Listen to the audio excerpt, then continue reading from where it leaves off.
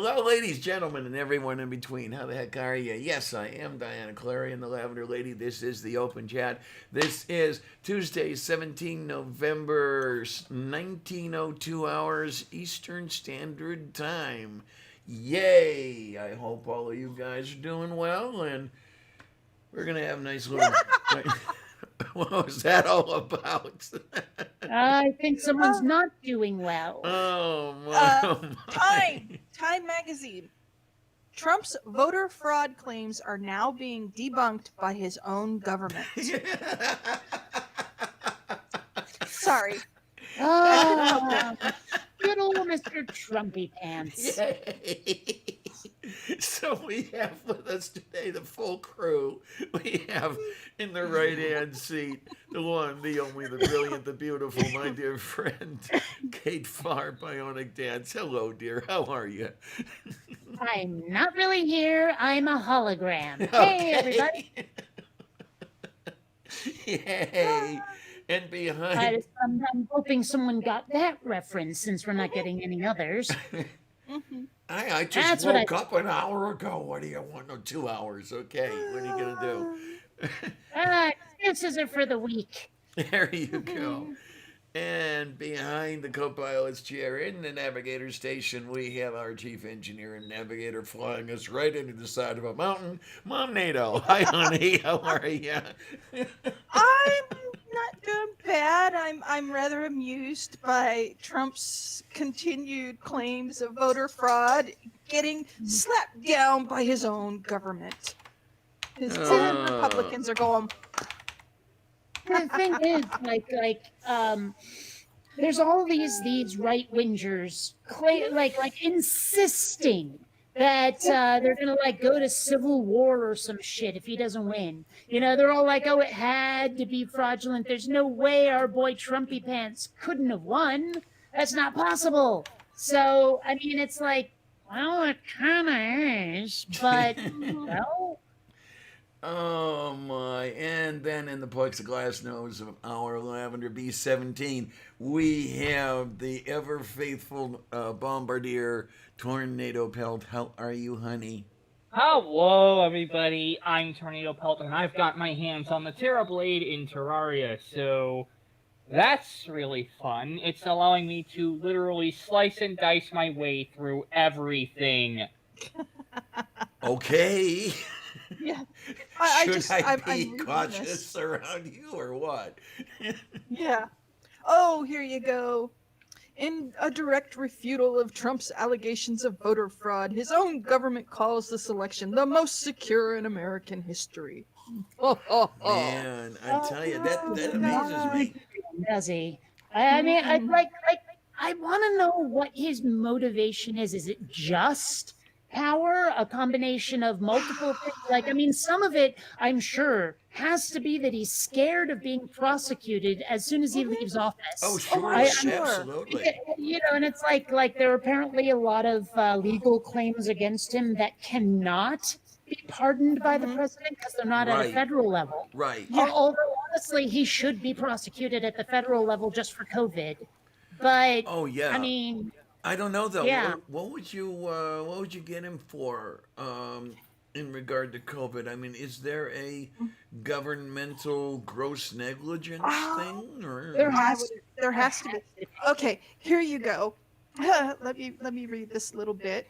In the most direct refutation yet of President Donald Trump's baseless allegations of widespread voter fraud, his own government declared on Thursday that the November 3rd election was the most secure in history, American history. The joint statement by a group of federal, state, and industry election officials was released Thursday evening by the Cybersecurity and Infrastructure Security Agency, which is part of the Department of Homeland Security.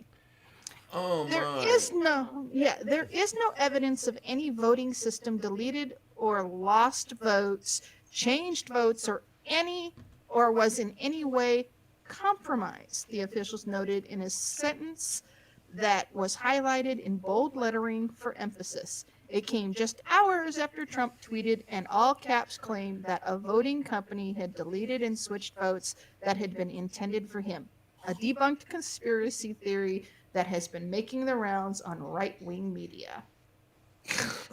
Oh my, oh my. Yeah. So, Now, and now, they finally they finished. America, we have confidence in the security of your vote. You should too, CISA Director Chris Krebs said in a Thursday night tweet. this is really interesting. Are the people in various governmental positions, the senators and representatives who have been backing Trump fully so far, are they going to turn now? I don't know. There are a couple of things going on in Nevada where like 1,000 votes are being called up into question because and this is for the county commissioner seat. This is not for the Okay, fine. president. So it has no impact on the presidential election, but the two candidates are separated by only 10 votes. So there's a big difference between 1,000 votes impacting an election that is that close versus the 20,000 votes or the 30,000 votes that separate Trump and Biden. But I've heard there was a statement from some people in Mississippi that the GOP is stating that if Trump doesn't win, the Mississippi will secede from the union. It's like, Let him go. oh my fucking god, people! Let him go for. So they're just a bunch of childish babies whining because their candidate didn't win, and yet. I think it's more than Well, their you know- candidate. Because Well, I'm looking at this, and tell me I'm full of it. Many people have, and many people will. But I think this is a prelude to the country breaking up. I'm beginning to wonder because this is, the Republicans want Trump to win. Biden supporters want Biden to win. I should just say Democrats want Biden to win just to get rid of Trump. But the left side's not happy because of Trump. The right side's not happy because of Biden. And the rest of us are just going, fuck all you idiots. well, I was looking at it while you two were talking, and it looks like opinion is a little divided on whether Trump can face charges after he leaves office. What I saw was that a lot of his companies are like he can be legally prosecuted for a lot of the shit that happened in with his companies, and it sounds, and I'm not sure, but it sounds like the states, like individually, can prosecute Trump for negligence. Oh, yeah, for, okay. for his coronavirus Oh, really? response. And so no one could pardon him because it's not on the federal level. Right. So any state that has like a bunch of deaths from corona Florida. can prosecute Trump on their own in a way that Biden could never pardon. Right. Well, I don't think Biden would pardon his ass anyway. Well, no, but the thing is, he might. That's the problem. Is a lot of presidents have a history of pardoning other presidents for their shit. So it's like even if we don't think that would happen, it still could. I mean, like, didn't Obama pardon like Bush or some shit for a bunch of stuff? Not as I far as don't remember. No. I swear there's excuse me, can tell us? presidents. I swear some presidents have just like wiped the slate clean for other presidents. The one I remember is, of course, Gerald Ford pardoning Richard Nixon as part of that deal to get Nixon to resign. I don't know of any other presidential pardons, but then again, that's because I might not have been paying attention. Well, and also the difference between a pardon and a commuting of a sentence, that could have made a big deal. But I'm not. I mean, even if it's not something Obama did with a president, it still does seem like some presidents have wiped clean the slates of other presidents after they're not in office anymore. And I think that should be illegal, frankly. Well, you're not the only You know, one who like thinks the that. president should not be above the law. That's the problem. Is these people are treating the president like he's above the law. Yeah, indeed. And I thought that that was one of the points that the founding fathers held, in contention, that they didn't like anybody being treated above the law. I don't know. Yeah, well, Oh, you think that'd be part of this, but like when the rubber meets the road, not so much. Apparently, some of our laws or some of our principles are just a little bit flexible. yeah. Uh-huh. So I don't know. It just like well, let's face it. Principles went out the airlock when people went, "Oh my gosh, Trump! We have to do anything to beat Trump, even if it means cutting our own throats with Biden." So Yeah, yeah. Well, Hey, Mom, I've been a little worried. seriously, Hmm. It was about my easy cheese because there was kind of red stuff all over, or I thought there was dried blood on the. Bring it here. I mean, I wiped it off. well, is Tornado dying on us? What the hell's going on here? We can't have that. No.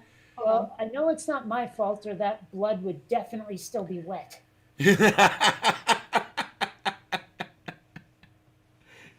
How are we Say gonna? I don't know. How are we going to firebomb into a mayhem, and without our trusty bombardier here, and then let's see if we're gonna get thrown off the air for that one. Doubtful. I'm I just. don't, oh gosh, speaking of which, like He's I've fine. I've been finding myself like getting blocked and banned and stuff by various social media for the stupidest reasons. I mean, I've described some of them Oh. to you, right? Where it's like Oh. I post a picture of a cat and say she'll eat you, and they go, "Oh, that's threatening. That's a threat of an attack." Blah blah blah blah. Well, last night I'm on Steam and Mhm. there's this dude who's like, "Oh, Among Us said that my username is inappropriate. What the hell? What the hell?" And I'm like, "Dude, your name is Beanerino, and like that's a lot. Like a lot of that is a slur. And how do you not know that? You know, I Well, mean, take I don't know the that. email out. You're Oh. basically like calling Mexicans names Mhm. because Oh, oh, oh. Okay, fine. Peter Okay. is a slur against Mexicans. Mhm. So, but when I explained that to him, my explanation got censored, and I was like, God damn it! Mhm. Like, how do you call out hate speech without using the hate speech you're calling out? But apparently, that's a bridge too far for a lot of social Mm. media. Yeah, and it appears that they're Oh. better at banning or punishing the people who call the stuff out than they are against the people who perpetrate it. Yeah, Oh well, my it God. happens to me all the time. That's why I'm so glad to have had that interview with YouTube, where I told them, look, I call out hate speech all the time, but you guys keep demonetizing my videos because you think I'm using hate speech. And I'm like, what am I supposed to do here? How can I work with this? So, Oh. Okay. Trump has now terminated cybersecurity chief Chris Krebs, Hey. and Trump must remain defendant in rape defamation claim case filed by E. Jean Carroll. Judge rules in rejecting the Department of Justice bid to say that he was working as a federal government official. So he is facing rape charges once he is no longer president. I thought he was Trump it. facing multiple, but that's beside the point. Well, Yeah. that's the most recent. This came out on the 27th of October. Okay, but you're saying Trump is the one that's taking it in the neck here? Trump, he's a Huh. defendant in a rape case. Who's the victim? E. Jean Carroll, a writer. Are there any details like where they met? No, President Donald Trump must remain a defendant in a lawsuit that accuses him of defaming the writer E. Jean Carroll after she claimed he raped her in the mid 1990s. A federal judge ruled on Tuesday. Okay, so Uh, 1990s. That was the yeah, info I was yeah. after.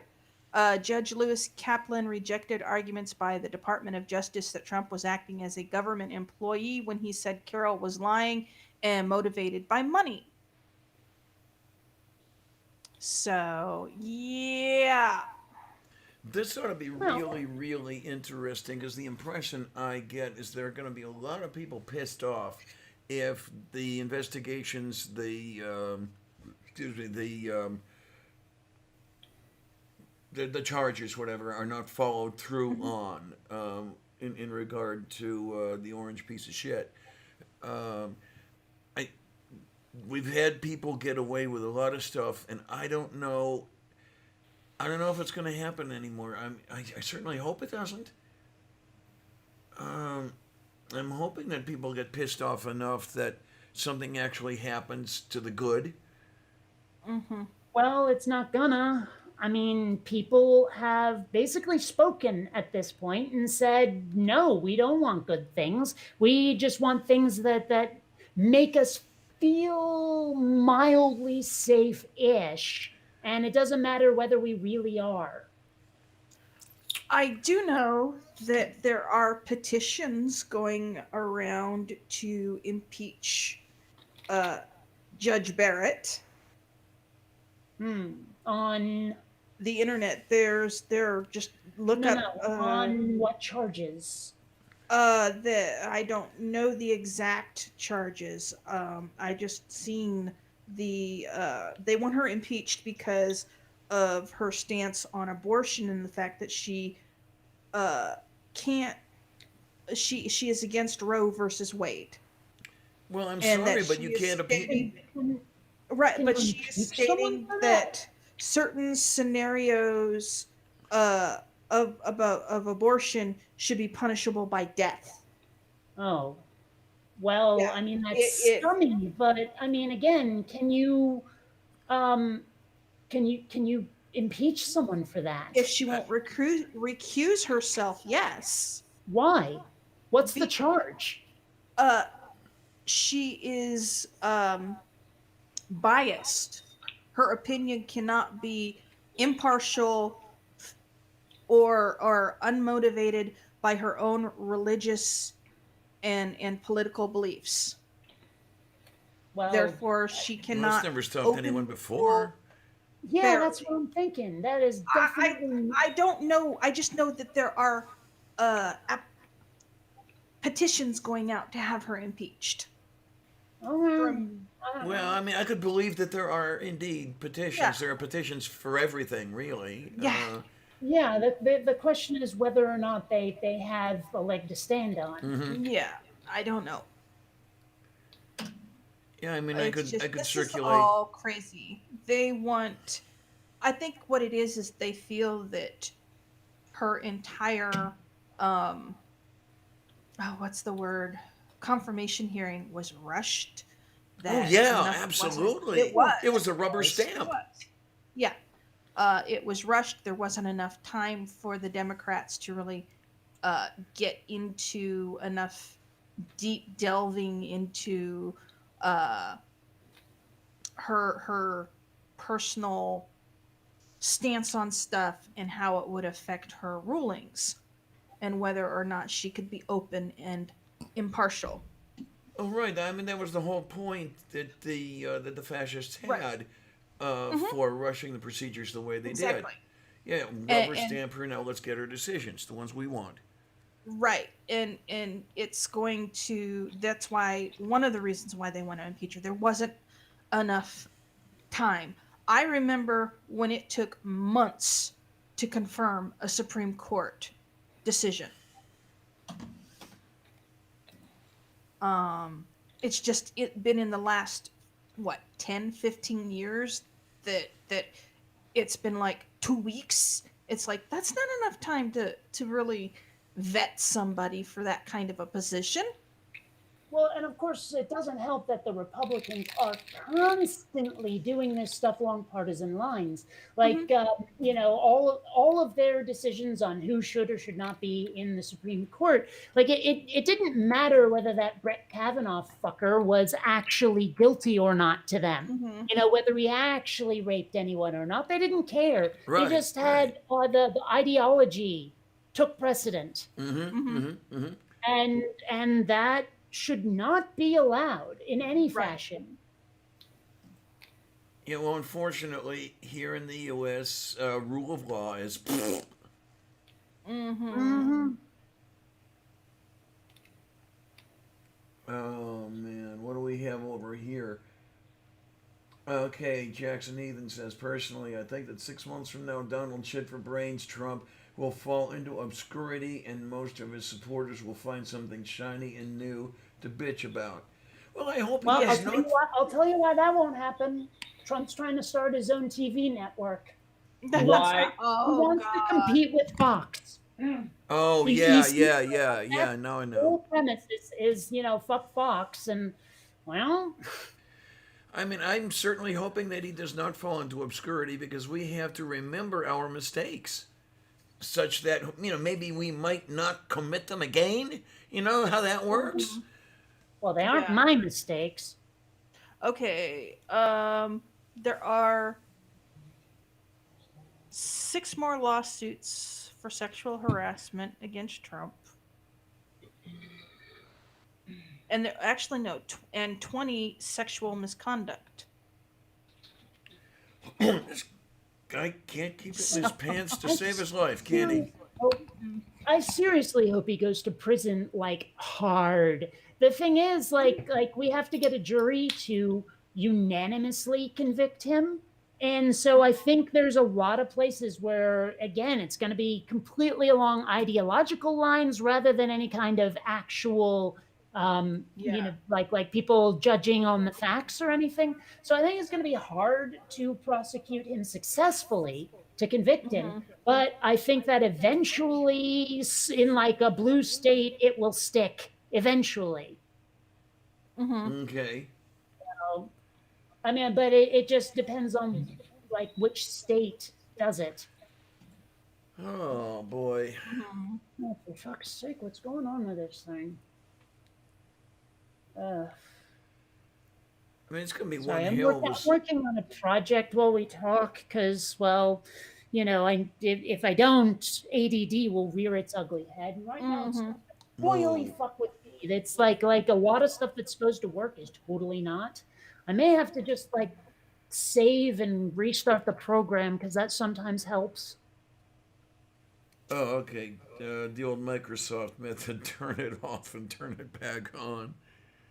Well, I mean, it's this program 3ds Max can be kind of temperamental.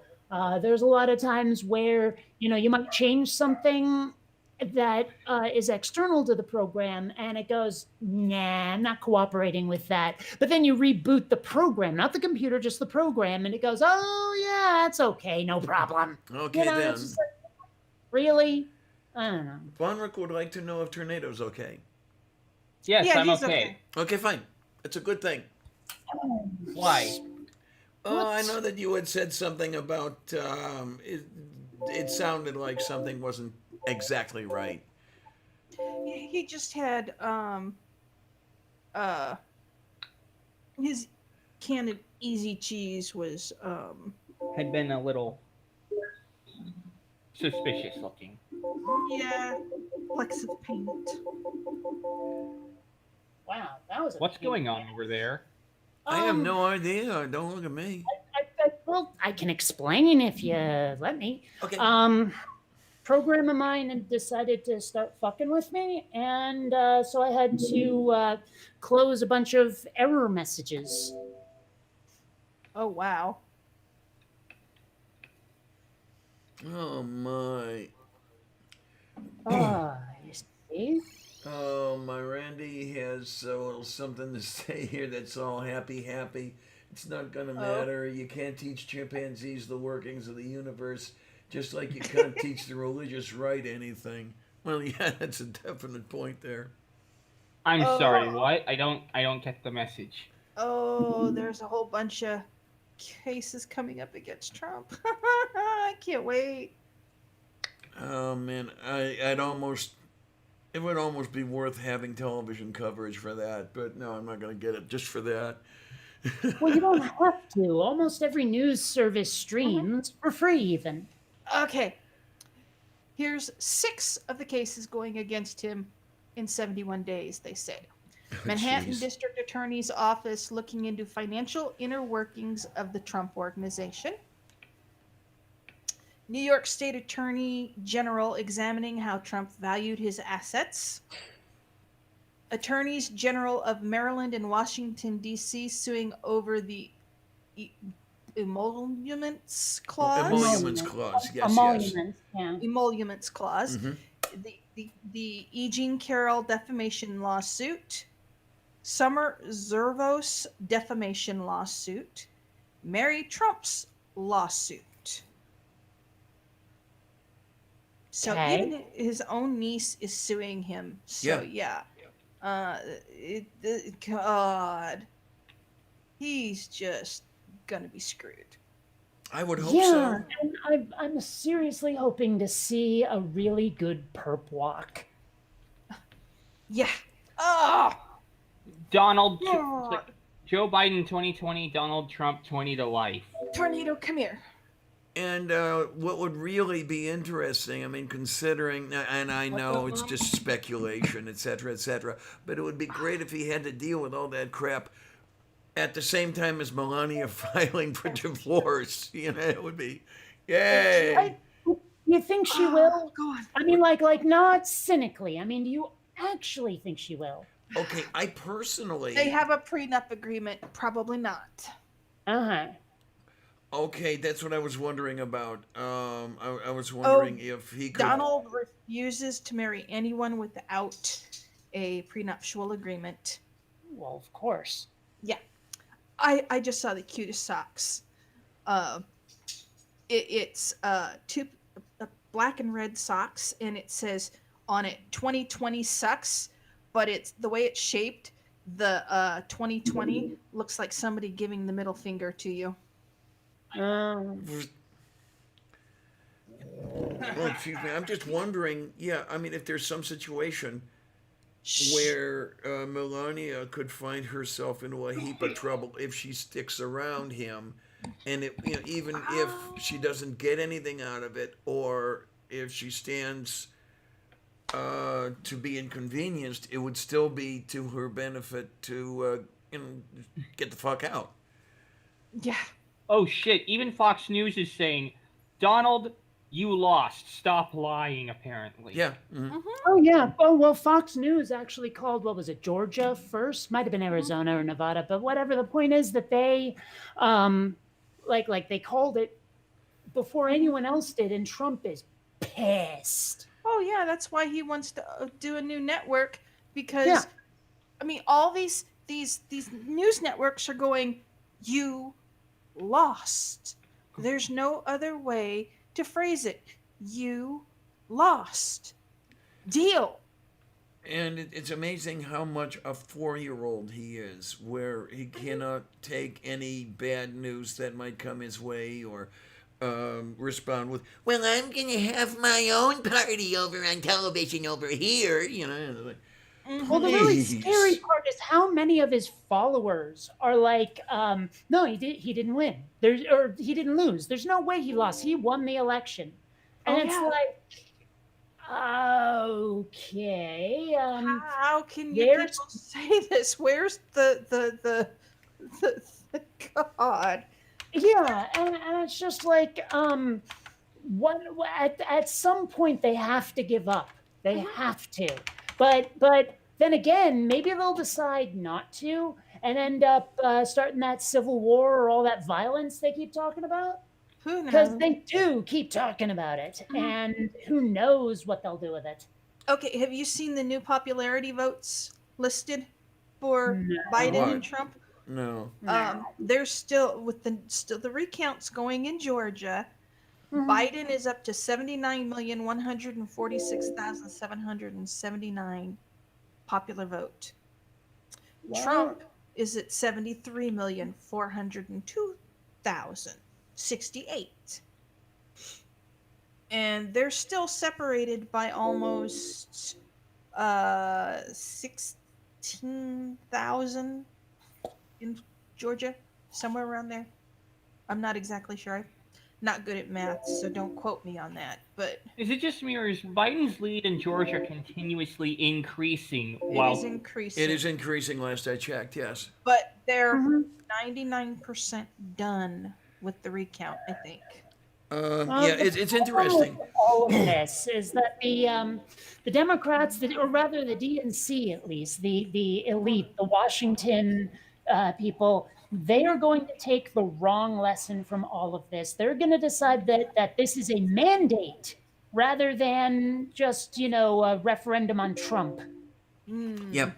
And that's the problem. I mean, they're going to take this as vindication of their message when like it was clear everybody was saying orange man bad, and that's the only reason they voted for Biden. They said we need a safe and electable candidate, and let's face it, the Bernie or bust plus blue, no matter who, is an electable candidate. But what the fuck ever. They wanted this safe, moderate guy who they were sure could beat Trump, and of course, it ended up being the opposite of a landslide. Right, right. And they're still It's saying just landslide, by the way. well, yeah, but I mean the point being is that they they're the shit. I lost my train of thought because you interrupted me. I was going somewhere with this. Safe and What was I secure. saying? Oh safe. yeah. And so the DNC is going to look at this result and go, yeah, people loved Biden, when in fact it was no, they voted for him because Trump bad. Yeah. They're not going to hear that message. And right now, Obama's got this book coming out where he blames everybody but himself. And he actually, no joke, says that his biggest failure was being too nice. And I mean, I'm sorry, but you ran on change. You didn't change shit. So you weren't too nice. You were just a bad president, and you lied. He lied to us about what his positions were. Yeah. So It's an entire mess. I don't know if there is a way to shake up the DNC to get them to run candidates they don't always approve of, because the candidates might be good for the country. What do we need to do? well, the candidates are good for their pocketbooks, and that's the only thing that seems to matter to them. And trying to get the public, the voters, to realize how they're screwing themselves over by voting for these people, you can't do it. Because, I mean, like, I spent, the last couple of years telling people, ignore Trump, vote on the issues, ignore Trump, vote on the issues, and people just fucking won't do it because they listen to their lizard brain. So in other words, we're fucked.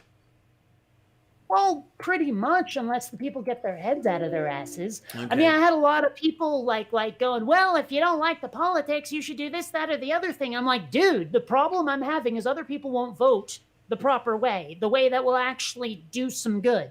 That's the problem, is stuff I can't control is the problem. So don't go telling me do this, that, or the other thing unless it's going to solve the real problem, which is other people having their heads up their asses. But no one wants to hear that. No one listens to that. It's always like, nah, Trump bad. So what are you going to fucking do, And what I'm looking at with the DNC, I think I've said this before, is they don't care which way it turns out. They are all comfortable no matter what. They have enough insulation. They have enough of a cushion to keep their own cushy existences going for at least a little while.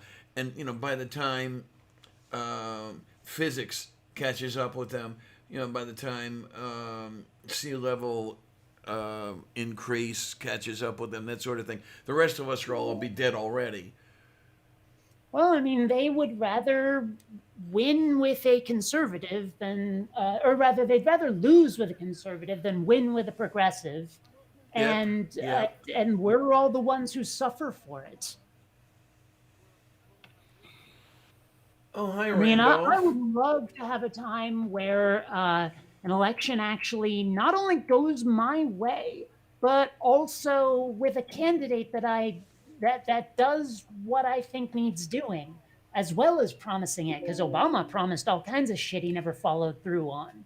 Oh, absolutely, especially that second time around. I could almost accept the first time around because there was no history to go on. But with the second term, there was a history there. Well, and that's the same thing that happened to Trump for a lot of people is he ran on a populist message, he was lying, and now we know he was lying, and um, I don't know, it's like that's why he didn't win this time around is because we knew who he is now. That amazes me. It really does. It seems to run counter to my expectations. Um, What does? Be more specific. the actually paying attention to the way he lied, excuse me, and then Well, voting against him for it. I mean, it doesn't happen often. Let's face it. true, but it's really, really, really easy to recognize when you're disappointed. You know, when you were expecting something, when you wanted something, and what you get is either something else or completely the opposite or whatever it is. You're like, hey, you said you were going to do fill in the blank. You didn't do fill in the blank. And now I'm pissed. You know, everyone has their own pet issue. And Randolph has a point. He says, "Remember, the Republicans owned the Senate and blocked a lot of stuff." Uh huh. But then Well, again, it's hmm, well, I mean, Obama still kept trying to do that reach across the aisle bullshit, though. He kept trying to, like, he would start with the compromise instead of haggling because he wanted to reach across the aisle, quote unquote. So, I mean, but they didn't want him to have any victories at all. I mean, because Obamacare was originally Mitt Romney care.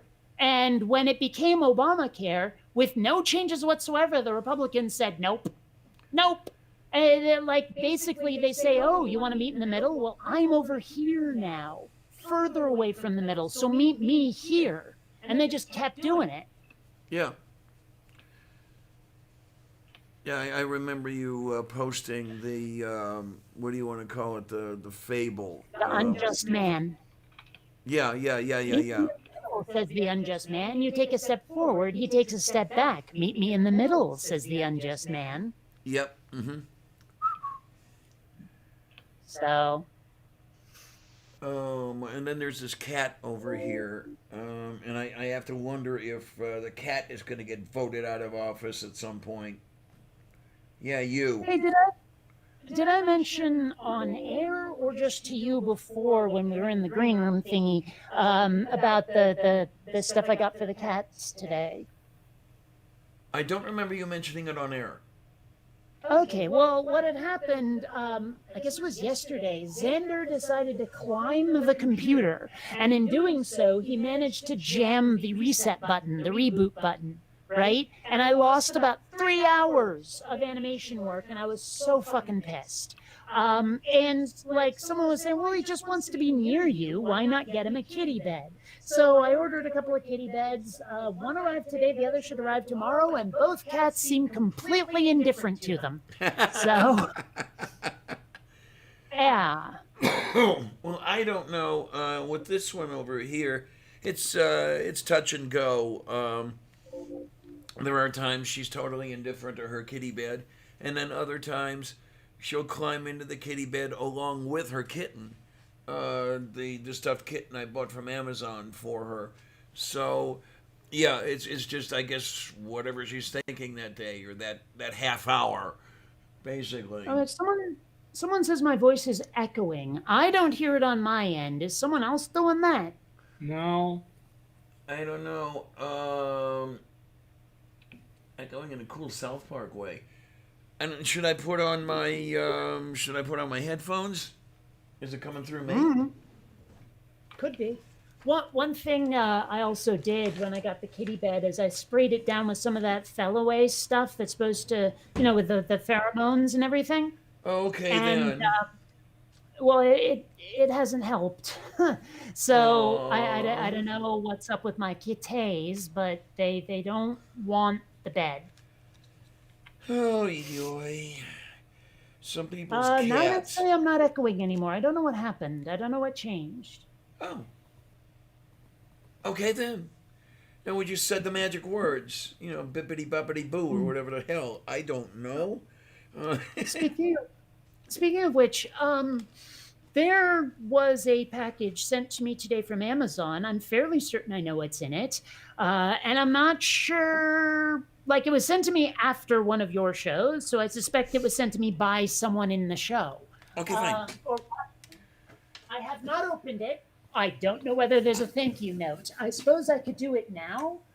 Because I haven't been making any live action videos, and I usually do the unboxings at the end of my videos. Yes. So I'm not sure. Like, with the format that I'm switching to for animation, I don't know how to properly thank people.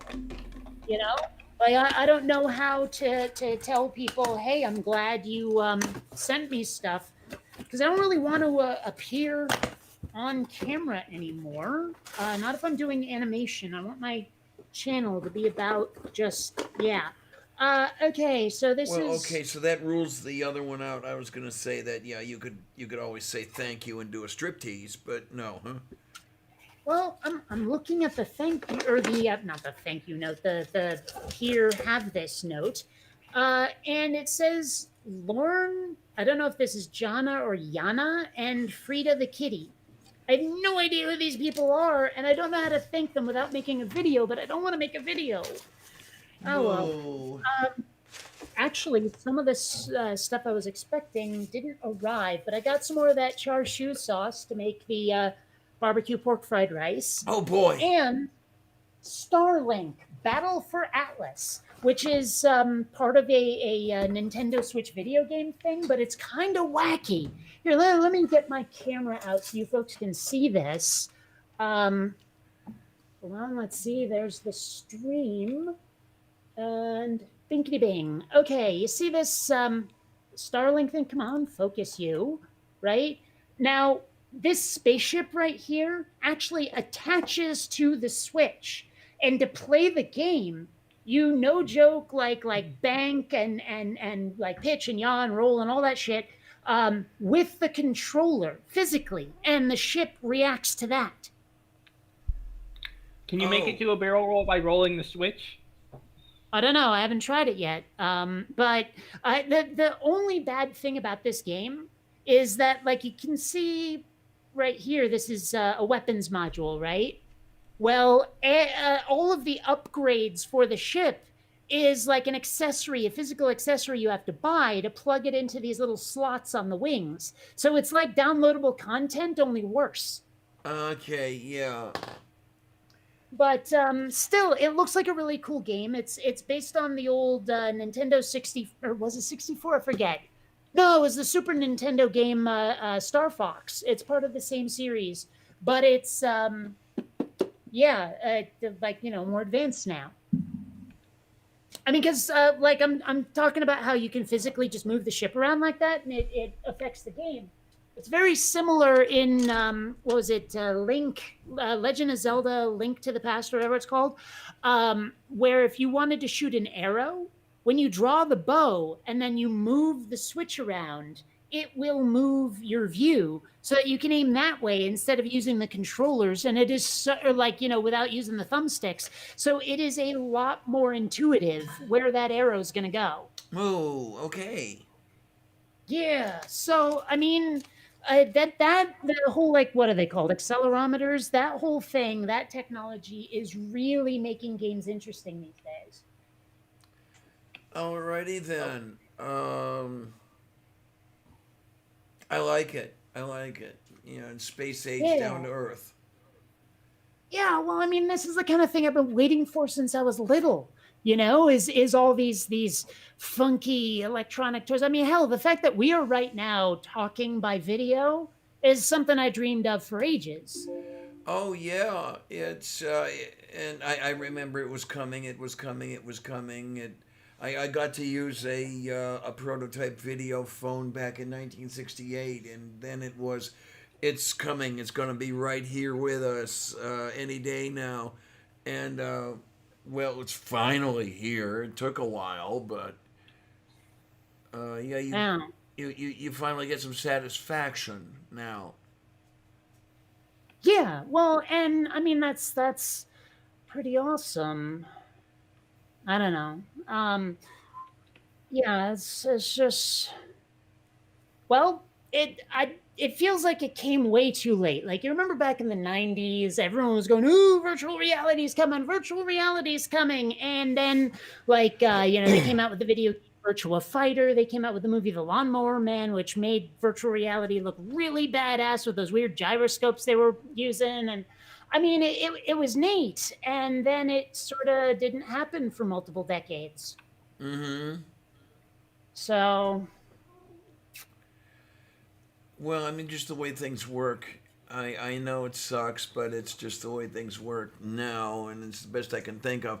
Got to figure out a way to make money off of it, and you have to drum up the interest and affordability. mm, Because well, I could what you gonna imagine do? that the video phone that I used, like 50 years ago, would never have been affordable, to almost anyone. Well, I don't know if you remember the early days of VHS, how much the VCRs cost and how much it cost to buy the movies. That's Oh why the my rental word, business was so yes. big.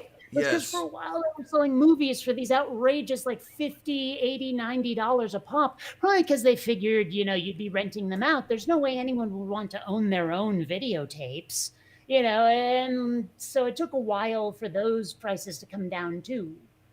Yeah. And I know it sucks, but that's just the way the particular economic system we've got going works.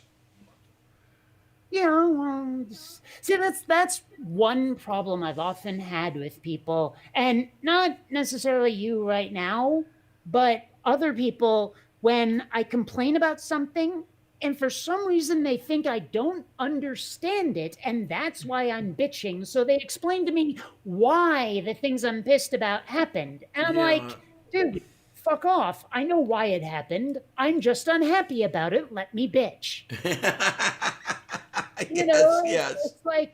It's like what the hell's wrong with you? You know perfectly well that I'm smart enough. It's like lately when I okay, on Facebook I posted about the cats, right? And how Mm-hmm. Xander was being a little bitch. And someone was like, "Well, why don't you try getting a kitty tree?" And I'm like, "Give me credit for the easy stuff." Well, you've got what? One or two kitty trees? Oh, just the one, but it's huge. Oh, okay then. Okay. Yeah. In fact, the person who said, I think her name's Stacy or something. She when I showed her a picture of it, she was like, "Oh, that's even bigger than mine. Kick ass." So it's like, yeah, give me credit for the easy stuff. Mm-hmm. Yeah, I would consider something like that for the little one. I just don't know where I would put it. Because Well, it's that packed to the is. gills in here. Yeah. Well, that's another reason to go Kindle instead of tree pulp. Well, I mean, the tree pulp is over in another room here. Still, I mean, they have her around on a tree near me while I'm doing stuff in here.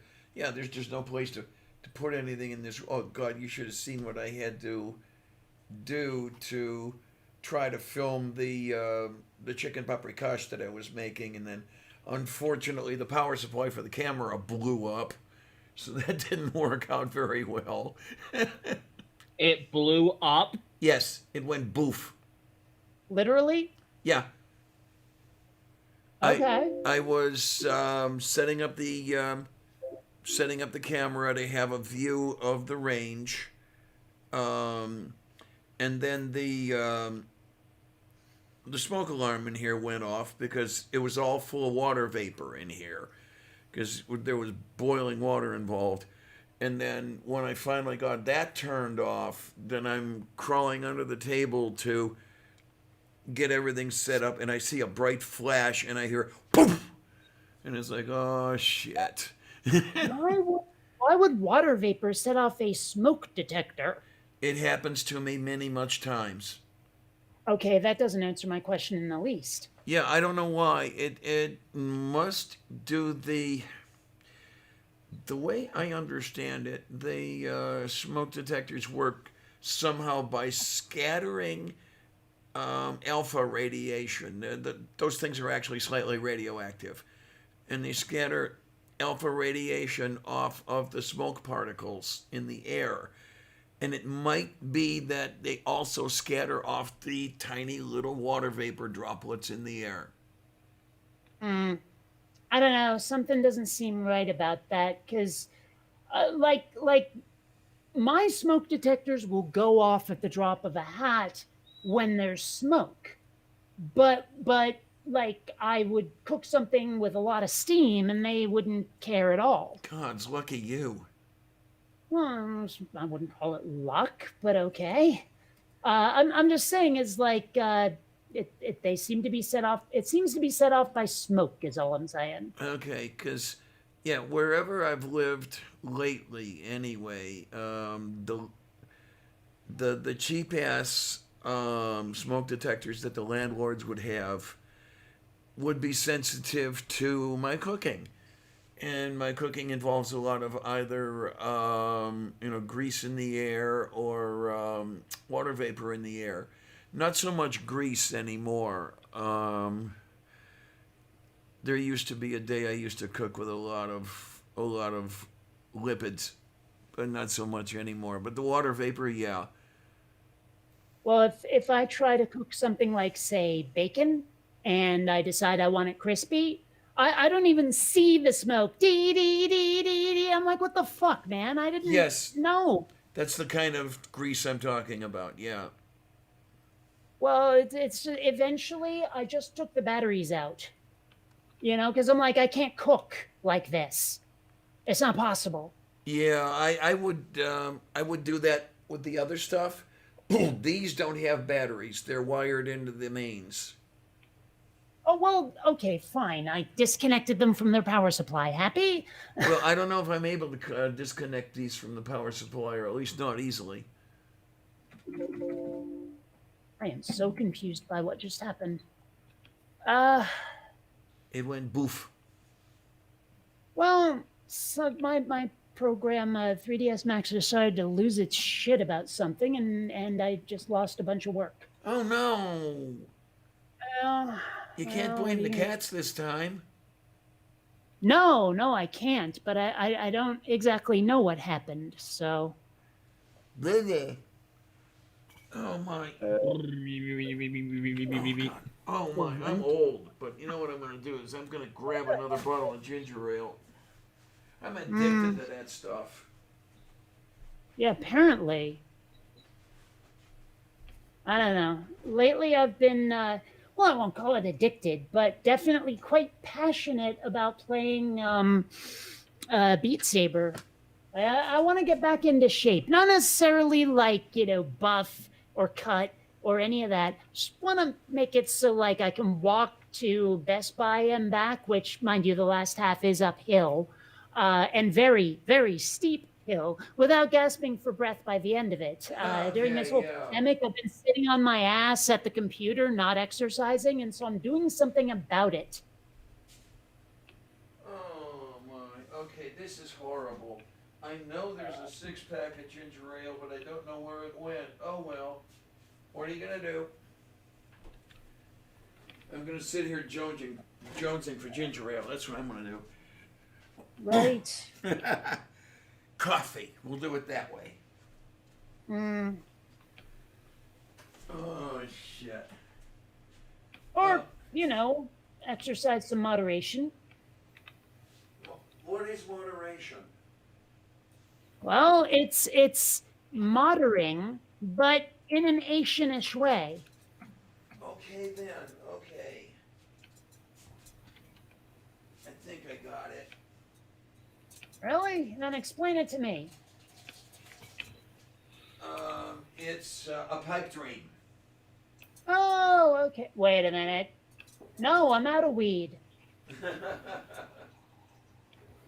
Just saying. Where's the thing I want here? Oh, that's right. It's in footage. Footage. Okay, Oh, this except it's not. this is something I don't understand. I don't Yeah. I don't know of anybody ever having handage or anything like that. What is it about the feet that takes pride of place?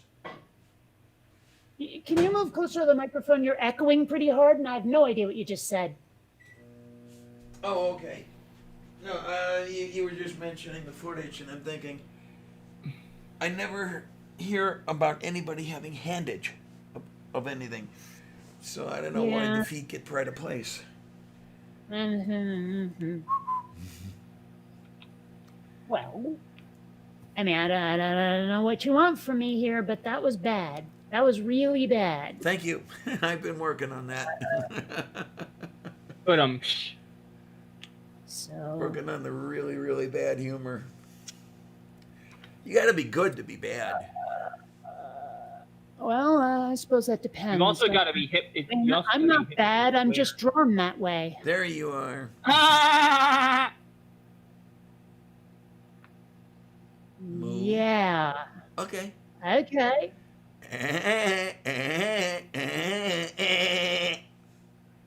Yeah. I don't know. When was the last time Woody Woodpecker was even a thing?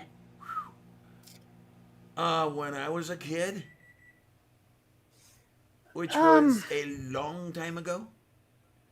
In a galaxy far, far away, I wish. Well, kind of Well- was. Sorry, say that again? It kind of was. I mean, the galaxy of Cleveland. Yeah, but there weren't no spaceships, were there? Nah. You know, there was no evil galactic empire to fight, was there? Not unless you were thinking of Ralph Locher and Carl Stokes. No. I don't know what that is, but I'm talking about the galactic empire, from Star Wars, which took place a long time ago in a galaxy far, far away. You know what I'm talking about here. You know you do. Yes. All right. Sometimes you should not ask for clarity from Clarion. No, you shouldn't. No, Clarion doesn't know what clarity is. Yeah, well, yes, discard old map. That still didn't work. What the hell? Irritated now. And I've seen some comments about the smoke detectors over there, and that was fun. The other place I lived prior to this one, I actually did try removing the batteries, and then I would forget to put them in, and the inspecting people would come by and write me up for not having batteries in the smoke detectors. And well, I can't cook, and so okay, don't cook then. You know, so fuck you. Yeah. They won't let you have any fun. I know. Oh, hey, it worked this time. Yay! Oh boy. So that helps. I want a Now spaceship and a I death just get the ray. reflections right again. Let's I see. grab that coffee. So Please don't that tell would me that I drank all of the ginger ale. mask. Keep old map, yes. Swap. And now add the ray tracing.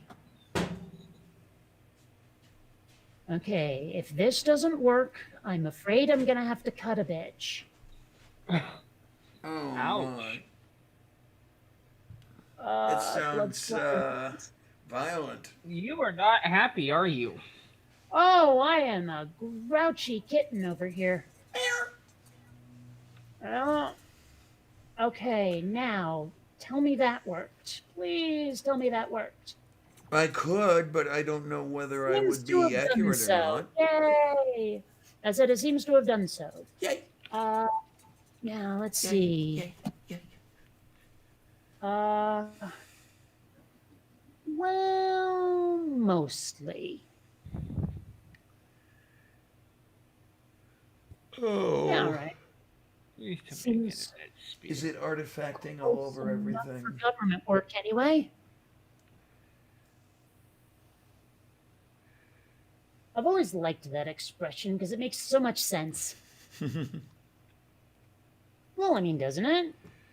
I remember an interview or something featuring Eric Hovind, where somebody said something to the effect of, "Well, that's close enough for government work," and Hovind chimes in, "I don't like government work," and he said, "Well, no, I guess you don't, do you?" Ugh. I don't know. Kent Hovind. What a wank stain. I mean, like, seriously, that guy. How. Who. It. I don't know. Yeah, I agree. I agree entirely. I look at some of these people who are that far gone, like the ones who insist up and down, like Pastor Greg Locke, if you remember that fucker, Oh, I've who are had insisting that like Trump is sent by God and all this crazy crap, and it's just like, how do you get to that place? You know, where like I understand the appeal of thinking magic is everywhere, but bounds of reason, dudes. well, Locke and those like him. I have a feeling people are not going to like me for this, and well, there are people who don't like me for a lot of things, but something is seriously wrong with those people. I mean, you cannot consistently or deny reality that consistently and that vehemently without a screw being loose somewhere, okay? Really, I mean, because sometimes it's indoctrination.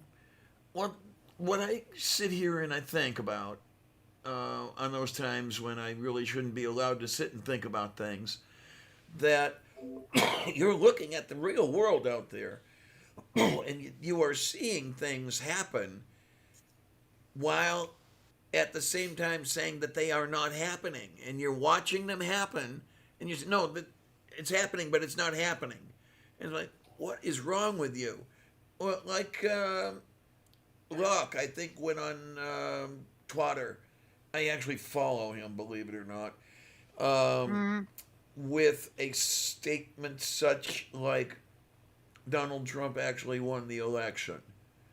Oh yeah, he's one of those. Yeah, and you look at the numbers, and the numbers don't bear you out. Well, And because fraud is the thing. I mean, it's not just like out and out reality denial. It's conspiracy theory reality denial. yeah, I guess that's it. Where you've got to have a screw loose to come up with all these theories. Well, no, no. See, I disagree. I disagree. I think it's just all wishful thinking. I think he really, really, really is passionate about Trump for whatever reason, and so anything that shatters his confidence in the Orange Menace, well, he has to find some way to justify. It's not necessarily a screw loose. It's just excessive fandom. Okay. Well, I mean, you know, Well, no, I'm agreeing. The chuckling is, yeah, it's. I agree with you, and it's really sad how silly it is what he's doing, or what that type of person is doing. Um, the creationists are another lot. Where you uh, point at things that are happening and it's, oh no, it's not. And, it's happening my way. Is it? Sorry, just have a look and oh well. yeah. Well, I mean, there's a lot of things I would in my way that are, and I'm not stupid enough to deny them the way these folks do. Yeah. But at the same time, I that doesn't change how passionate I am about it. Oh yeah. I mean, I would dearly, dearly love to see U.S. government take a turn for the better. Let's say it. Take a turn for the progressive or something like that. Uh,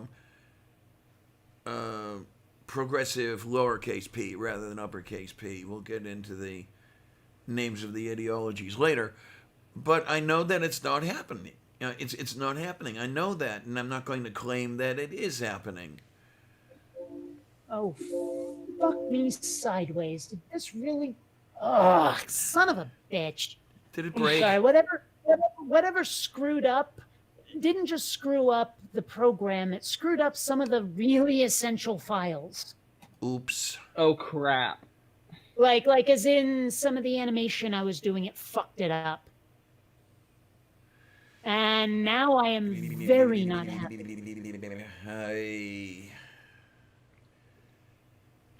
I don't know. The gods do not like you. Is that it? I guess. But I like you. I guess you didn't want to hear that, this but part's working at least. At least that part's working. In that case, file, import, merge. Let's see if that one works. Yes, delete old. Use merged material. Survey says, oh, hey, what do you know? It's actually, I might be able to salvage this. oh boy, it's a good thing. Well, I say salvage. I mean, well, Well, I know not restore it to pristine whatever, but get enough of it back that you can work with it. yeah. Let's see. Oh, I'm still not happy about it, though. Okay. And let's just do that. And for the halibut, let's save this.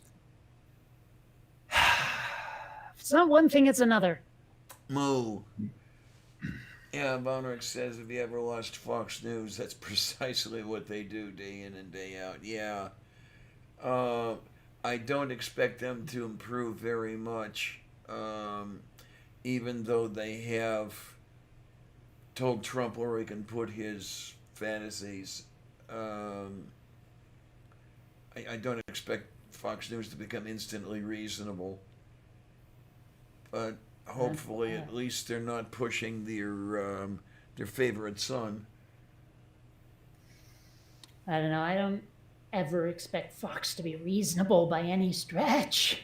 Yeah, moo. Although, I mean, I guess they did call, again, was it Georgia? I think it was Georgia. I think it was yes. Before anybody else. And so for that, at least, I have to have at least a little grudging respect. I wonder how many of us can ignore the Trump TV network or whatever that he's hopefully going to have to run out of prison. Well, I mean, I'm sure it's going to be pure propaganda and probably him doing rallies 24/7 because we know how much he loves that. So That's how he gets his a feeling of being appreciated. Yeah, he's got a he needs whip people it to up. suck his dick, is what we're saying. Basically. How he gets his shits and giggles. Yes. Okay. My. Wait a minute. I eventually salvaged it. Yes. Oh, Von Rick says it was Arizona they called. Well, it's one of those states that ends in A that I've never been to. Daprazhnie. Actually, I take that back. I've been to Arizona. Yeah, I've been to Phoenix. Very briefly, a weekend. Okay. Yeah. There was a time But- I almost wouldn't have minded living in Arizona, but not anymore. Too much urban sprawl. I mean, Phoenix is what, over 100 miles wide? God I damn. like urban sprawl. Urban sprawl's the best. I mean, speaking Yeah. as someone who was raised in a very rural state, fuck rural. Well, I'm not Anyway. necessarily looking for, the Waltons or anything like that, let me tell you. But I'm thinking of heading out, guys. You know, Okay. you should wait until someone's done talking before you say that. well, take care, honey. Bye, guys. Yay. Later. Okay. Man, it's weird. It seems like some files actually just sort of ended up disappearing when this program died on me. Oops. I don't know what happened. I really don't. Yeah, that's not good. I've seen stuff like that happen before, and it's very annoying. Yeah, something Uh, decides to break, and it takes other shit with it. mm-hmm.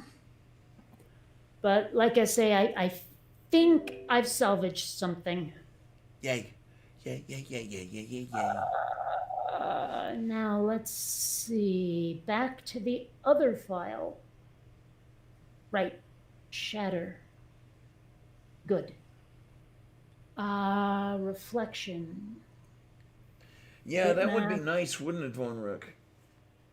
What? Von Rick says once there's a national COVID response, even states and cities that might want him to might not be able to, and that refers to rallies and stuff. Oh. Um, and I'll tell you what I'd really like to see. I'd really like to see the entities that have provided services for him, etc., with these rallies and everything, finally call in their bills and force him to pay his bills.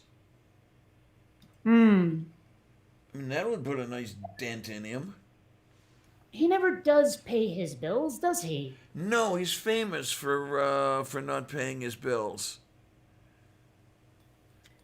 Yeah, I know people who have been screwed by him. I know people who have been screwed by him a few levels down. And nobody's got anything nice to say about him at all.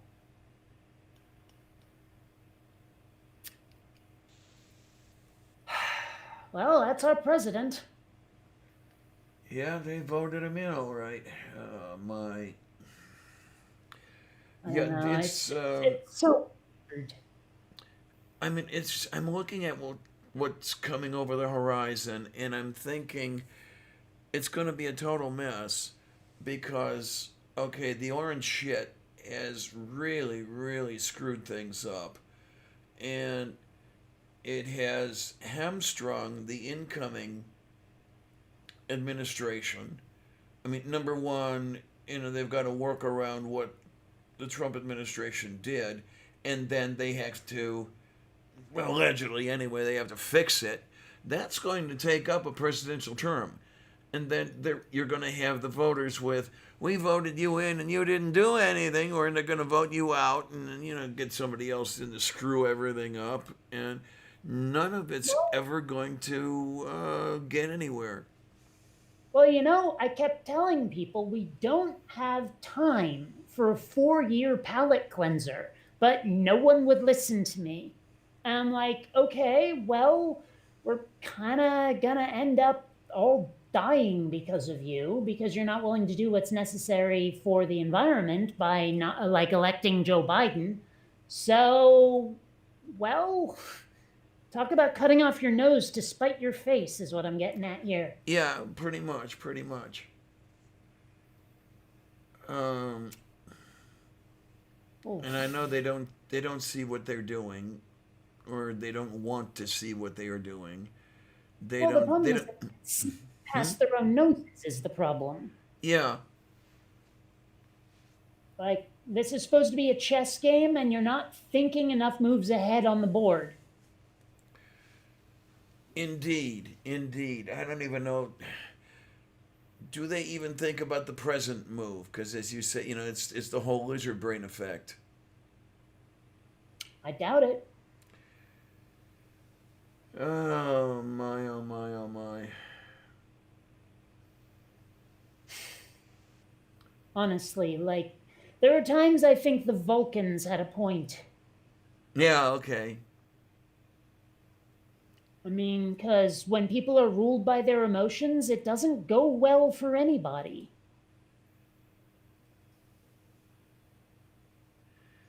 Oh boy. Like, it's okay to have emotions, but when you make decisions based on them, stop it. You know? Just knock Hmm. it off.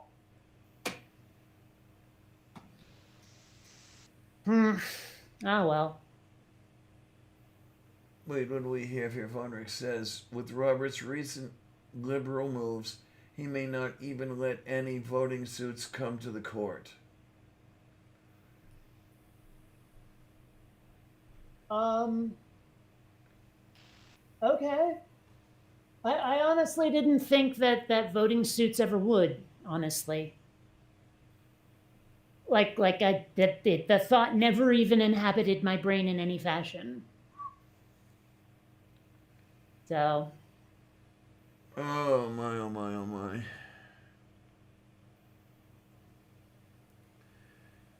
yeah. Um. I mean, because like a bunch of his lawsuits have already been thrown out. Mm-hmm. And so, if any of them reach the Supreme Court, it'll be a shock. I mean, he's really being handed his hat by the country at this point. That's good to see. I just hope they follow Yeah. through on it. Yeah. Sorry, what was that last sentence? I hope they follow through on Oh, handing him his hat. follow Yeah. through. That's what you said. I did not hear that. I heard something else entirely. Yeah, I would like to know that Donald Trump would be rotting in a prison cell somewhere. Oh, it'd be nice. Oh, that's But interesting, Vonrich. I didn't quite remember it working that way, but I'm going to take your word for it. So the Chief Justice decides what the court hears. I thought it was by consensus of the court, but I am so often wrong that you can assume that I usually am. and we do. Yay, PJ, hi honey, how are you? Yay. Uh, Humpty Oh. Dumpty. Trumple thin skin is another good one I heard. All right, I like that one. I really do. Yeah. I mean, it's the easiest joke in the world, but it's still, yeah. I don't know. I've been trying to steer away from the rhyming names, because it sounds to me like grade school stuff. Of which Funny. Trump is very, very good. Okay, he's really good at the grade school stuff, um, and I know that I don't completely follow through on what I hold or what I say in that respect. So, I mean, orange piece of shit works out pretty well for me. Yeah, I feel like that's not nearly creative enough. It's just it's just a bunch of insults thrown together. I like the idea of saying something like, well, like that parlor thing that all the conservatives seem to be going to now, like Oh it's some yeah, weird right site. yeah. One of the things that I love to do with regard to that is rename it. For example, like GOP Ping Tom is one. Um, Republic can't get laid, Oh right? jeez. Okay. One I came up with this morning, Trumpy Pumpy. Ew. Yeah, well, I think it's fuck, but that's just me. And where was it that I saw or heard? Randolph, was it you that said something, or was it somebody else? Allegedly, you have to provide some sort of valid identification in order to get a Parlor account. I thought the whole idea was anonymity there, but I could easily be wrong. I don't know about Parlor, but I know that there is like some weird evangelical dating site out there where, like, sorry, I'm blanking. Oh yeah, where they absolute to see your bona fides.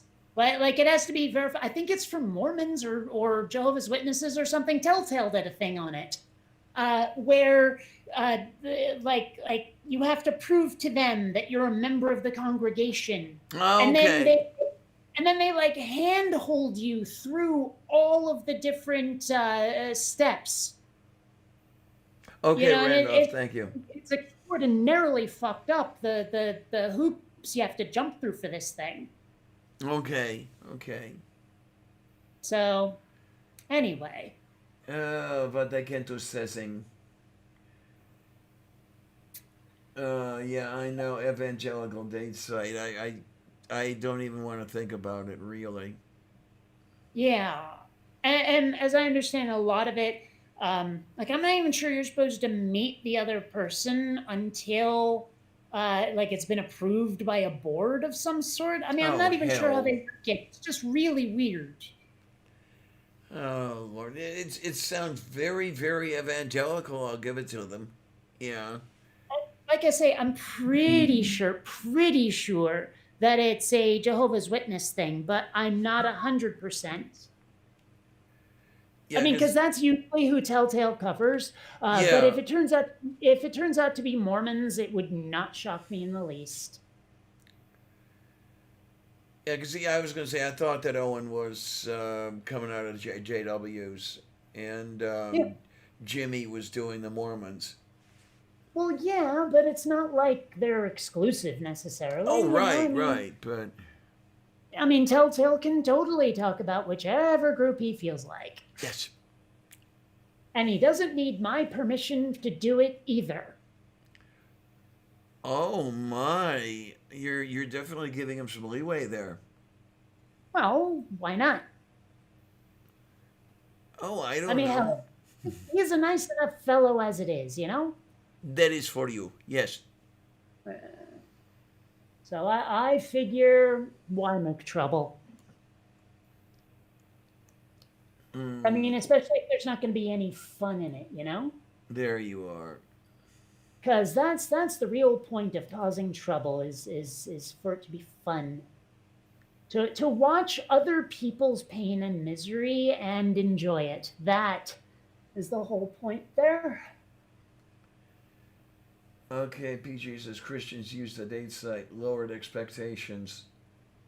But, that was a thing on like I want to say Mad TV or something. There was this dating site. Is like I remember the jingle lowered expectations, and like it was this recurring segment with like the most pathetic people in the world trying to do like video dating. I remember. That's the one I couldn't get a date at. Okay. See, I take the occasional punch at myself too. Okay, but this was like Saturday Night Live or some shit. Mad TV, maybe. Sounds more Mad TV to me than Saturday Night Live, but yeah. But I mean, my point being that when did you get turned down by it? In other words, I'm saying I am so undateable that a place like that I would get turned down at. Oh, would get turned down. There you See, go. that part did not come through. Okay, Mad TV. Yeah. But yeah, I mean, dating sites. It's just, the few dates I got out of OkCupid did not go well. Oh, I have had no luck at all with OkCupid. Zero, zilch, not a. Yeah, well, I mean, I did, except it was all bad luck. Well, that's kind of what I mean. Yeah, I mean, I did meet a couple of people through there, but they were crazy. Crazier than I am. There's crazy, and then there's just like unappealing, I guess. Okay. I mean, let's put it this way: I hadn't started like trying weed yet when I ended up dating this one pothead girl named Infinity, Oh, and my. yeah, I know, right? But it just she seemed so well. She seemed way too close to Flea for starters, but I don't know. I was just like, yeah, we're not. It's not us. No, I'm sorry. You know. Mm. And then like the girls that try to move too damn fast for me after I've been burned so many times. I remember the one you mentioning. Yeah. Yeah, and it's just like I don't know. I don't know. Internet dating, it's not worth it. Moo. Bad idea. Mm-hmm. I know Dangerous. there was one person I dated online. It lasted 11 years, and I am totally amazed it went that long. Did you ever meet in person? Yeah, that's my latest ex. Oh, Yeah, we met over one of the news groups, Alt Support Depression, okay. and Why would anybody support depression? I'm against depression. yeah, you got a point there. But yeah, it's that probably should have been over a lot sooner than it finally was over. But what are you Yeah, gonna I do? kind of feel the same way about both Flea and Kylie.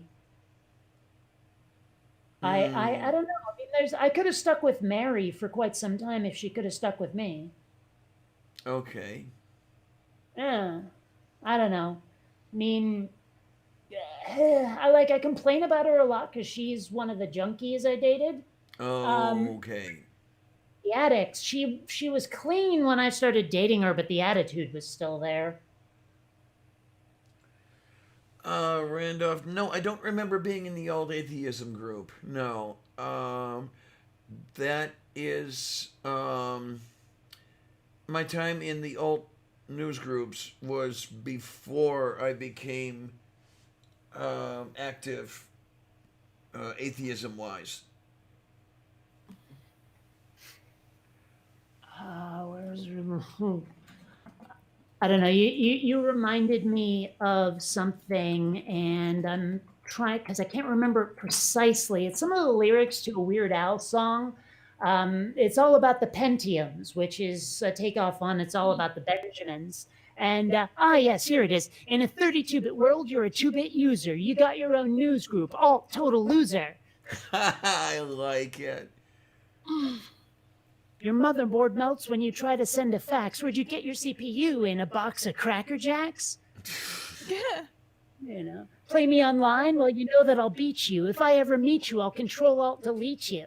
Oh, I jeez. love that. Like, I don't even like rap, but Weird Al made it good. Yeah. All right.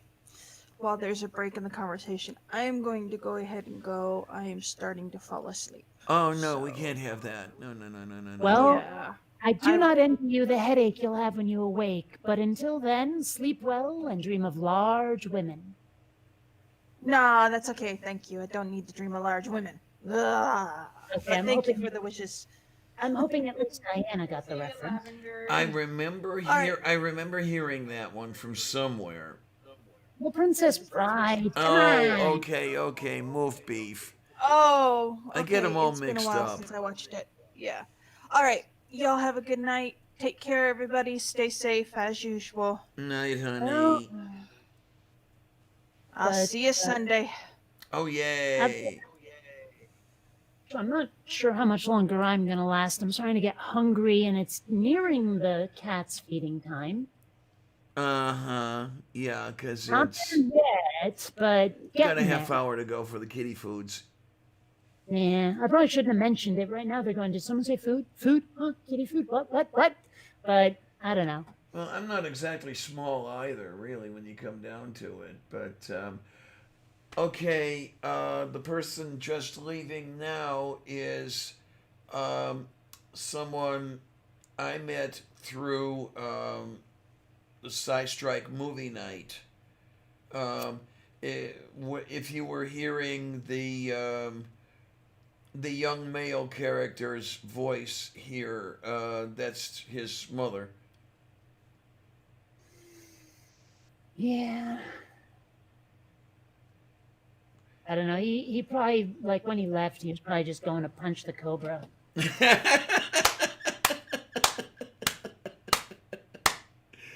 Oh, we've been remiss on those references there, so we've got to bring that back. Got to water that plant. Yeah. Boy, I everybody's. mean, Hmm? I know he hates it, and I know he said he's going to try to start liking it because it's the only defense he has against it, but still. Dobrozhny. Yeah, I mean, really, the only way when you piss and moan about it, you're only serving the You're, purpose of the people who are giving you shit about it. So yeah. well, what can you do? Oh my, oh my, oh my. I'm amazed though that we actually have 13 watching. I'm so happy with you guys that you actually come here and you stick around. And well, yeah, I've already said it more than once. You're all coming to see Kate. I know, I know. So They're am not I. seeing me at all. I, they're not seeing me at all. I'm just talking. They're hearing me. They're here to Okay. hear me and my, melodious vocalisms. I Yes, don't know. your dulcet tones. Yay! I wish I could remember the definition of mellifluous, but I think it might be those two.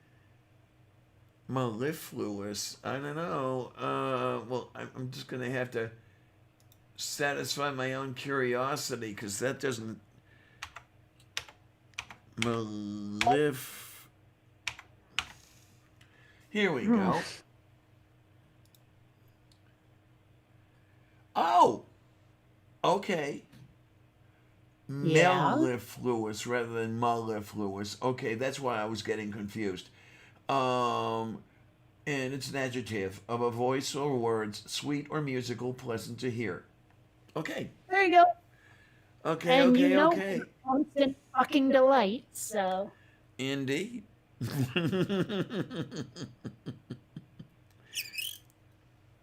Oh my, oh my, oh my. Yeah, because when you first said the word, I was hearing mellifluous, which reminded me of malicious.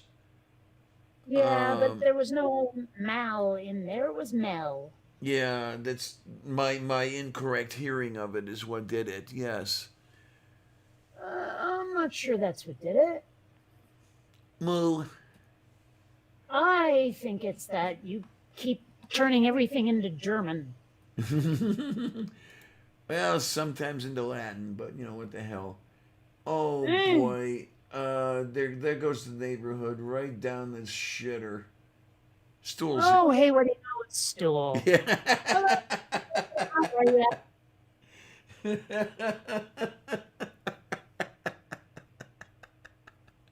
Why? We do this only because we love you, right, Stool? I, why? Why is it that funny? I don't I'm very know. all right. I'm weird, that's why. Mhm. Mm. Oh, my Vonric, your pontifications. Yes, indeed. Wait a minute. I think I know one of the reasons why this is fucking up. What? Did you plug it in backwards? No. Oh, well, I'm wrong. It didn't. That's not the reason. Oh. No, I thought that the scale had gotten screwed up. That somehow 3ds Max had reverted to like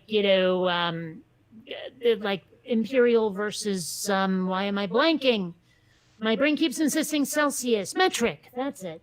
Metric SI, whatever, yeah. Oh, okay, like the one Mars mission. Yeah, okay. Whatever. The point being that they keep it like every now and then I've loaded up a model and it's using a different reference coordinate system. Like, for example, it decides, oh, we're going to use centimeters instead of millimeters or some shit, and it ends up like you're going, this is the best model ever. I need to use this model on my animation. Why the hell is it so small? Okay, then, Yeah. yes. Like you merge it into a scene that already has a bunch of characters in it, and it's like, wow. In a world of regular sized people, this character is Thumbelina. It's like that kind of thing can screw things up, and I'm having zooming in, zooming out problems right now for some reason, and Well, it's not because of the unit's setup. So, well, I don't know what the hell's going on. Oh my. Let's see. What? What are you doing? What are you doing? Completing a reference for Von Rick. There we go. Von Rick said, I hear you knocking, but you can't come in. And following that is, I hear you knocking. Go back where you been. What on earth are you... What? It's Three Dog Night. Okay. I believe that's a band I've heard of, but I don't believe that's a band I've ever heard. Yeah, it's my era. Yeah, well, That's the bit, Rhonda. but yeah, so, you know. And then, this is curious that it came to my mind while you were mentioning this thing. Are you able in 3ds Max to work with polar coordinates as well as Cartesian? Ah, Okay. no, don't explain them. Just like, are there any synonyms for those? Let's see. Cartesian coordinates, you might be able to call it a rectangular grid. Polar coordinates, I don't know. Trying to think of a good synonym. If there are Well, any. what function would they serve? Is my question. Like, why would I use? Polar coordinates are good for mapping kind of spherical things. For example, if you were looking So we're at. talking about texture mapping then. Say again? So we're talking about texture mapping. Yeah, you could. Yeah, if you're trying to Okay. map a texture 'Cause onto a sphere. coordinates. There's so many different ways and times and reasons to use coordinates in 3ds Max that the fact that you were talking about texturing made a huge difference. Yeah, what I'm wondering is it possible in 3ds Max to import a file that was set up in one coordinate system to a different coordinate system, and then you end up with this thing? Why does it look so screwy? Like you were mentioning the scaling, you know. Yeah, that's not what was going on. The scaling was more like zooming in, zooming out. Right, But right. to answer your question, not only can you do that, but it is pretty standard operating procedure. Like if you have these UVW maps, and they can be different shapes. They can be a cube, they can be a sphere, they can be a cylinder, they can be a plane. Okay, then. And there is also the unwrap UVW map, where usually you want to already have some coordinates on your objects, and then what you end up doing is you can manipulate the mapping vertex by vertex. So, like, if something's just a little bit off, you can grab the vert that it's sitting on, move the vert, and inside the UVW map, and it doesn't change the geometry, but it does make the map warp a bit. Okay, then. I mean, hell, if I wanted to, I could share the screen and demonstrate, but I'm in the middle of something. Oh, don't worry about that. Yeah, it's kind of getting there with that. Because, I didn't know if, number one, you'd end up with just a bad mistake, or if there were, and it sounds like you're telling me there are some interesting effects that you can get by transferring one to the other. No. No. No. It's completely different. Like, mapping will probably barely, if at all, be affected by something like changing the coordinate system. What will be affected is the animation, because the physical space is what changes, not the materials on the objects. So unless you've got like a material that's mapped to the world instead of the object, which you can do, like that might change things if you change the coordinate system, but it's not going to change anything in terms of the mapping. Okay. Yeah, because this over here is basically what I was originally thinking of. If Yeah, you that can doesn't really convey it's looking at 3ds Max. Say again, hon? That doesn't really convey what 3ds Max does. Okay then. Moo. Yeah. Like, let's see, hold on. I could probably pull up an image, which would be easier than trying to share my screen with what I'm doing right now. Let's see, 3ds Max UVW mapping. Please tell me they Let me have get this out of the way so you can actually show it. There you Well, go. well, I don't have anything to show yet. Is the thing. Oh, okay then. I'm looking for. Here we go. Copy image. This is not the best example in the world, but let's see. And meet. Present now. A window and that. Boof. Okay, so you can see planar mapping, cylindrical mapping, spherical mapping, shrink wrap, box, and face. Alrighty then. Okay. Now, it might be a little difficult to see, but like if you look at the face mapping, Mhm. the image of the wood grain pattern is just on every face of the object. Every like flat plane has the same image mapped onto it. Whereas with something like you look at the planar mapping, and that's the image mapped over the whole object, but with like a flat projection, you know? Yeah, okay, fine. Yeah. Cylindrical is doing something very similar, except it wraps around one axis and then repeats. You know, so it's like if you were to add multiple iterations of this on one axis or another, it will double itself. Right? Like you won't end up with something empty unless you turn tiling off. You know? Okay then. Same basic thing. That's where you get the polar coordinates, and sometimes those can be a pain in the ass. Because the one thing you can't seem to do, or at least you can, but it doesn't look very good, is to have it wrap around the sphere as if it were shrink wrap from the top down, where all of the seams seal each other, down to a final point at the bottom of the object. That works sometimes, but it's really iffy. I mean, like seriously iffy. If your texture map doesn't look right, it'll bend in seriously unnatural ways.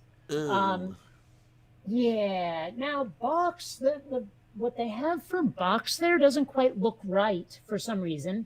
But what that will do is basically like the planar mapping, except on each axis individually. That's what I was going to say. It looked like the I forget what the term is, but when I was learning drafting, where you would look at the projection from one side and then from the top and then from Yeah, and I guess what it does is it looks at how close to which 90-degree angle each face is to decide where it's getting its texture mapping from. It's not super clear, but well, I rarely use box mapping unless basically I have a cube where I want face mapping that won't be all twisted and weird.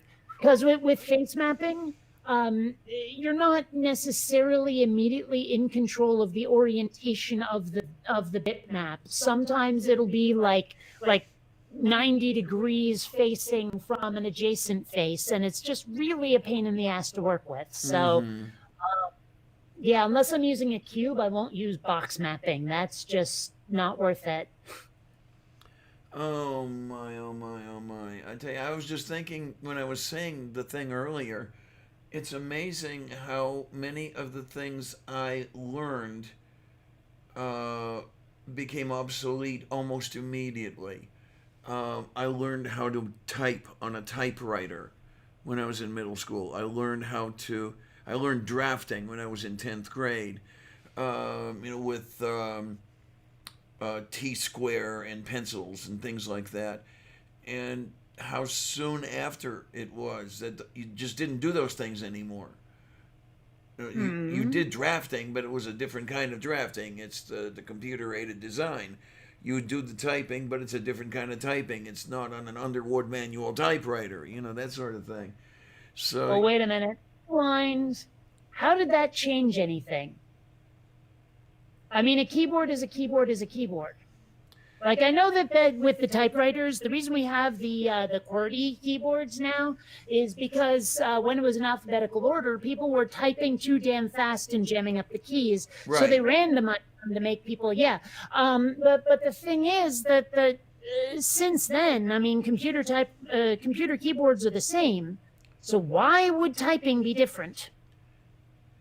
Well, I was just thinking I mean, I'm looking at my Model M over here, and there are so many more keys than there were on that Underwood I learned on. Where the keyboard does a lot more than it used to. Sure, but I'm sure you can still type, can't you? Well, I can type as badly now as I did when I was 13. Yes. That's what I'm saying. I mean, it doesn't sound like they've changed as much as you're saying. Okay. Yeah, you might have a point there. Yeah. But Right. whatevs. I mean, there are some I things. It is a little odd to me though. Sometimes it seems like some folks, when stuff goes obsolete like that, they don't adapt. I understand how that works. Um, I mean, I still remember some of the principles of drafting, and I've used them, when I'm making quick sketches of something I want to do or something. But I really and truly, I'm not trying to drag the world back to 1970. Um, when it comes to that sort of thing. Oh, that's interesting.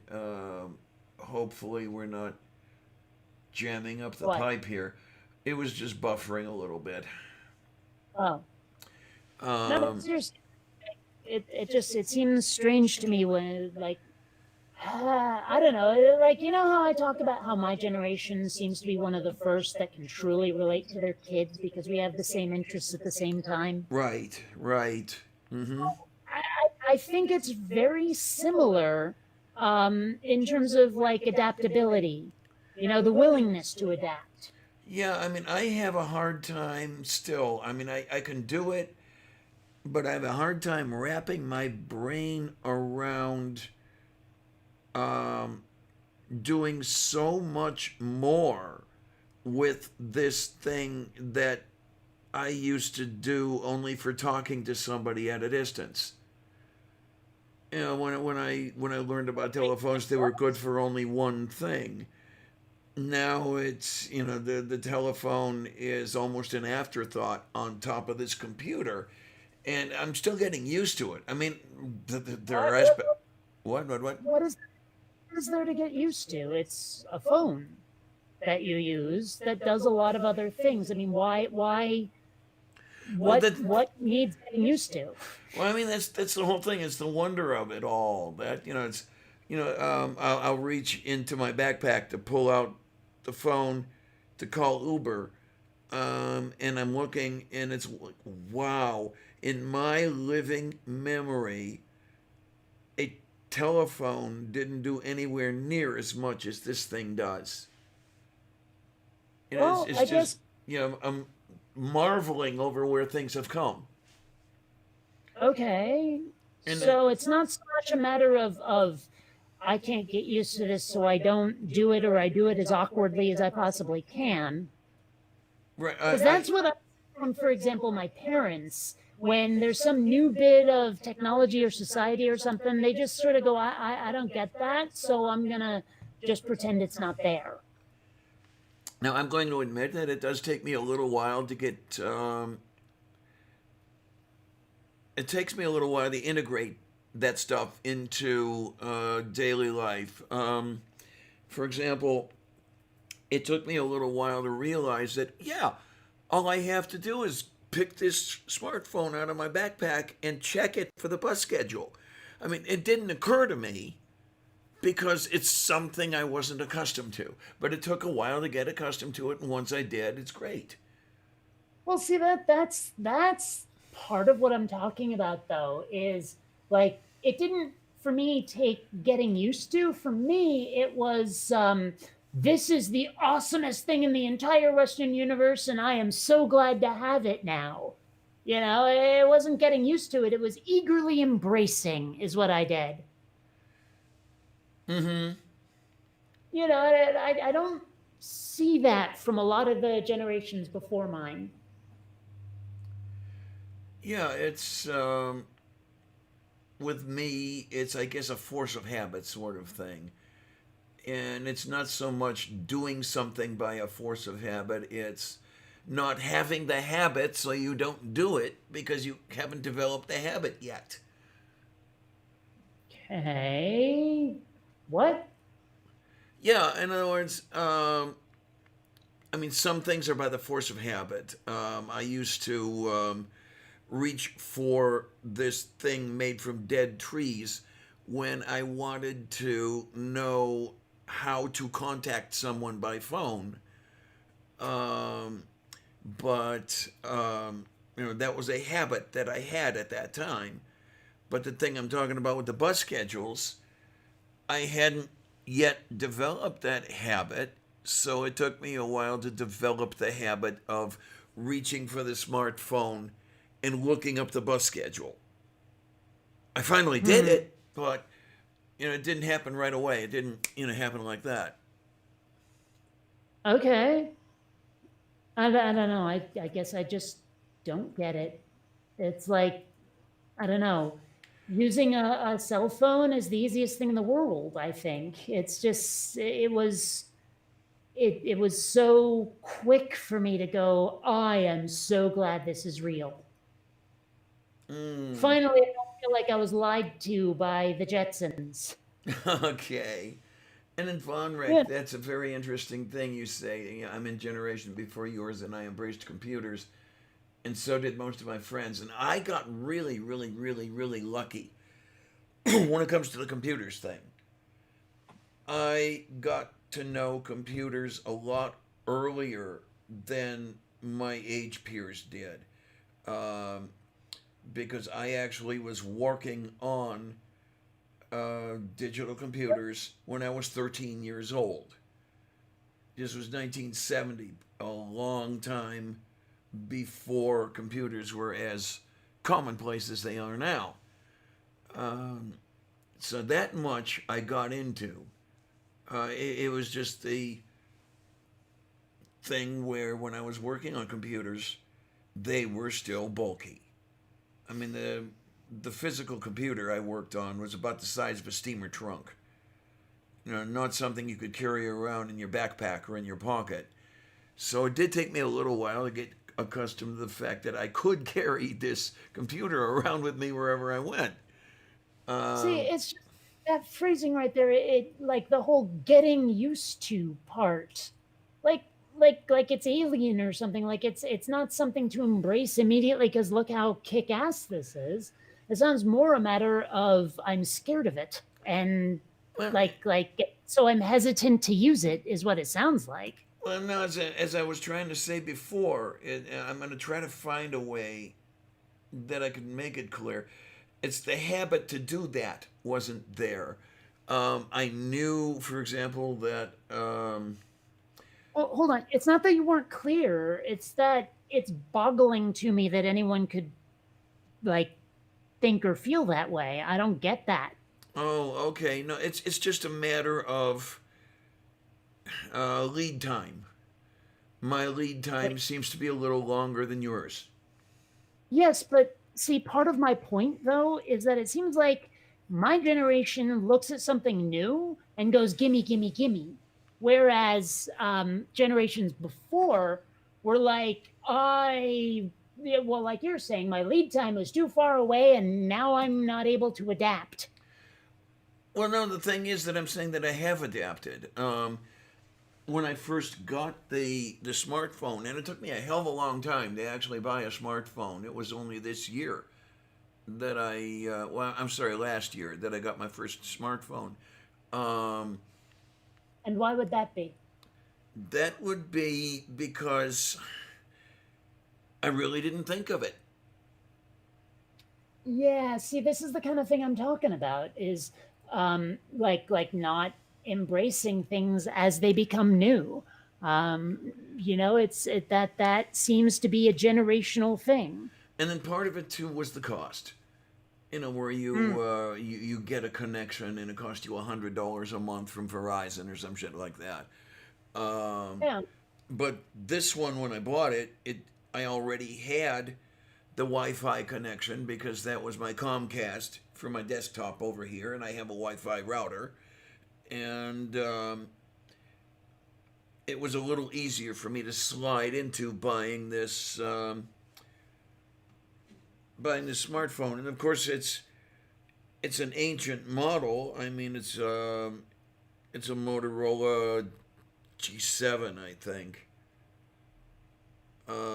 There have been at least a couple upgrades since then, but the reason I got this one was it cost less than $100. One of those deals.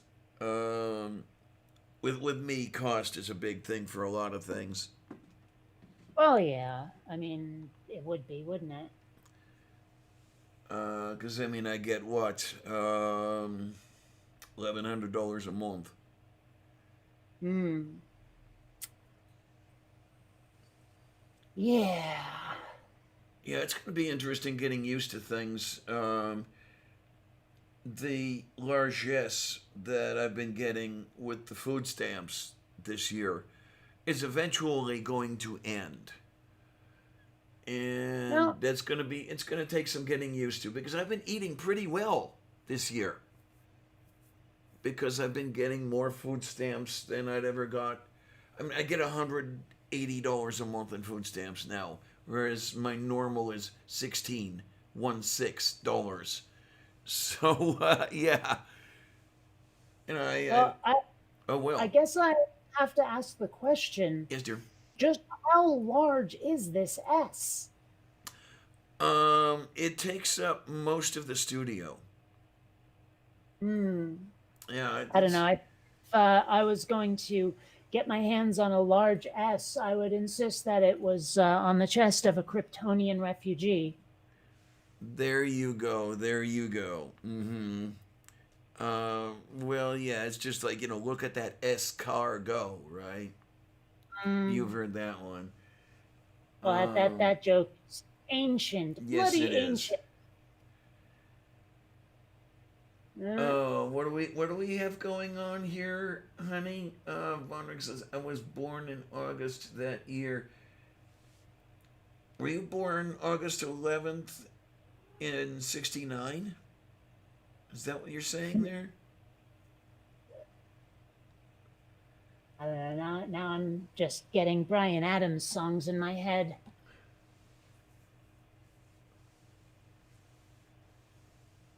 Yeah, Funny guess. because You've the summer of '69. indeed, I Oh, actually know the song. Believe it or not, oh, you do know the song. I'm pretty sure I do. Okay. I don't know. Uh, There's another great song. It's not by him, but for some reason it feels similar. I guess because it describes a similar time in one's life, called "High School Never Ends." okay then. It's basically it describes like, okay, all that shit that sucked in high school. Well, here's the adult version of it. Um, Okay. yeah, it's I don't know. There's also another song I forget. I think this one's by Bowling for Soup, called 1985, and it's all about this woman named Debbie who had all these dreams about where her life would go, and now she's like a mom of two with a minivan, and she's like, "What the hell?" Uh huh. Uh huh. I know that Yeah, story. Yeah. I mean, not but exactly that song, but it's a recurring theme. Yeah, it is like, what the hell happened? Um, yeah, Von Rick, July 20th of that year is I turned 12.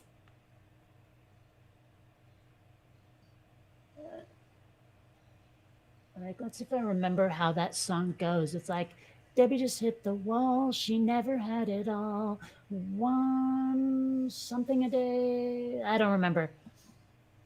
Oh, Yeah, husband's a CPA. Her dreams went out the door when she turned 24. Only been with one man. Whatever happened to her plan? Yeah, anyway, it goes on and on like that. But the whole thing is like she expected to be this dancer in music videos and all this stuff, and it just never happened.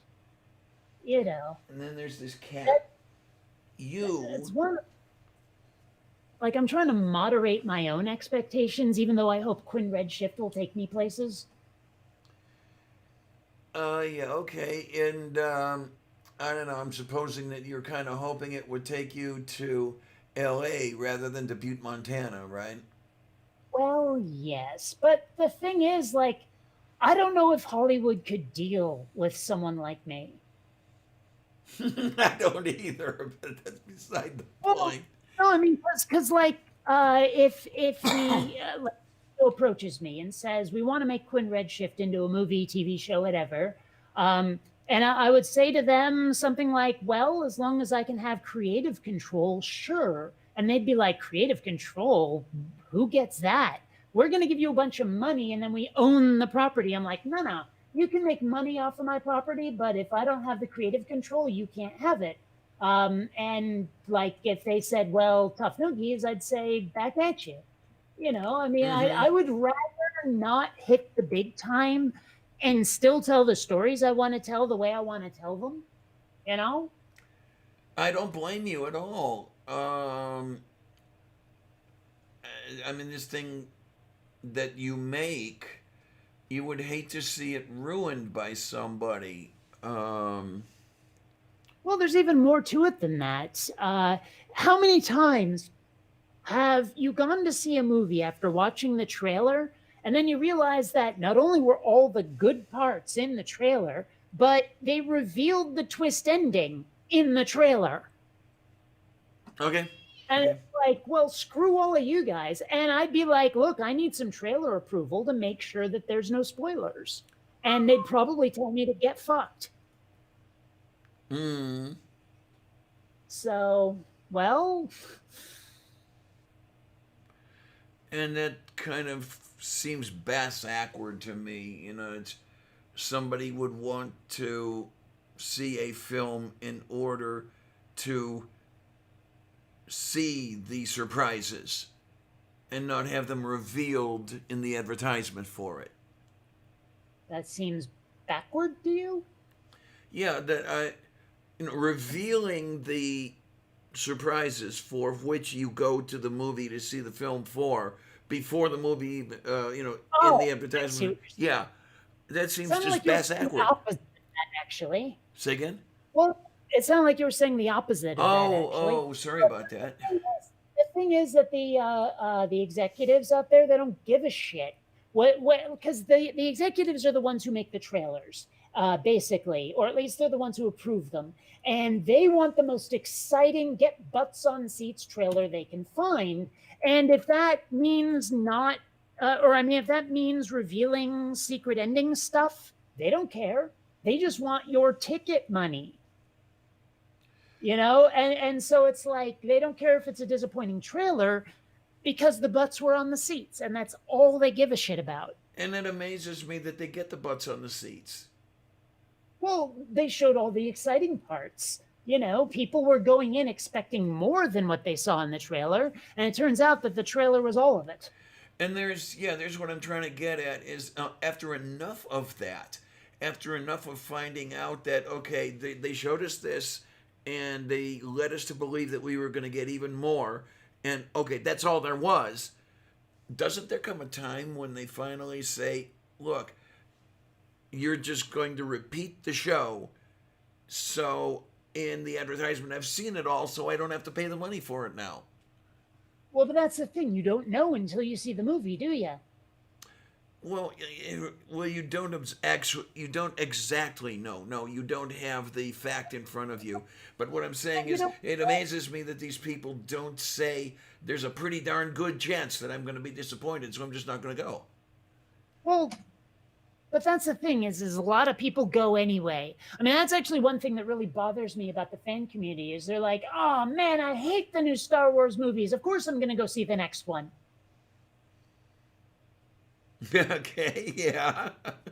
And I'm like, but, but, but you hate them.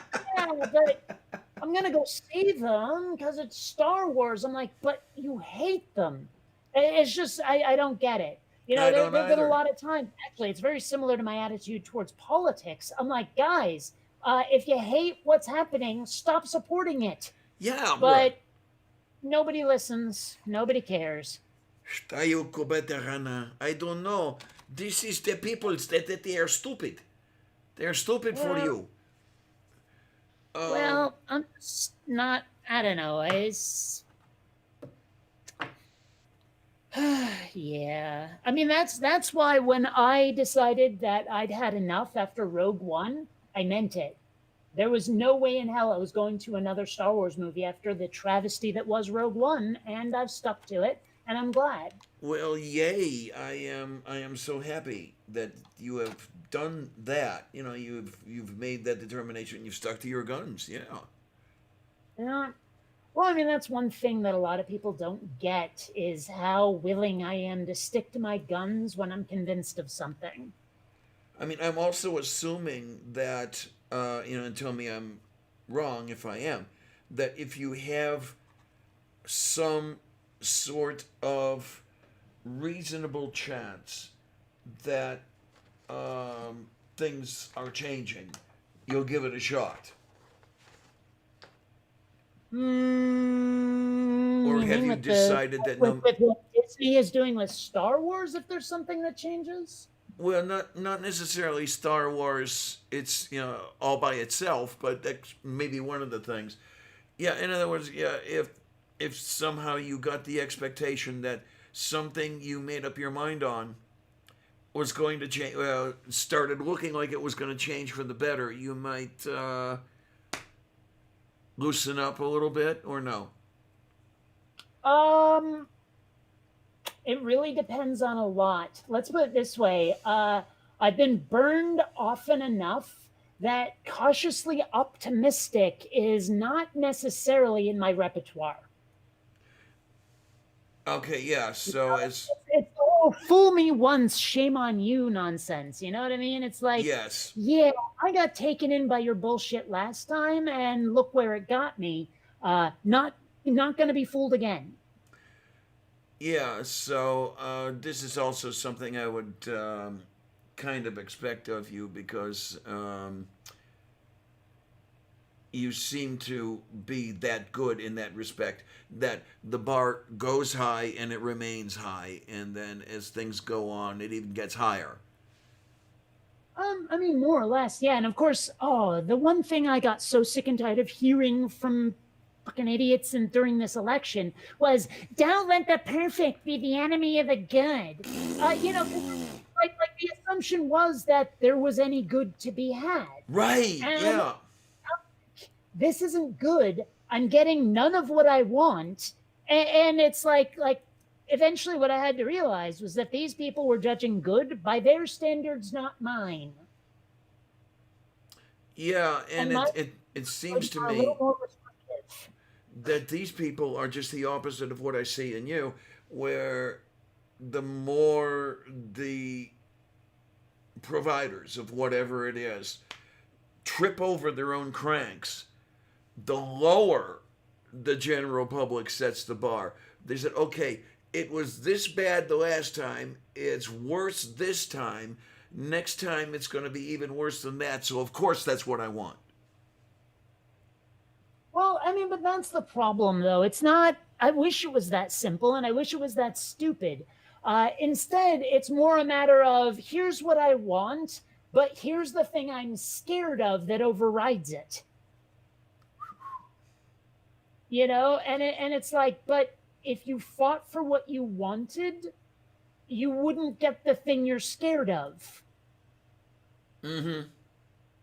So it's just like, someone done fucked up there. Someone miscalculated, and there's no other way to put it. Yeah, and unfortunately there's no changing anyone's outlook. um, Well, to I mean those that, of us who yeah, those of us who won't lower the bar, we're just left further and further out in the cold. Well, but I mean, part of it was just that people will not listen to reason when it comes to Trump. You know, it was like, yeah, but getting rid of Trump has to be our first priority. And I'm like, no, because if you get a good candidate, you'll get rid of Trump. Our first priority should be policy. Yeah. And they were like, no. You know, and a lot of it was, why are you supporting Trump by not supporting Biden? Blah, blah, blah, blah. I'm like, dude, you know, I mean, like, I want to get rid of Trump as much as you do. I just want to do it in a more intelligent fashion. Well, yeah, I mean, I've talked about it on the program in the past. There was the conversation where Biden put an ad out there about, you know, here's my vision for the country and that sort of thing. And I answered him with, well, sir, could you please consider Medicare for all? And immediately, within minutes, the reply I got from one of the people on that thread was, why do you support Trump? And it's like, whoever said that I said anything about Trump? Whoever said that I didn't? You know, whoever said that I hated Biden? All I said was, could you consider this thing in addition to whatever else you're doing? And they didn't see it. Yeah, well, I mean, that's the thing is a lot of people were just, it's Biden or bust. It's got to be him, no matter what, because Trump, Trumpity, Trumpity, Trump. There was nothing about the policy. Yeah. And every ad that Biden would release was like just shameless platitudes and half measures and nothing substantive. And they thought it would land the same way it landed like for the last couple of decades, despite the fact, like, did you see the thing? I think it was like Diane Weinstein or something. There was someone who released this like bipartisan bill congratulating an NBA team for winning the championship. And every reply was like, read the room, Diane.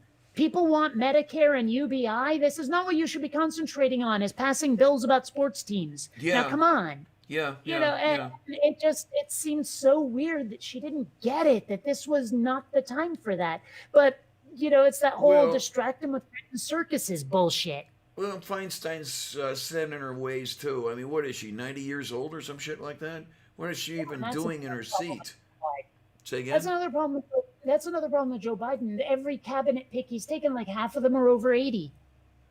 Yeah, and we need a little vision here, kids. Okay, you know, I'm not exactly the young kid in the room either, but it's like you've got to get the fresh faces.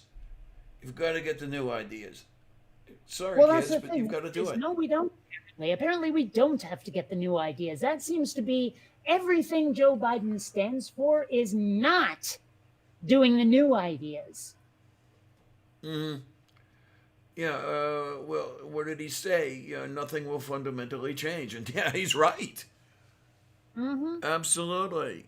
And it's like, but things fundamentally changing is precisely what we wanted, Joe. Yes. But of course, to him, it's nah, because I beat the socialist.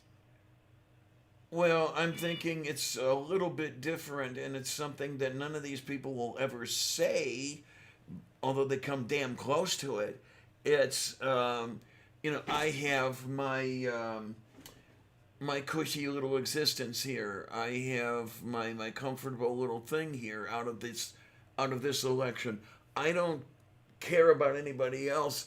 I'm comfortable. That's all I'm worried about. Well, I mean, there's that too, but a lot of it is just that Joe Biden is a stick in the mud who's stuck in the past, and he won't let it go.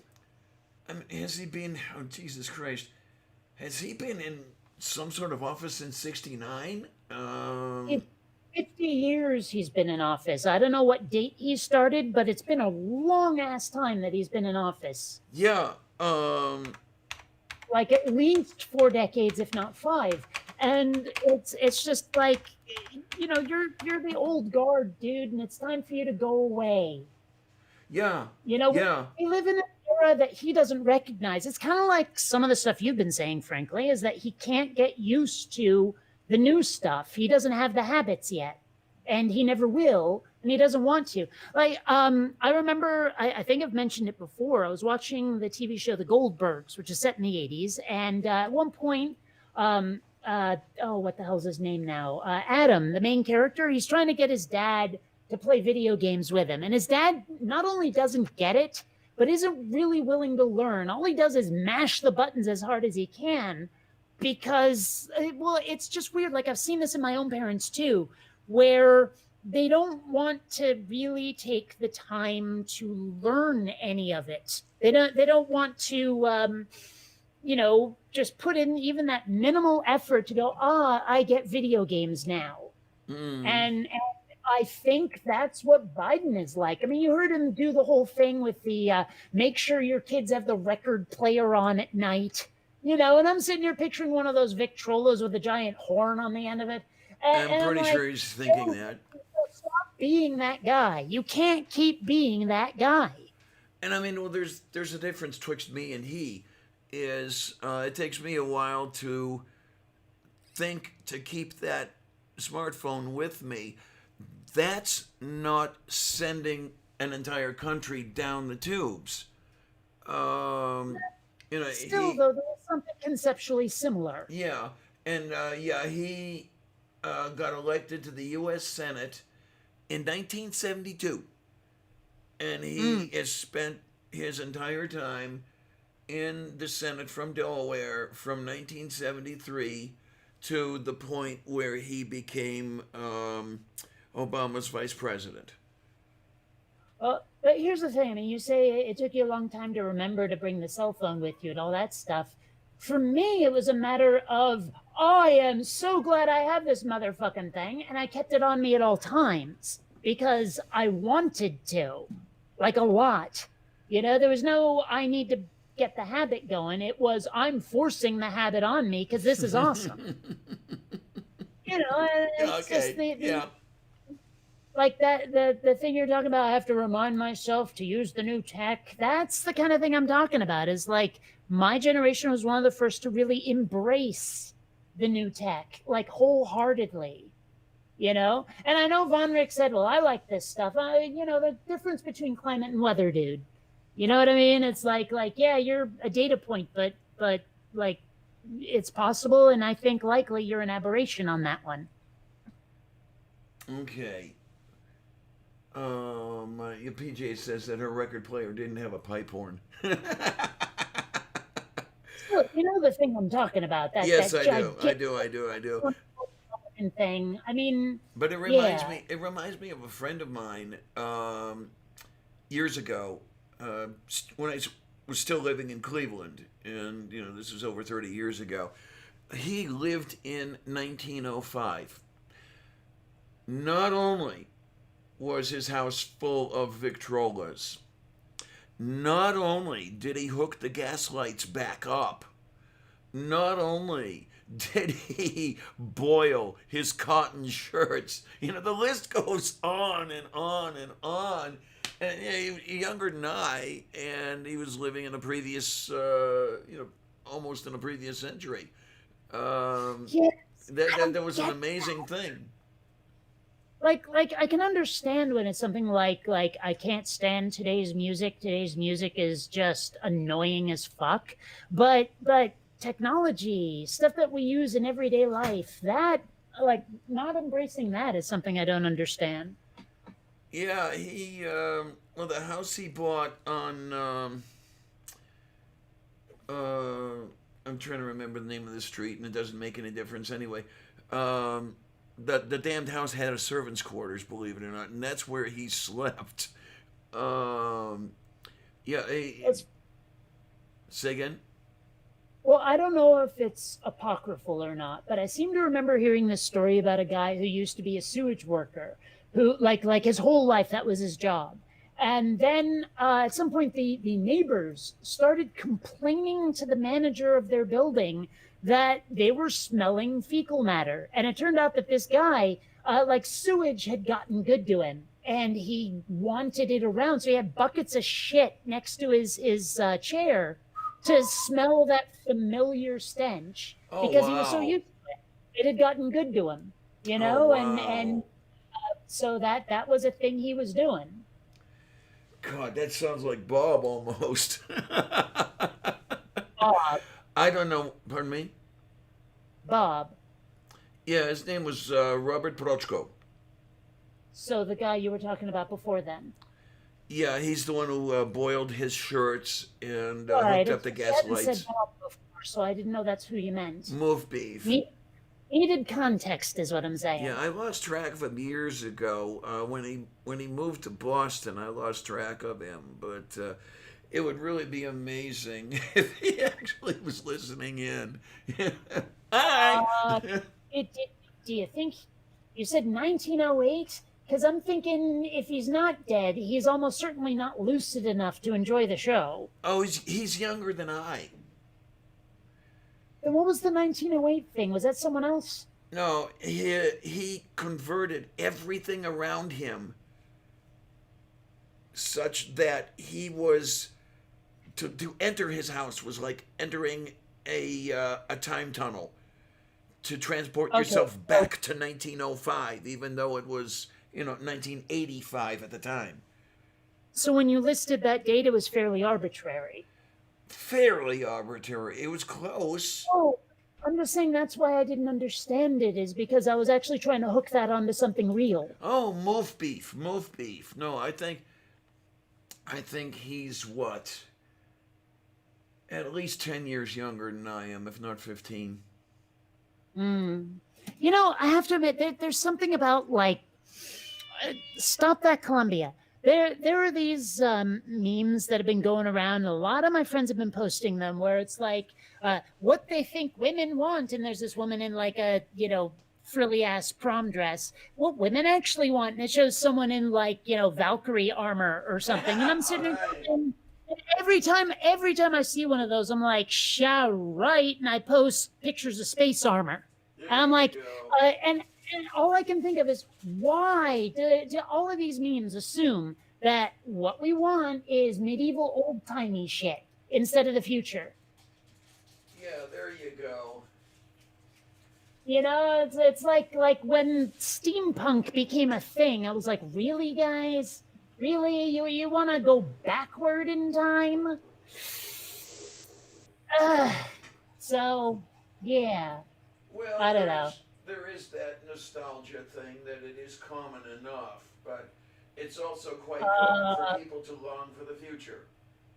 Pretty sure none of these folks were around for like the Victorian era. Just saying.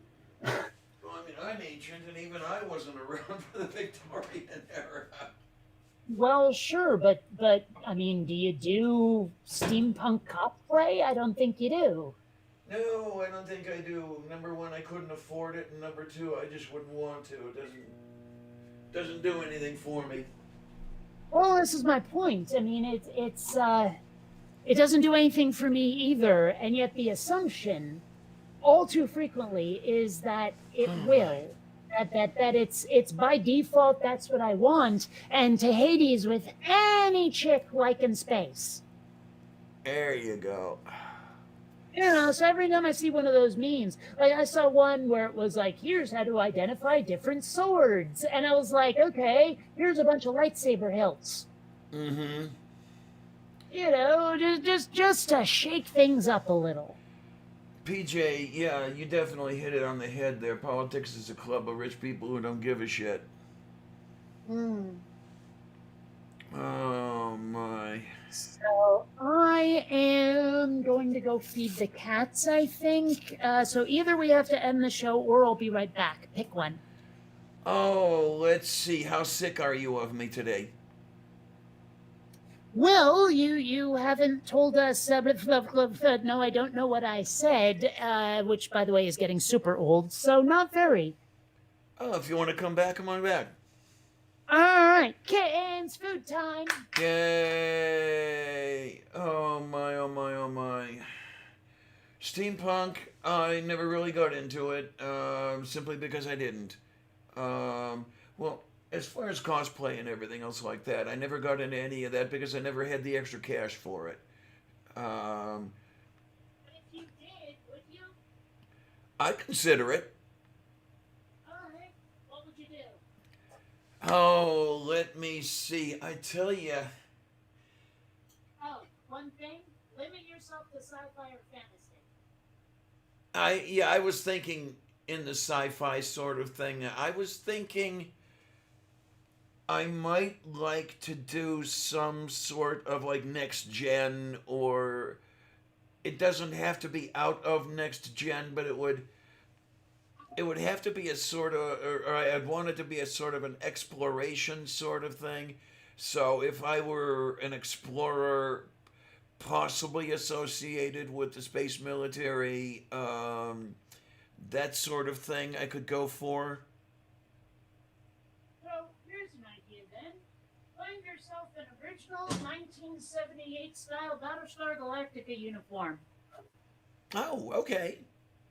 Yeah. Okay, where the hell did I mean, oh, if I were in yeah. bed, if I were in bed, Off these brain meds finally. It would be nice. oh, meds. Thank you for reminding me. I have to eat some of my meds. Hmm. If I had the body for it, I would definitely go for the original series Star Trek uniforms. Yeah, see, that's the thing, is those uniforms were so simplistic. Yeah, but then, like halfway up your arse. You know what I mean? Not bad at all. So, Show off, kids. minimalist. I mean, I look at more modern sci-fi and I go, now that's where it's at. I think what I would end up doing is I would not take anyone's brand as my own. I would want to pick a theme and envision what came to my mind on that theme. For example, what you might have looked like in. Oh, I lost the title. Damn it! The Stranger in a Strange Land. Okay. Yeah, that sort of thing. There's no set brand or anything. Well, but then how will anyone know what you're doing? Um, I guess you'd have to include something, one little key that would remind somebody of it. But then again, you wouldn't be as instantly recognizable as, say, walking around looking like Laura. Yeah. Well, I mean, I'm not even sure you'd be necessarily recognizable at all. When I try to picture anything in terms of like costuming from, excuse me, from Stranger in a Strange Land, I got nothing except for Valentine Michael Smith walking around on the buff. And let's face it, of the two of us, I'm more likely to do that one. Uh huh. Yeah. So, Only because you look better doing it. well, but my point is, though, is that you can't point to Stranger in a Strange Land and say, if I put on a costume like this, people will totally know what I'm getting at. It's just, they don't have that visual style the way other sci fi does. Yeah, I mean, I reached very quickly for something and didn't find it. It's about the only way I can put it. Um, I mean, there's other Heinlein that does sort of come with, like a set look. For example, those spacesuits in Red Planet are fairly well described. oh, okay then. It's just I don't think Heinlein ever really described the like any outfits really, except for that there were some robes he talked about. But robes are robes. I mean, how do Yeah. you make that unique? Or something interesting, were I a guy, and then were it practical to do it on a temporary basis, would be to do something like Bradbury's Illustrated Man. I don't like Ray Bradbury. Well, Well, yeah. he tends to make stuff that's like super grim, and his endings are rarely, if ever, happy. So, Yeah, yes, yeah. guy. Well, Well, don't forget, I why like would I Vonnegut. invent that? Talk about non-happy endings. So, I mean, like I forget which of his books I've read. I've read a few, and that was enough to tell me, yeah, none of this guy. This guy sucks. And it probably doesn't help. Like my parents at one point took me to see like the movie adaptation of Something Wicked This Way Comes, and I hated the crap out of it. Oh, So okay then. yeah, it's there's nothing happy in any of his stuff. And you know me, I want my entertainment to leave me feeling better than when I started it. Now that's an interesting little thing there. You talked about a movie adaptation. A movie adaptation is actually what got me into Vonnegut because I saw a movie adaptation of Slaughterhouse Five. I knew that's what you were gonna say. Well, it was just the time. I mean, I was in middle Oh, that. school. I mean, it was the most obvious go-to. Mm-hmm. But the other stuff was even better. I mean, my favorite Vonnegut, or at least at the moment, is Cat's Cradle. You Uh, know, you're. I have no context for this, so I don't know if you're familiar with Ice Nine that appears in the plot. And it, let me put it this way: the entirety of my experience with Kurt Vonnegut was his brief cameo in Back to School with Rodney Dangerfield. okay then. So you know, throwing examples out there ain't gonna help. Yeah, I mean, his stuff is definitely not happy ending. Definitely not. Well, this Um, is why I do not read Vonnegut. oh, what do we have here? H. Gray Wolf. Wait a minute, where are you coming from here? Vanilla ice cream with butterscotch, magic shell fudge, and rum. Rum in the ice cream? Is it like a smoothie or a shake or some shit? Because that does sound good. Tell us about it, Mage. Yeah, well, actually, it depends on the rum a lot, actually, because I've had really nasty, foul, disgusting rum before, like So well have I. rum instead of Captain Morgan or Sailor Jerry, that kind of thing. Well rum is gross. I'm not that much a rum person, to tell you the absolute truth. I'm definitely not a tequila person. I've had straight tequila and I don't like it.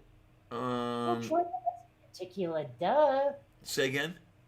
I said try the lesbian tequila, duh. Okay, yeah, you got a point there. You got a point. Um, but I I am many much the Scotch drinker. Well, see, Uh, that's the thing. Scotch is nasty. It's like okay, take for example, rum often has a tendency to be sweet, much the yes, way a yes. happy ending does. Mm-hmm. You know, it's like I want the experience to be pleasant, and Scotch, you know, it's like bitter and acrid, and it does not. It's like trying to drink molten gravel. My ex described it as iodine, but yeah, basically. As what? Oh my Did you element. say I beam? She described it as I beam. What did you um, say? I What did you said, say? I said, let's see here.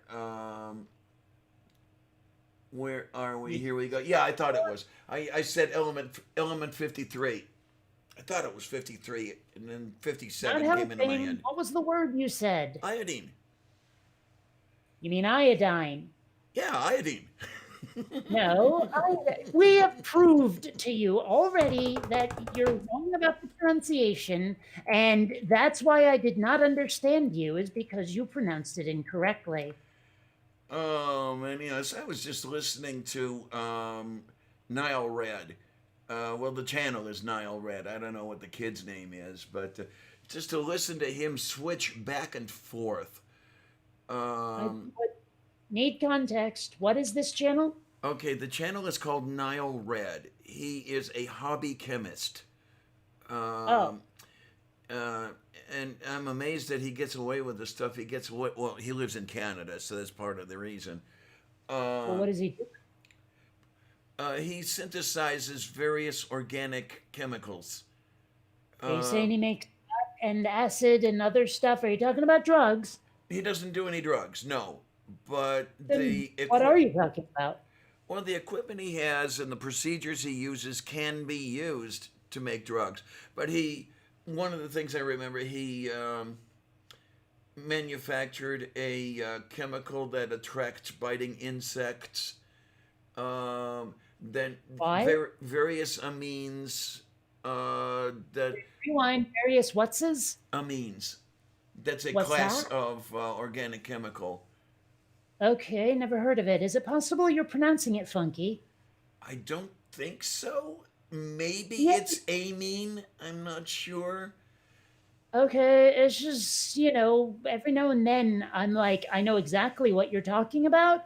I just never heard it pronounced that way. And so I have to ask you. And then it's like, yeah, that's the thing I've heard of. It's just what happened to those vowels of yours? Yeah, these are derivatives of ammonia. So this is where you get the amine. Um, but he was going Can you back and spell that forth. for me? Say again? Can you spell that for me? Yes, Amine.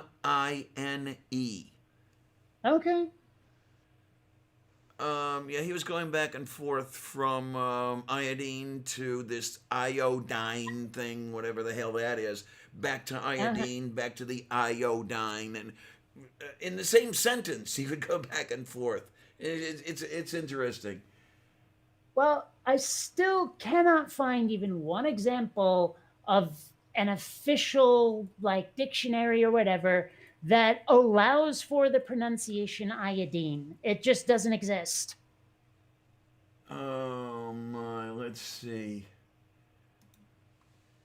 Okay, come here, you.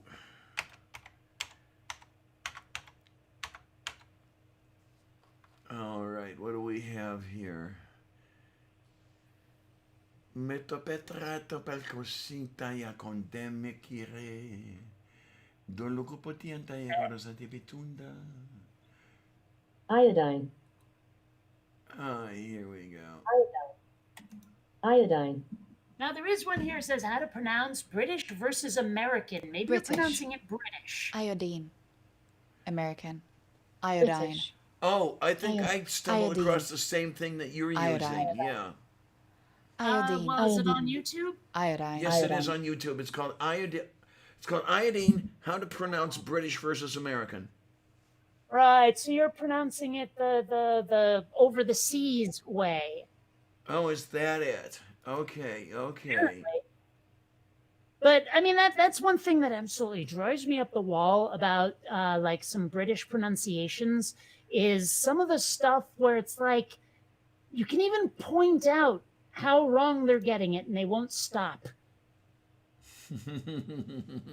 Oh, like the Joaquin Phoenix where they say Joaquin Phoenix, and I'm like, dude, that's not how he pronounces his own name. What are you doing? But to no avail. And one thing I've noticed with British folks and Australians is a tendency, like, I know that Kent Hovind pronounces his name Hovind. I have never heard anyone Oh, from I know where England I know where you're going. all say Hovind. Yes. And I'm like, no, that's not how that's pronounced. Maybe if there was an E at the end of his name, but there's not. Now, okay, in situations like that, I'll defer. The man says, "My name is Kent Hovind." Okay, that's the way we'll go. But then, when you listen to words all over the world, you hear people say things differently. Hell, even sometimes you hear differences when you cross the street, literally. I remember the first time I heard a British person say garage, and I was so confused. I knew that one was going to come up. Yeah. Well, I mean, because I had genuinely never heard that pronunciation before, and I was like, "The fuck is it?" And when they said, "Oh, garage," I was like, "Garage, garage." Okay. Yeah, the first time I ever heard that was when a British couple moved next door to where I was living. This was when I was a kid in Parma. Yeah, they came to the U.S. from Britain via Canada, and that was the very first time I'd ever heard of someone speak of a garage. Hmm. It was like, Actually, well, say again. I thought you were done. One of my favorite moments in the sitcom Mad About You Jamie and Paul are living across the street, across the hall from some British people. And at one point, the wife, she comes over and like she clearly has a headache. And like Paul asks her, "What's wrong? Can I get you anything?" She goes, "Oh, it's okay. I just have a migraine." He goes, "Do you want some aspirin?" And when I heard that, it just slayed me, you know. Oh man, that's an interesting one that I have noticed. Yes, where you have, for example, the chemical compound represented as CH4. One carbon atom, four hydrogen atoms. You'll hear from somebody like Richard Dawkins speaking of methane. Hmm. It took me a little bit to get accustomed to that as well. I mean, I first heard that, I think, via a Doctor Who episode, believe it or not. Well, I refuse to get used to that one. I'm going to call it wrong. Okay, now that's interesting though. How do you make combining forms for that? I mean, you've got where you've got a wrong gas leak, but to you know you start with methane and you get methyl. What do you get from wrong? No, huh? No. Okay. No, that no. I Oh mean, my, oh my, oh my. What have we got? We're talking about ice cream over on the side here. Oh hmm, my. that's another thing. I should probably get some of that dinner stuff at some point. I am quite hungry.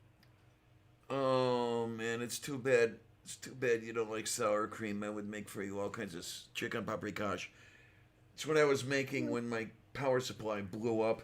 I'm gonna have to do it again. So I maybe. mean, Hmm? well, there's other kinds of food, I'm sure. I have to open up or expand my horizons. I'd like to learn to do some authentic Asian cuisines. East Asian. Hmm. Um, I'd like to learn to do some authentic Chinese, authentic Japanese, authentic Thai. And I know there are so many subcultures within that you simply don't say Chinese food and mean any particular thing. But I'd love to learn that shit. Um, Well, thing is, like, because I tried to do the barbecue pork fried rice thing, indeed. and it was like I realize now that I need a different kind of grill because the kind I got right now is not what is expected that you use. I was thrown off by the word barbecue and tried to barbecue it like an American would, Okay then. and they meant something entirely different. So there's that. But in researching it, I discovered that most of the Chinese dishes I've found require literally days of prep. Yeah, yeah. And I'm like, well, that ain't worth it. I'd rather just get it from a restaurant. But, well, that's just me. I do think that the pork fried rice, the barbecue pork fried rice, is still worth it to try to make it. But I wouldn't want to do any of the other stuff, like, say, I'm trying to remember, what was it I looked up? It might have been General Tso's chicken. I'm not sure. But there was something I looked up, and I was like, you want me to do what for 2 days? So, Well, you know, the General Tso that I make only takes half a day. So it well, must not. Well, I know that General Tso isn't authentic anyway, but well, okay, but what I'm saying is that whatever the dish was I looked up, it was definitely like lots and lots and lots of prep. And mhm. a lot of these recipes will teach you how to make the sauces from scratch, and the ingredients are so goddamn expensive. You have no that idea. yeah. Like making that char siu sauce I was talking about, you're talking at least $50 worth of ingredients to make that sauce. So wait a minute. How much sauce do you get for your $50? Enough for one Wow. serving, or? Probably more, but that's irrelevant. I'm not doing it because that's way the hell too much money and way the hell too much time, and it's not worth it. I'd rather buy the pre-made stuff. Okay then. Yeah, because I mean, some of these things I'll do because I would like to say that I've done them. Just for Why? the experience, for the experience of having done it. Um, And then I'll do why? it once, and then okay, I've done it. Now I can go to the store for the rest of the time. I mean, I've done a lot of things that I've wanted to do just for the experience, but I can also articulate why I wanted to, like why I wanted the experience in the first place. Well, the reason I So, want to is for that feeling you get when you say, "Oh, look, I did that." Um, uh, it's a okay, good well, feeling to me. probably going to get that out of my art myself, but I can understand that. Okay. Okay, wait a minute. My volume level is drifting down. Okay, thank you. I'll take care of that. I don't Yeah, mind. I see where it's drifting. It's you're the same volume you've ever been on my end. I don't know what's going on.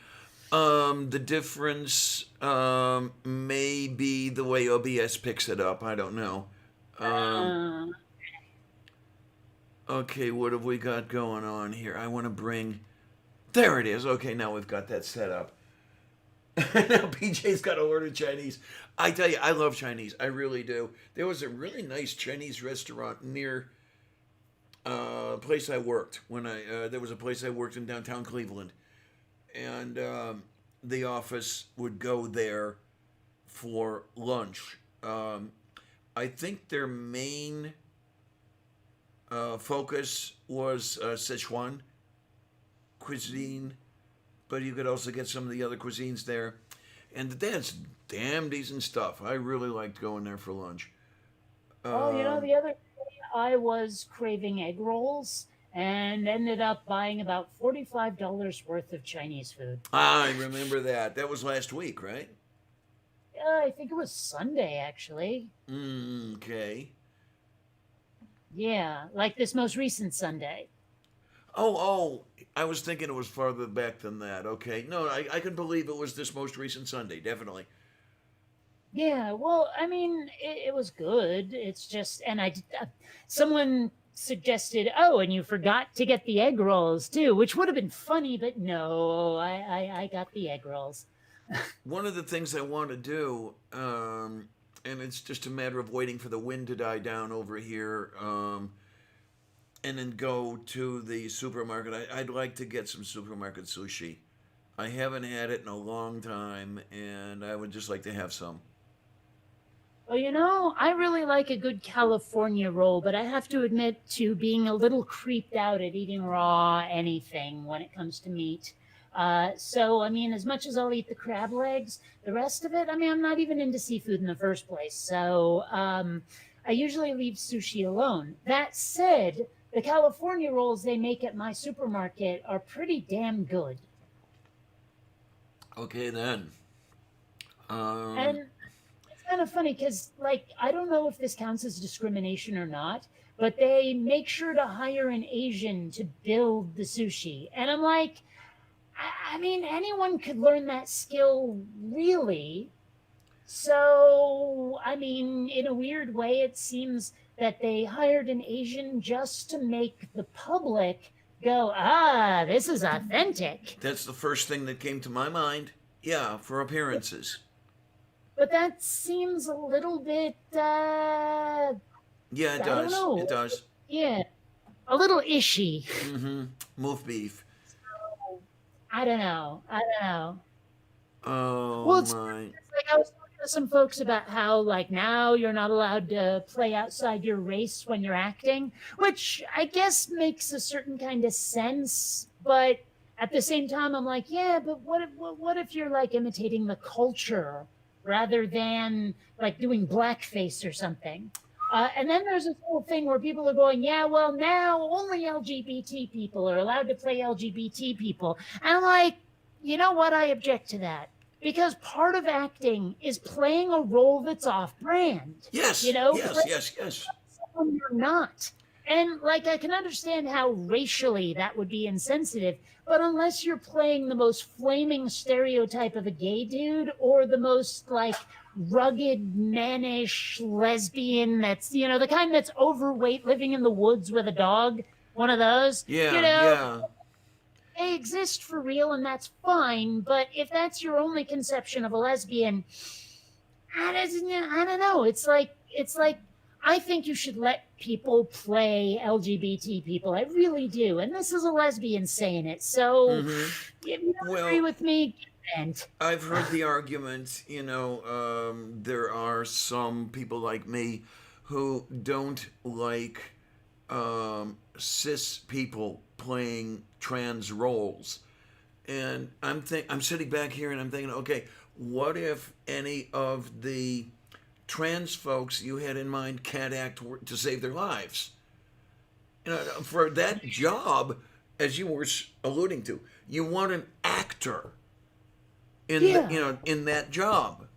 So I'm thinking, I'm not going to demand that actor be trans, because when you come down to it, how many trans actors are there? I mean, the number's going up. I know it is, but a little while back, how many people would you have found? well, I mean, if I were to go to the bank and do a transaction, would that make me a trans actor? Yeah, pretty much. There we New go. career path. I mean, in all seriousity, it's like I've seen a few movies with like cis people playing trans people, and I mean, granted, I'm not one to comment on this, but at the same time, I think it's fine. I mean, like, I don't know. It's just. Well, maybe you saw it on Twitter. I posted something. I'm like, I'd be a lot more willing to hear out SJWs if I thought that any of them had the thought in their brain that maybe the person who's saying they're offended is overreacting. But that is not a possibility I've seen. It's always, no. You believe the person who says they're offended and you defend them against the people they're offended by. But I mean, what if someone really is a goddamn snowflake? Mm-hmm. What if the perceived slight wasn't that at all? Or the way I've been putting it, like a lot of people say, you can't punch down. You can't punch down. I'm like, I was whoopee cushioning down. Get over it. There is you is. Yeah. It's like have a sense of humor about yourself. Not every joke is a slur or a slight. Get over it. Yeah, absolutely. And then, as I say, I'll even tell the tranny jokes. I mean, jeez, man. I mean, I can laugh at myself easily. I happily tell lesbian jokes. I mean, what does a lesbian bring on the second date? A U-Haul.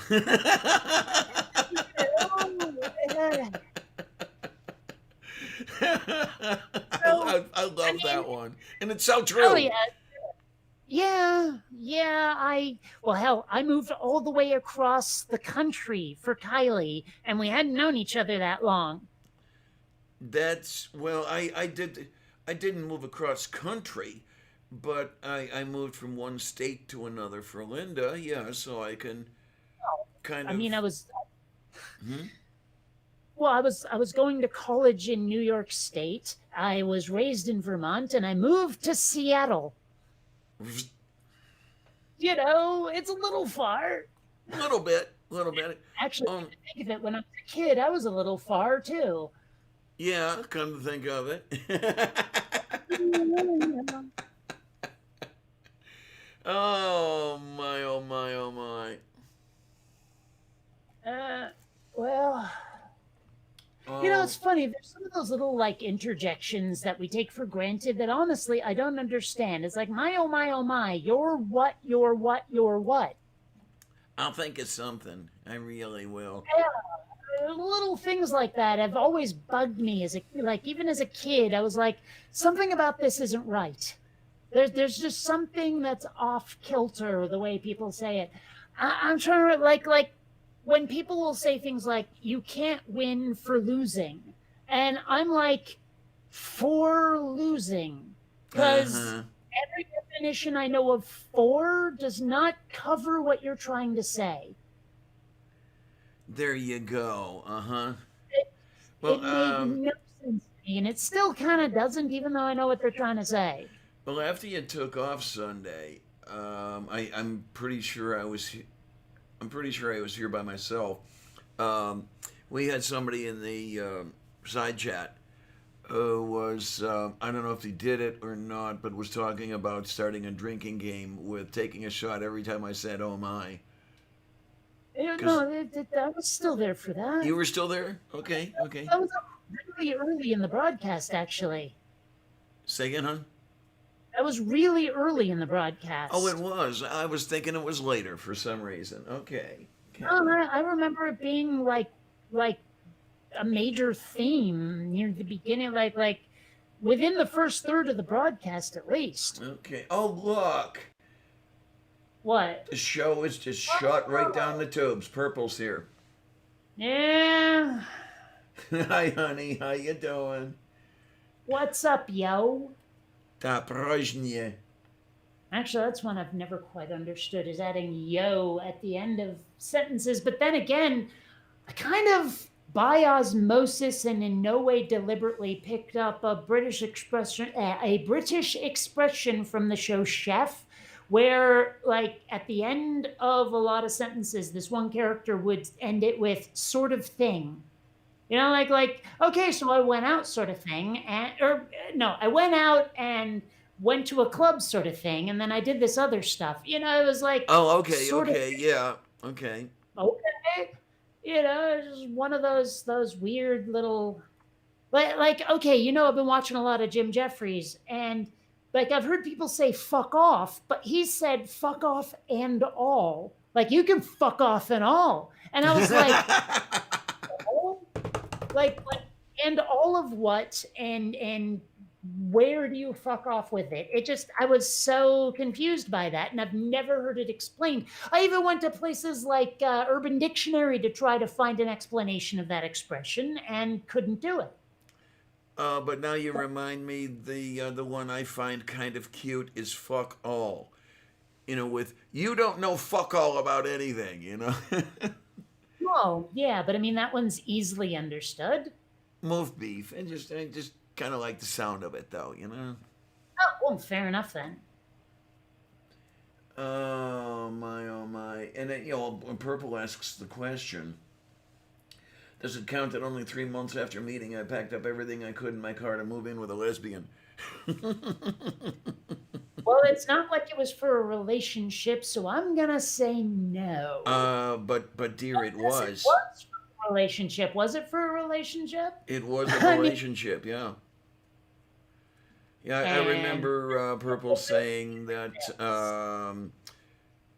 she never thought of him as a man, I think, or something like that. Huh. Okay. Oh man, there was this one dude in one of my D&D groups way back when where I forget how it even came up, but he said, "Oh yeah, I have a beard because," and I quote, "it reminds me I'm a man." And I'm like, "You need a beard for that?" Okay.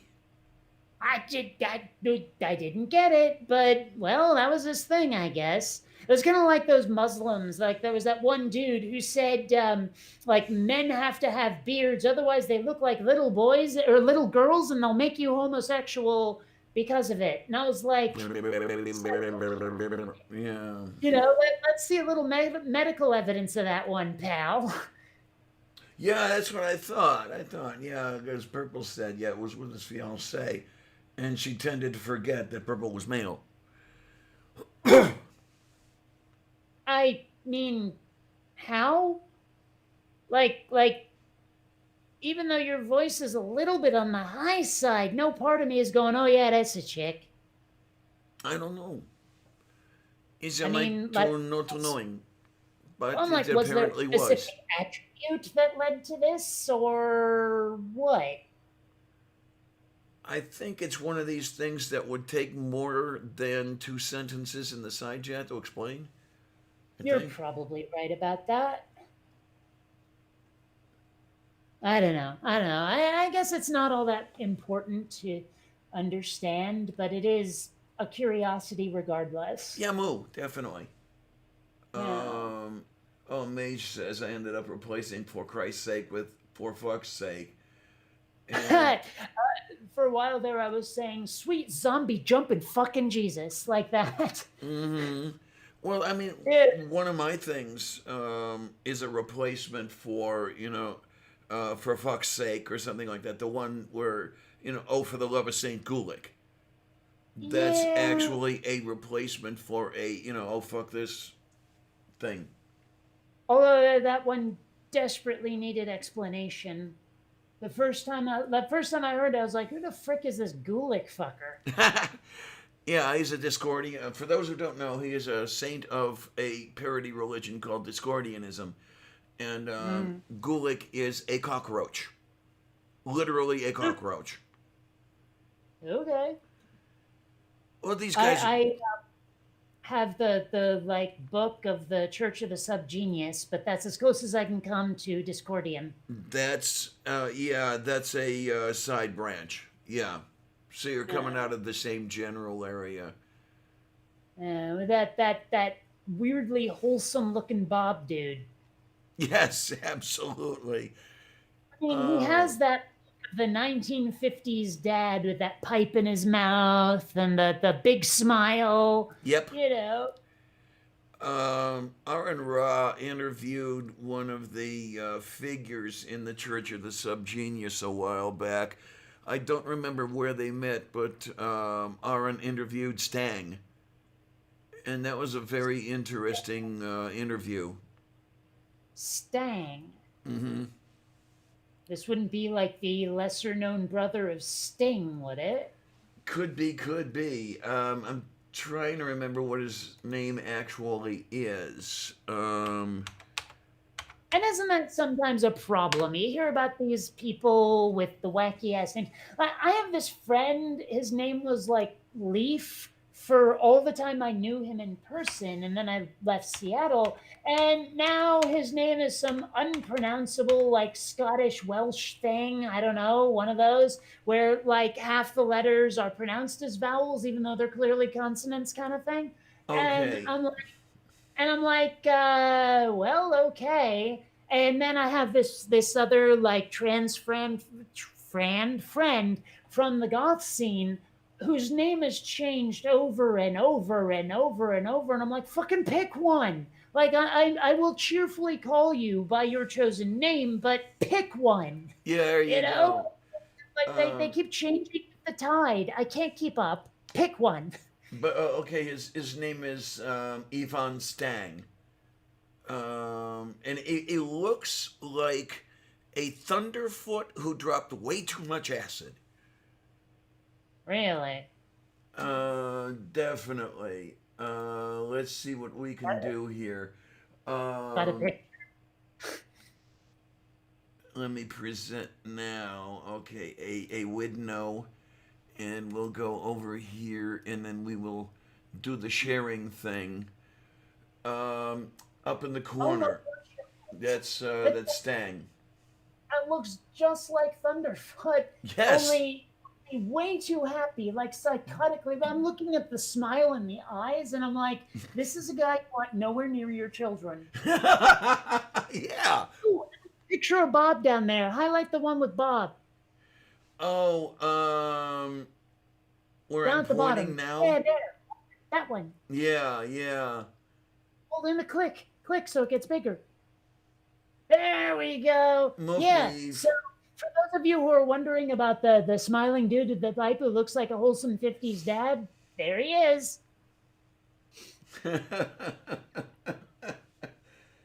Oh my, I don't remember where exactly that came from. I remember the Church of the Subgenius way back around the time of their online instantiation. I mean, this was very, very early in their online life. So we're talking, I don't know, maybe, but well, the ex and I were still together. So this was 90 something. Well, I remember hearing about the Church of Subgenius in high school. I remember like images of Bob in high school. But the first time I heard about it, I was like, um, okay, and then just didn't bother for like decades to even pursue it. Okay. And I got curious enough to have a friend explain it to me. So Oh man, I like it, but I love the way you put that, Von Rick. Von Rick says, I'm male. I think my husband is male. I've honestly never asked him. I wonder what his reaction would be. I love it. I love it. now that I think about it, I've never actually seen what um, trans man bottom surgery looks like. And neither have I. I'm a little scared of it, honestly, because how much can you do with what's there? Well, yeah, that's one thing. I mean, a lot of it is prosthetic. I've also heard some stories about trans man bottom surgery going wrong. Hmm. Where, for example, the testicular implants end up causing infections, and you eventually have to go in and haul them out and everything else like that. Um, I would be much more frightened of trans man bottom surgery than I admittedly am, to some small extent, of trans woman bottom surgery. I mean, Any I'd still surgery, like. Say again, hon? I said any surgery is kind of terrifying. Tell me about it, would you? I mean, I'd still like the bottom surgery. Not that I'll ever be able to get any. I mean, number one, the money is standing in the way. Number two, medical problems are going to be in the way. But Oh, I would still go for it if I could. Hmm? oh, that kind of getting any. There you go. But I don't know. Like I sometimes wondered how I would react to being hit on by someone who's trans in either direction. I've never really like been able to know my own reaction to that one. Just cuz I mean, I'm creeped the hell out by penises. You've mentioned. Yeah, and well, I mean, I don't know. It's a personal quirk, and I would like to be a bit more open minded about it, I guess. But it's difficult just because of that visceral reaction. Okay then. Oh, I And can accept. I will not say that well, I can understand, because I cannot understand what's in another person's head ever, because there's. Hmm. I can explain it in more detail. Well, in other words, no. What I'm saying is I cannot understand in the way that I cannot experience it, because there's that thing that I'm not in your head, for example. So I cannot Well, experience what you experience in the but, way that you but, experience it. but I have um, been able to understand other people's positions on certain matters just by them explaining it. So, Okay, yeah. there have been a lot of times where I don't get it. And then they explain it, and I'm like, oh, in context, that makes a ton of sense. Okay then. Okay. Where it's like, sure, you might not understand someone's mindset, but maybe it's just because they've explained themselves quite poorly. You know? I mean, Uh, I can accept that it's a matter of aesthetics, but well, as it's not just that. I mean, like if I was hit on by a lesbian trans woman, some part of me would be going, that used to be a dick, that used to be a dick, that used to be a dick, and I can't turn that off. And I know that's horrible. I know that that is not particularly tolerant, but at the same time, it's not voluntary either. I So understand. Yeah, I do. yeah. So I don't know, like that part of me, I'm both like mildly ashamed of it, but at the same time unable to shake it. So Mm-hmm. I Oh, don't know. I get it. I mean, Yeah. I'm slightly more flexible, but that's because I'm slightly more flexible. I don't expect you to be, that sort of thing. Yeah. Well, and it's not even necessarily a matter of flexible. It's more a matter of um I don't know how to sort out my thoughts on this. Like I'm not sure I can overcome the visceral reaction no matter how I try. Mm-hmm. Yeah, And I have on occasion tried just as a thought exercise and I just couldn't manage it. mm, It's like I mean, unlike a lot of, say, Christian fundamentalists, I'm not going, and therefore trans people should be banned. I'm not saying that. right, But at right. the same time, it's like, I mean, I guess it just comes down to they're not my type. Yeah, and as I don't know what's the word I'm looking, as not reasonable or not rational as that sounds, I guess there is still that validity to it. Yeah. Well, I I mean, mean, it's a I matter don't, of emotion, it's a matter of aesthetic, and that is not necessarily rational. yeah. And also it's like, there's just, Yeah, when I say I'm a little bit more flexible, it's I can look and I can say, okay, that's a woman, um, and it really doesn't matter that much what the equipment is. It's how I view that person. well, but at the same time, if you're in a relationship, there's probably going to be some sex involved, Right, and right. at that point, you're going to have to start dealing with what's there. Um, and well, I mean, even as far as the thought experiments go, and well, some things that have got a little closer to the real thing than simple thought experiments, it has not presented an insurmountable problem to me. Is basically what I'm saying. It's just that okay, Well, this is a woman who looks a little different than most women do.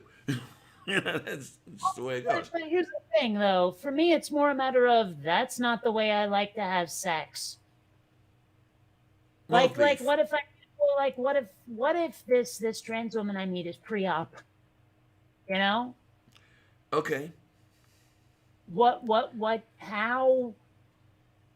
I mean, that's going to be a deal breaker for sure. Hmm. I mean, like Yeah, too well. there- there's just too much. I don't want to say baggage, but it's the only word I got. It's like, well, I mean, lesbian over here. Mm, It's not a matter of it's not a matter of that's not a woman. It might be a matter of that's not female. I don't know. I don't know. Like, because like you say, it's a person. I'm dealing with a person, and I'm dealing with a personality.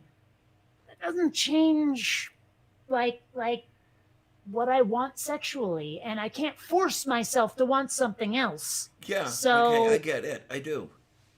yeah,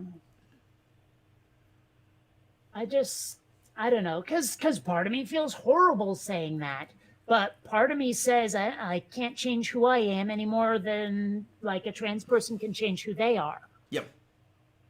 So I mean, well, the weird thing to me is how many folks have, like not about trans issues necessarily, because I don't usually discuss it, but just with one thing or another, they go like, just don't think about it, or you have to change what you want, or this, that, or the other thing. And I'm like, you realize how unrealistic that is. Like, it may sound like a great platitude, cliche, whatever, but it's not reasonable to expect someone to just drop what their preferences are.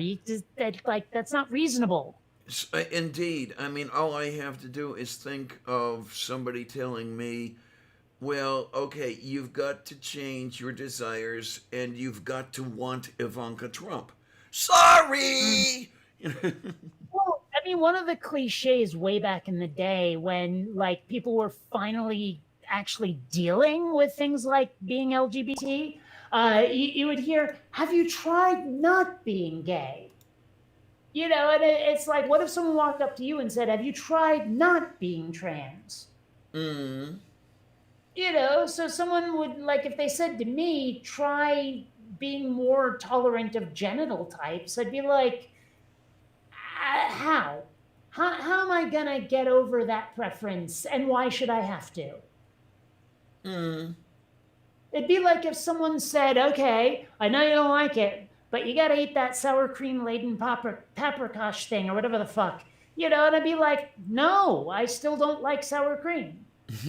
Okay, okay. I mean, like I know it's politically correct to say everyone's just a person, but I mean, maybe they're not as or not as generic as they're trying to make it sound. Oh, no, nothing is generic, completely generic. No. Well, to hear some people tell it, people are people, and you have to. It was like this one argument I got into with some folks where I was like, that much coveted thigh gap that so many women want, I actually don't find that too attractive. And a lot of people were like, "Oh my gosh, why are you such a hater?" Blah blah blah. I was like, dude, I'm allowed to not like something. Yeah. Um, I mean, I'm more or less the same way, but it's in a different direction. I mean, with me, it comes down to intellectual stuff. Appearance doesn't matter quite as much. I mean, Uh, what's really a deal breaker is someone with an IQ less than their age. I was going to say in a room temperature range, but okay. Yeah, Yeah, I look at both, but I don't say necessarily which one overrides the other, because one of them does. One of them is a higher priority than the other. moo. I'm not even 100% certain which one, but I do know that a dick might be a deal breaker. And like I said, that sounds horrible, but what can I do? Yeah, definitely. I get it. Yeah. I don't know, but there are some people who would hear that and land on me like a fucking anvil, and I'd be like, "Can you change your sexuality?" Right, right. You know, I mean, it's, like asking me, how about liking guys? You know? yeah. And I So mean, I will admit that there have been a couple guys that have caught my eye, but, then you sit back and you think and you say, no, there's really no way I could have a relationship with this person. yeah. Well, what can you do, right? Right, definitely. And it's and a couple of really nice guys, too, as far as that goes. Well, neither one of them would I have to worry. I mean, they are both happily married and not to each other. Well, one thing that's funny to me at least is, and I think I've mentioned this before. When I move to a new place, I almost inevitably end up with a male friend who fills the role of big brother, whether they are actually older than me or not. Okay, then. And it's like, I don't know how this happens, but I'm okay with it because most of them are really great people. Like back in Seattle, that would have been my friend Robin. Whereas here in San Diego, that was Tom before he had to move to Italy for work. Okay. So I mean, I've had that kind of male friend. And there was definitely a connection there that went beyond friendship, but it was in no way romantic. Yeah, yeah, I get it. I get it. Mm-hmm. Yeah, it was it, but it, like I said, it went beyond friendship into like the realm of surrogate family. Yes, yeah, there you are. There you are. So, Yeah, I mean, something like that I could pull off, where there's someone with whom I could pull it off. oh my gosh! Speaking of which, I was reading it. You know who Dave Barry is, the author. Okay. Like he's mostly a humor columnist, but he does other stuff too, and like books. And one of his books had like a list of weird ass quotes in it, and one of them was from this doctor. I forget what his name is, but he would do like trans women surgery, and I don't know if he did trans men stuff too, but definitely trans women stuff. And when he won a political race, his victory speech was, "We pulled it off," and he put that in his book, and I was like, "Oh, that's a little unfortunate, but hilarious." Oh my word. Oh my So, word. Okay. And that's my word, not your word or anyone else's word, just mine. so it's not word to your mother. Okay, no, wait a minute. I've got to put that one together. It don't even try. It's like something rappers say for some reason.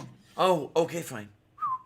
Yeah, like in the same vein as "Word Up, G Homie." I don't get it, but people like it, so whatever. You do you, pal. Oh my, oh my, oh my. I don't know. There's a lot of things I've never quite understood. Like, for a while there, I know I've mentioned it before. I had to look up why Canadians call each other hoser, and Okay. you know, and I found out the reason. It was kind of interesting. The losing team in a hockey game had to hose down the rink. Oh, okay. Okay, it makes sense. Yeah. So there's that. But one I really don't understand is homeboy. I'm not exactly familiar with all of the twists and turns, but I get a feeling more than I get the words to explain it. But yeah, it almost seems like when I hear it, what I think of is that person from down home, that person who's always at your side. I, I guess. I really don't know. I wish I did. You know what? To Urban Dictionary. Urban Dictionary. Daprożnie. Uh, and right, homeboy. There it goes. Or does it? There it goes. Oh, it just says closest. No. Oh, it says you're fired. That's a Donald Trump thing. Never mind. Originally used among transplanted African Americans with Southern roots to refer to and aid in the assimilation of someone who might have directly migrated from a common Southern hometown or is otherwise well known to the person using the term, used to establish a mutual relationship between the individual using the term and the person described by it and a third person. Okay, but I mean, Okay that doesn't then. really, that only kind of explains it. I mean, Well, okay, PJ, you take care. Have a nice tub time, would you? Yay.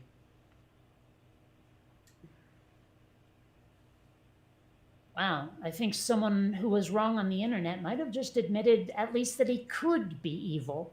Oh my. Let's see, what did he say? I mean, maybe it's possible that my beliefs are evil for reasons I don't comprehend, but every time I attempt to ask for reasoning, I am met with, "It's not my responsibility." All right. Daj o karastu.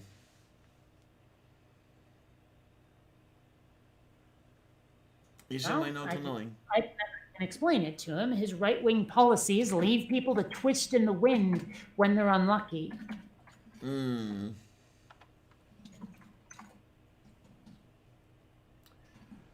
Let's close some of these extra windows here. He's de bufu on de beefy is what it is.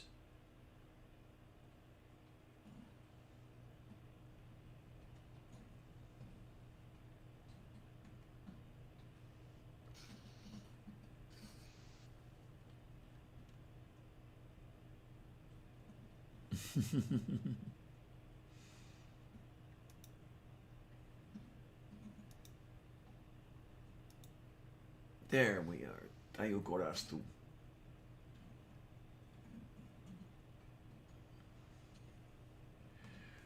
Oh my, oh my, oh my, oh my.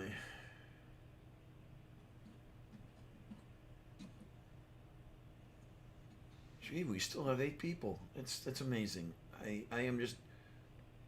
I am always thoroughly amazed when I see the people who stick around here, and I'm never gonna not be thoroughly amazed. And I mean, thank you everybody, really, but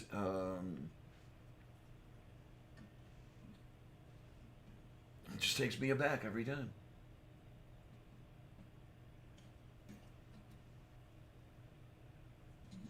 Well, with that one, I think I can explain it. When most of your life you've been told that you're shit, um, it's difficult to become accustomed to people not thinking you're shit and people who might actually like you. Oh, well.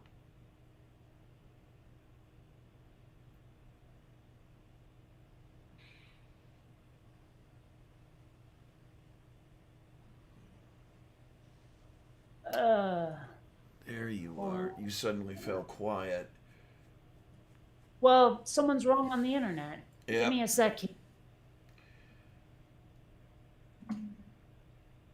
Because, like, right now, he's trying to say, why don't you, like, scientifically prove that I'm an asshole? And I'm like, you realize this is No. about politics, not science, right? Yeah, absolutely. And an answer like that smacks of insincerity to me, really. One of the things I said to him, like, it's your right wing policies and ideals. It's because your right wing policies and ideals would have people or would leave people to twist in the wind, even when their misfortune is an act of fate over which they had no control. You seem to imply that people who don't work are lazy, not just hopelessly unemployed because the plant shut down, there aren't enough jobs to go around. The government should be offering help for these people to get back on their feet. But if we adopted your mindset, those people would be on the street and hungry. That's not exactly the most neighborly attitude. Mm-hmm. Mm-hmm. Oh my, yeah, when you talk about people not being employed, being lazy, and that sort of thing, when in reality it's just, there are no jobs available or not having one or whatever. That reminds me of my life might have taken a heck of a turn had I been able to find work in the town I was living in uh, back in '77. I had left Marietta College and I was trying to stay in Marietta, Ohio, and I couldn't because I couldn't find work there. And Yeah. it was a beautiful place. I loved it. It reminded well, not reminded me. It was small town America. The only problem I would have had with Marietta is that it's very conservative, and I don't know that Mm. I ultimately would have been happy there. Well, Um, see, this I think is one of the differences between us, where I don't want to go to, say, for example, the Grand Canyon, because to me, it's just more of that sort of small town attitude of, I want to be around this nature stuff and to Hades with civilization. And I'm like, no, I mean, I was raised on a steady diet of Lucas and Spielberg and even the Jetsons, and I want my high tech shit. I want what humans have created, not what nature like produced through accidents of whatever the environment. That's the word I'm looking for. Um, like, so I look at the Grand Canyon and I go, well, nobody made that. So and it's not like it was built for activities. So why go? And I look at small town America and I go, well, there's not a lot to do here except, go to the local, like, whatever, garage or bar or whatever and watch football. And that's all people fucking do there. And I'm like, I don't want to do that. That's not me. I'm not small town anything, you know? Okay. I mean, I was, let's put it this way, I was raised in a small town in Vermont and used to beg my parents to move to a city. Oh, okay then. So like someone suggests, hey, why don't you go to the Grand Canyon? I'm like, you realize that's the opposite of me, right? There you go. But my parents, being the nature-loving hippies that they are, would drag me from like campsite to campsite, and I would get angrier and angrier about it. So Oh, okay. Mm-hmm. yeah, I mean, you want to know why I'm not into the Grand Canyon? I hope that gives you an insight. Yeah, a little bit, Mm-hmm. It's not for me. Oh, let's see. I wanna. Whoa! Don't get all over the place here. Um. Oops. Oh, There that'll we work go. on it. Mhm. Okay, good. There we are. Oh, this thing's coming along, but it's tedious as fuck. Oh my gosh. My. Well, the thing is, like, I have to recreate in geometry an image of shattered glass. Mm-hmm. Mm-hmm. Yeah, you were speaking of that a little earlier. Yeah. There we are. Just to give you a little bit of an idea, I mean, this is near the apartment I had when I was trying to find work. But it's still old timey stuff, Yeah. Maybe it was covered in metal, something shiny. Mm-hmm. No, I'm not at all denying that it was old timey, or I mean, not was. That's is. I mean, that picture's what, a year old. Um, Yeah, but it looks like it was built in the 1800s, it if was. not early. It was. Well, that's my point. It's old. It doesn't have that sort of sci-fi look that I want out of modern architecture. Mm-hmm. But I mean, yeah, this was the sort of thing that uh, drew me to it at the time. Anyway, I mean, I'm not all that sure that, as I say, I'm not all that sure that I'd want it now. I was looking for the apartment I lived in. I couldn't seem to find it, and well, I mean, this was a long time ago, so my memory could be failing me as well. But yeah, I mean, it's just the tree line street and the whole bit like that. The kind of stuff I go for. But Yeah, I can show you the place I used to live in Seattle, and you'll see a very stark contrast. moo.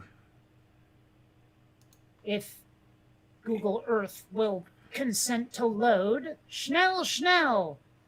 All right. Tayo korastu. I actually don't think I remember my old Seattle address, but I can find it easily enough. Okay, oh, well, that's way the hell up in the U District. Where the hell is... Wow, this map does not look... Am I facing the wrong direction or something? Oy, okay, hold on. Oh, that's right. I used to live at 309 East Republican Street, of all places. I was just thinking that. Okay. Okay, so let's see now. Present now a window. Present arms. Okay, so you can see down there, that's, Well, pretty close anyway. Well, I'm not seeing anything yet. Oh, you're not? No. Oh, it didn't make me, oh, whoops. Okay. Share. Is that working? Now I'm seeing. Okay, so my old building, come on, move you, was this right here, right? Alrighty then. In fact, can you see the mouse pointer or not? Well, I see it as a hand, but yes, I do see it. Well, that's the mouse pointer. My apartment was this one right here. Ah, Right. Now, the view I had, oh, geez, can I actually get I think I have to actually go to what is that, I-5, I think, to get oh no, I can do it from here. Okay. Street view. And here. Yes. Come on. Ah, there we go. Okay. This was my view. okay. Well, I do see Space Needle. But I'm just saying, it's like this massive civilization. You know, it's what humans have created and accomplished and done all this stuff. I mean, that to me is awesome. You know, Oh, flying around this in VR is even more awesome. I don't want to sound horrible, but the very first that you put this up on the screen when you were looking toward the apartment blocks, the blocks of flats, the first thing that impressed me was Beirut. It looked like my mind's eye view of Beirut for whatever reason. I've never actually looked at Beirut, like as in from a man on the street, in person view. I don't know what it looks like, but I can't imagine why you would have thought that. To be honest with you, the shading and the coloring and everything else looked, in some cases, to be a little broken down, a little almost bombed out. You're gonna have to go there someday because it's nothing like that. Okay then. Yeah, that sounds good to me. I like it. Yeah. It might be the way it photographed as far as that goes. I mean, I don't mean to imply that you lived in a shithole. I don't think you would voluntarily live in a shithole.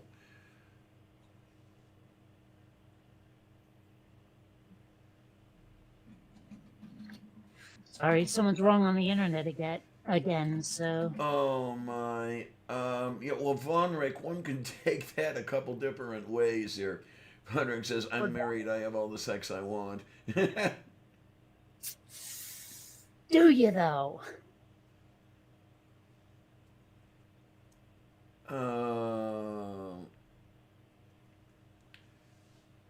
Yeah, Purple says makes a big difference when you have a stable partner, and I'll tell you one thing. It's one thing I don't think I've ever had is a stable What? partner. When you say stable, Yeah, I'm thinking psychologically stable and that sort of thing. that's what I suspected, but And then, of course, I'm going to say depends on your perspective. I mean, there would be certain people in my life who might say the same of me. well, maybe. I don't know. I mean, who is stable actually? When you come down to it, I mean the storybook picture or the medical text picture, I'm certainly not. I admit that. Well, but I mean, is anybody? I mean, I don't think so. what is the metric for normal? Right? Like, how do you identify normal? There's a big problem is where I don't know if normal is identifiable, let alone reachable. I mean, it's definitely not reachable because nobody ever seems to reach it.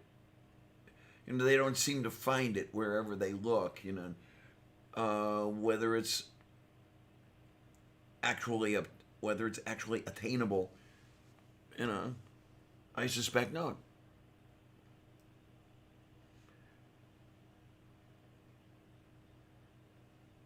Oh, Interesting, Purple. Yeah, I'd forgotten about that. Purple said Seattle hasn't been bombed in a war since 1944. okay. I don't remember that happening. I thought no one's ever attacked the mainland U.S. except other Americans. He might be talking about the balloons that the Empire tried to send over here. Um,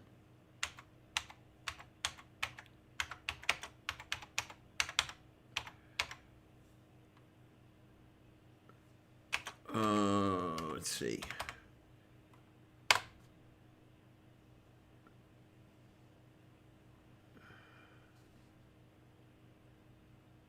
Is am I to looking, and I'm not seeing anything immediately, but excuse me.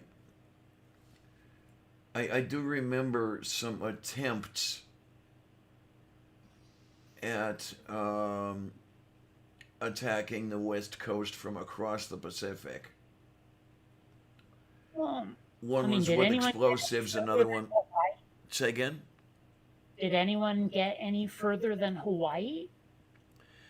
I believe that there were a couple, like say balloon-borne packages that actually made it to the continental U.S. Some may have carried explosives. Others did carry fleas, of all things. And the fleas were infected with bubonic plague. Yeah, I was more thinking like military action here. Well, that's the whole bit. The Japanese military sent them No, over. no, no, no, no, no, no, no, no. Tanks, planes, soldiers, boots on the ground, that kind of thing. Oh, You know, wolf we're beef. yeah. Yeah, no, as far as any invasions or anything,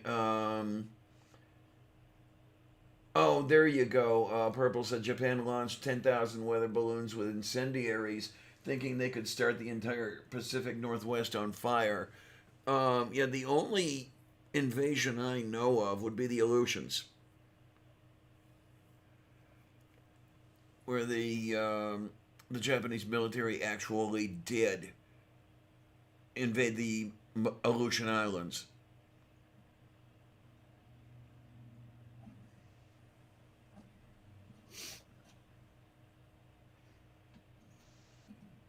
Oh, okay.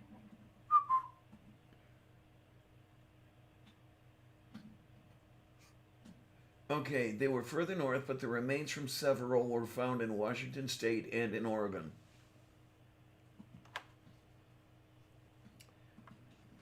Tayo Corasto. Um,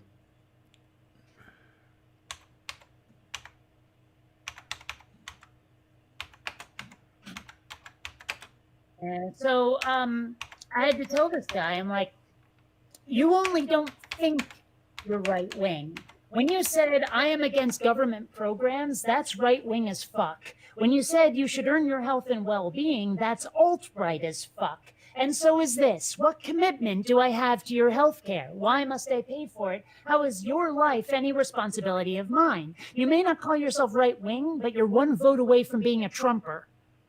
uh-huh. You know, and I'm like, yeah. I mean, Look you've at watched this. the alt-right playbook. You've heard this script before.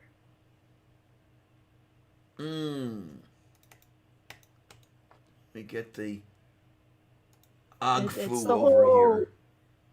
It's that whole compassion for my fellow Americans. No, no, no. My money matters more than that. I just There I am. there's no empathy. There's no sense of sacrifice for the greater good. I don't get these right wingers. I really don't. Or maybe I get them, but don't want to believe anyone could be like that. I know all too well how somebody could be like that. Well, no, what I mean is I don't want to believe anyone could. You know what I mean? Like I know people are. Of course people are. I don't get it. I don't know how anyone can be that self-centered and then act like they're some sort of paragon of virtue. Yeah, that's the thing. I mean, why are Christians the least Christian people there are? Yeah, isn't it great the way people define Christian, really? I don't know. They seem to define What it better very narrowly. Well, like, okay, you remember all those people who had to move for whatever reason during the pandemic and this, that, and the other, like Purple, for example. Like watching the atheist community come together and support all these people was amazing. Yes. And the most I think a Christian would do is a bake sale. If that, in many cases. Yes, I know exactly where you're coming from with that one. Yeah, and I'm just I don't know how anyone can act that way. And the interesting thing is, you bring up to these Christians or these people who call themselves Christians, doesn't it, your book say how you should be charitable, etc., etc., etc., and somehow that just doesn't count. Well, it's just a metaphor. Yeah. It was poetry, hyperbole, Until it comes to Leviticus 18. Yada, yada, yada. What was that? Until it comes to Leviticus 18, it's all metaphorical, yeah. I don't know Leviticus 18. Oh, that's the one, a man shall not lie with another man.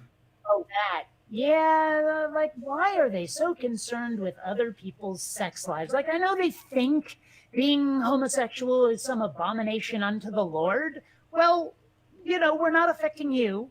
So let us be abominable to ourselves and each other, because we seem to be enjoying it. There you go. I mean, well, when they start giving me problems or going on about, how the homos are horrible and how the transies are horrible and everything else, I'll just tell them right up front what I think part of the problem is I will say, look, how many of you are afraid that you'll be attracted to me or afraid that you are someone like me? I mean, really. I've never, see, the problem with that is it's such a cliche, and I don't know if it really has a basis in reality that the people who are against homosexuals are homosexual themselves. Like, I'm against terrorists. That doesn't make me a terrorist. It's like these people may actually have a genuine hatred that stems from whatever, and not from latent homosexuality. I'm convinced of this, that they can't all be gay, that the proportions of like gay to straight not big enough. Mm-hmm. Well, I will. I will say that I do suspect that there is some biological basis for homophobia, for transphobia. It may be pheromonal or that sort of thing, and then you end up. It's just fear of the other. It's fear of the weird. That's all there is to it.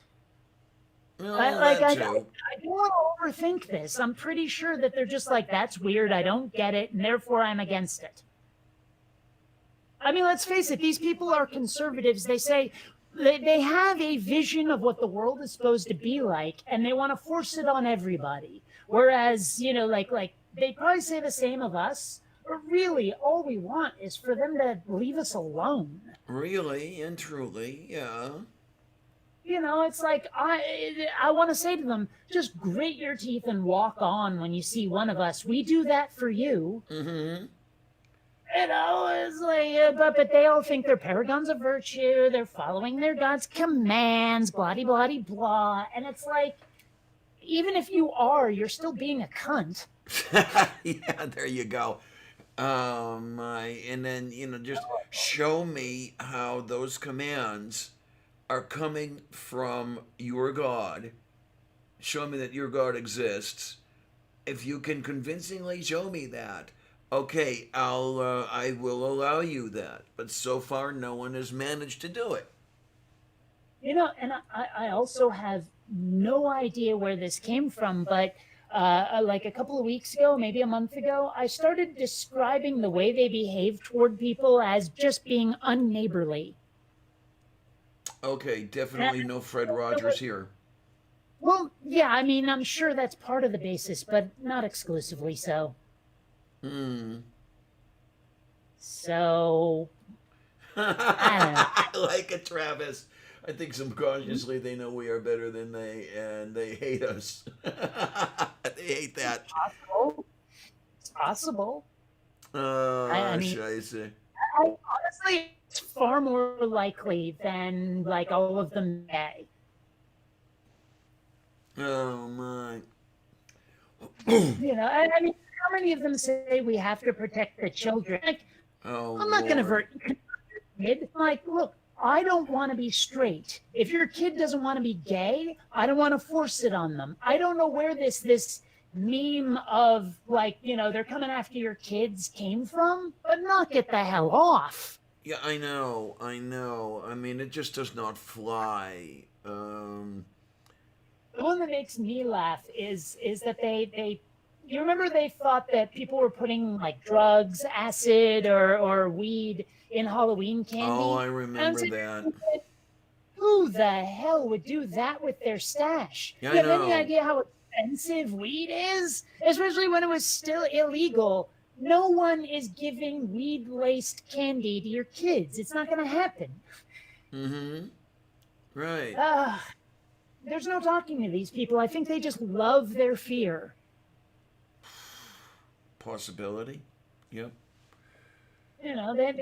Well, how many people here um I don't know if you've ever been on a Cirrus's streams or anyone else's streams, but sometimes it's like, if you agree with me, type this letter. So I guess what I'm saying is, like, anyone here who wow, I lost it. I was explaining how to do this and then I forgot what I was gonna ask. What What was if I talking about before what I I'm hearing you say is, okay, if you hold this opinion, type this number or this letter. Yeah, but I forget what was our topic before I started going off on that. About how people are afraid of us who Oh, are not right. straight Okay. and Got it. How many people in this room type an H if you have ever loved being the underdog? Because humans love being an underdog. It just seems to be built into the human psyche of, I like being oppressed because, I don't know. I mean, I guess it makes people feel sorry for you, or it makes you feel like you're the one in the right while the other person tormenting you is in the wrong. I don't know what the motivation is, but it seems built into the human psyche to love being the underdog. well, it looks like Von Rick likes being the underdog. Wow, I'm actually surprised at how few people so far have typed an H. I mean, being the Because underdog frustrates me. well, I know I've enjoyed it.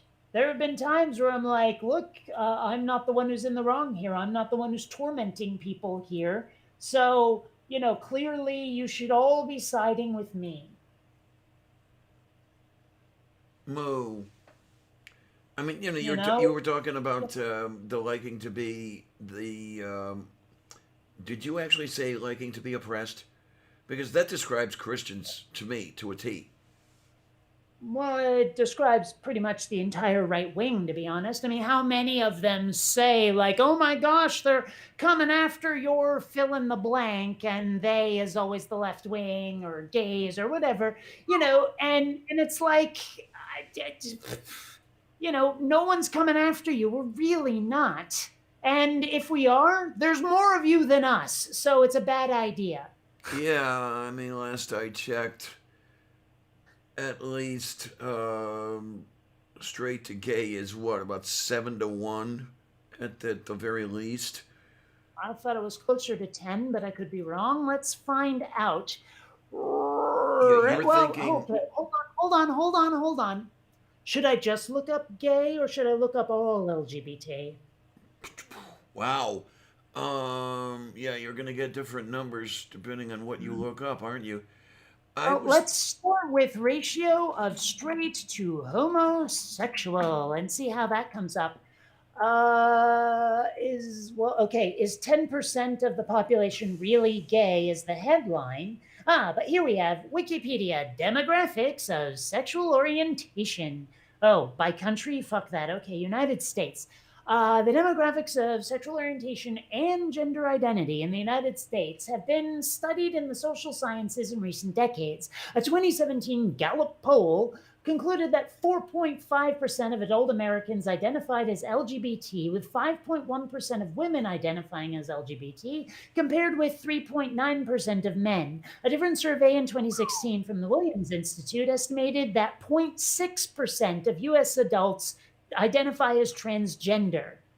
Data scientist Seth Steven Davidowitz, wow, reported that the actual prevalence of gay men doesn't appear to vary between states in the U.S. because the percentage of internet porn searches that are for gay male porn are nearly the same in all states, about 5%. Stevens Davidowitz, that is just a fucked up name, argues that in states where there is a social stigma against homosexuality, that many more gay men are in the closet than out. Well, duh. yeah, But really. yeah, okay, so it appears it's more like just over 5% of people identify as LGBT. Or no, sorry, wait a minute. That was women. Where did it go? Oh, 4.5% was LGBT, 5.1% are women. Now, Wow, was I way maybe, off? Because I was thinking, but women, it's so much more acceptable to be a lesbian. Because yeah, let's face it, the straight guys out there are like, wow, 2 chicks, and no dicks. yeah, and then of course what they are thinking is, they want to be in the middle of that, and then it's like, hey, God, the whole point is that they don't want you, so Well, I mean, but if it's porn, it's like all of what I like and none of what I don't. move beef.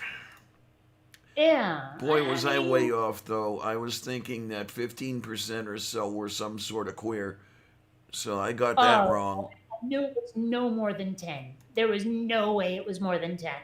Okay. I mean, like that for me was a given. I wasn't even, that wasn't a question in any sense whatsoever. Well, yeah, Purple's got a point there. Female bisexuals are encouraged because, yeah, the guys want multiple chicks. Yeah. Yeah, and they definitely don't Oh want a wow! devil's. Hi Neil! Yay! Oh, hey. But yeah, like I was saying, they definitely don't want a devil's 3-way. Yeah, right. Yeah. One of these days I need to look up something else I got from How I Met Your Mother. Let's see. Image search, Vietnamese shame wheel. Uh, well, it just appears to be something to spin. I'm so confused by this. Let me put it in quotes so that they like I can't get, say, for example, these images of Wheel of Fortune. Okay. I'm not sure it exists. Well, yeah, okay, it's very similar to like the wheel in Wheel of Fortune or The Price is Right. Actually, it says here a wheel with your dirtiest fantasies on there. The contestant who spins the wheel has to live out the fantasy. So okay, Vietnamese shame wheel. I honestly pictured it as being like a BDSM thing where you tie someone to it. Oh, jeez. Okay. Well, that's what I was picturing. But Okay.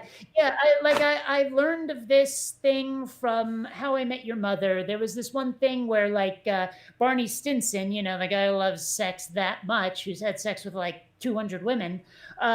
He like at one point he says something like, "Yes, I got some BDSM gear plus a Vietnamese shame wheel. Don't ask, you're not ready."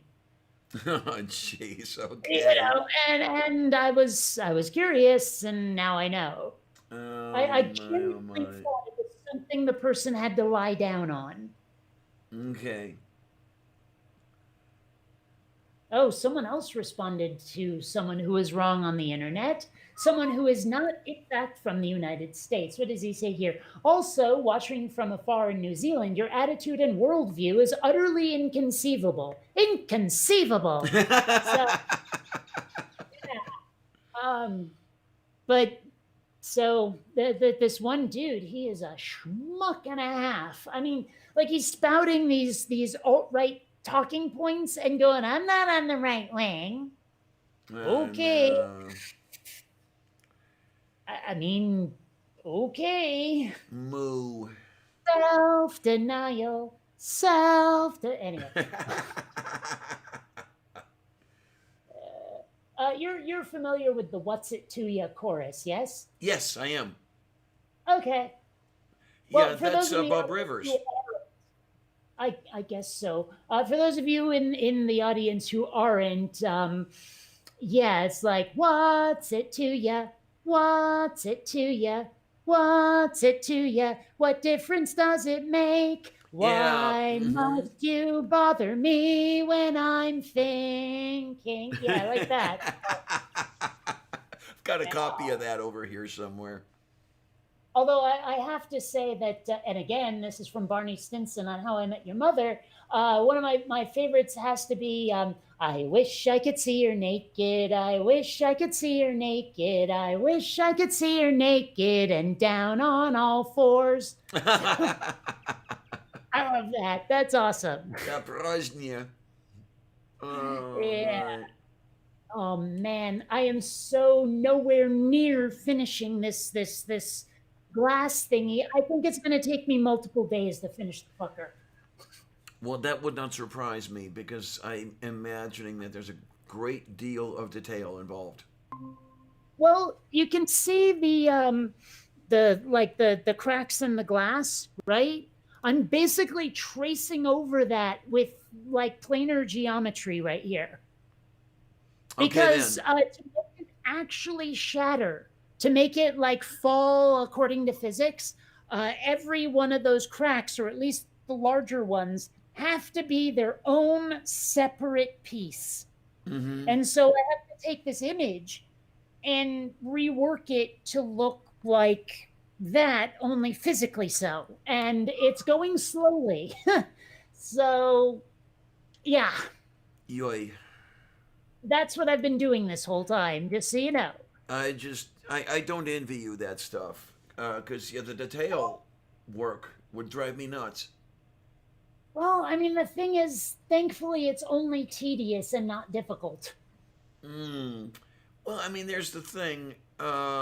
Tedium drives me crazy, and I know in order to drive me crazy, you got to put me in reverse, but that's another point entirely. She Um, dropped it crazy. Ooh, ooh. Anyway, okay. um, well, there was a song late 80s, early 90s, I forget, called "She Drives Me Crazy," and "She Drives Like Crazy" was the Weird Al version. Oh, moo. Yeah, okay. Well, the thing is, though, I'm willing to endure the tedium. A, because it's my art, but two, because it's like potentially a money earner for me, and so this is just my job. And since when are our jobs pleasant, really? Well, yeah. I mean, I can remember having a job or two that I didn't mind going to, but Mhm. yeah, none of it was, really anything I would have engaged in 24/7 or anything like that. Well, I remember really enjoying one of my video store jobs until they kept putting me on the vacuuming shift, which I hated so much because it would make my feet hurt and the vacuum was loud and it was dull as dishwater. I'd rather put the videos away than vacuum the floor. Moo.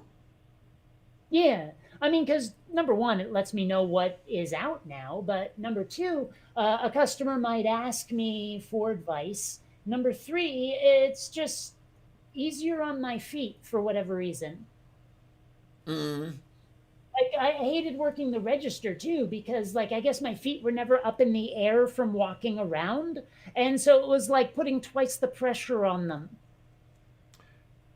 Yeah, I certainly could not do a retail job at cashier or anything anymore. No. Well, I have to say, though, better cashier than working with food. Yes, I agree. I mean, food is smelly and wet and hot, and people get really bitchy about, like, even if you get the order right, they can get pretty bitchy. So, I Hmm. mean, yeah, fuck food. Plus, there's that whole like, oh, servers get tips, so you don't get an actual living wage. Right. Which, as And far it's as I, like tips are supposed to be a supplement, people. yeah, it's just totally amazing to me how the management will just work on fucking you over really hard as far as that goes. That they, I could imagine. No, okay, I can understand wanting to keep costs down, but it doesn't make it with me to screw the help over in doing Well, that's so. the thing.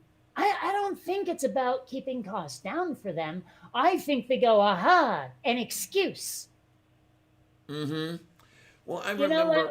it's hard to picture these restaurant owners who decide not to pay like at least minimum wage. It doesn't make sense for them to just go, oh well, I'm cutting costs. There has to be greed involved. Has to. Oh, absolutely. Another one that's similar. Many much moons ago, I worked for Electrode Hut, and Never heard of it. it was also known as Radio Shack. Um, Well, that'd be why. El- Electrode Hut was the Dilbert cartoon version, I see. Well, but still, if I didn't know that, I wouldn't have known what you meant, and so okay. maybe you. I'm just saying, is like there's a lot of times you make references to things for which I have zero context, and it gets difficult. But we all worked for commission, and Really? yeah, it was all commission from the ground up. Mm. Um, we worked commission on our sales. The manager got commission on the store's sales. The district manager got commission on the district's sales. And then there So a was pyramid one scheme. that was they were paid by sales increase because Radio Shack never understood the concept of market saturation. Okay, but the point I was driving at for the Christmas season, they would cut the commission rate because during the Christmas season, the number of feet in the store, the number of wallets in the store increased like crazy. So they cut the commission rate such that we did not make any more than we made the rest of the year. Hmm. That sort of So thing. what you described sounded for all the world like a pyramid scheme. Yeah, really and truly it does. And I think one might have been able to successfully describe it as a pyramid scheme.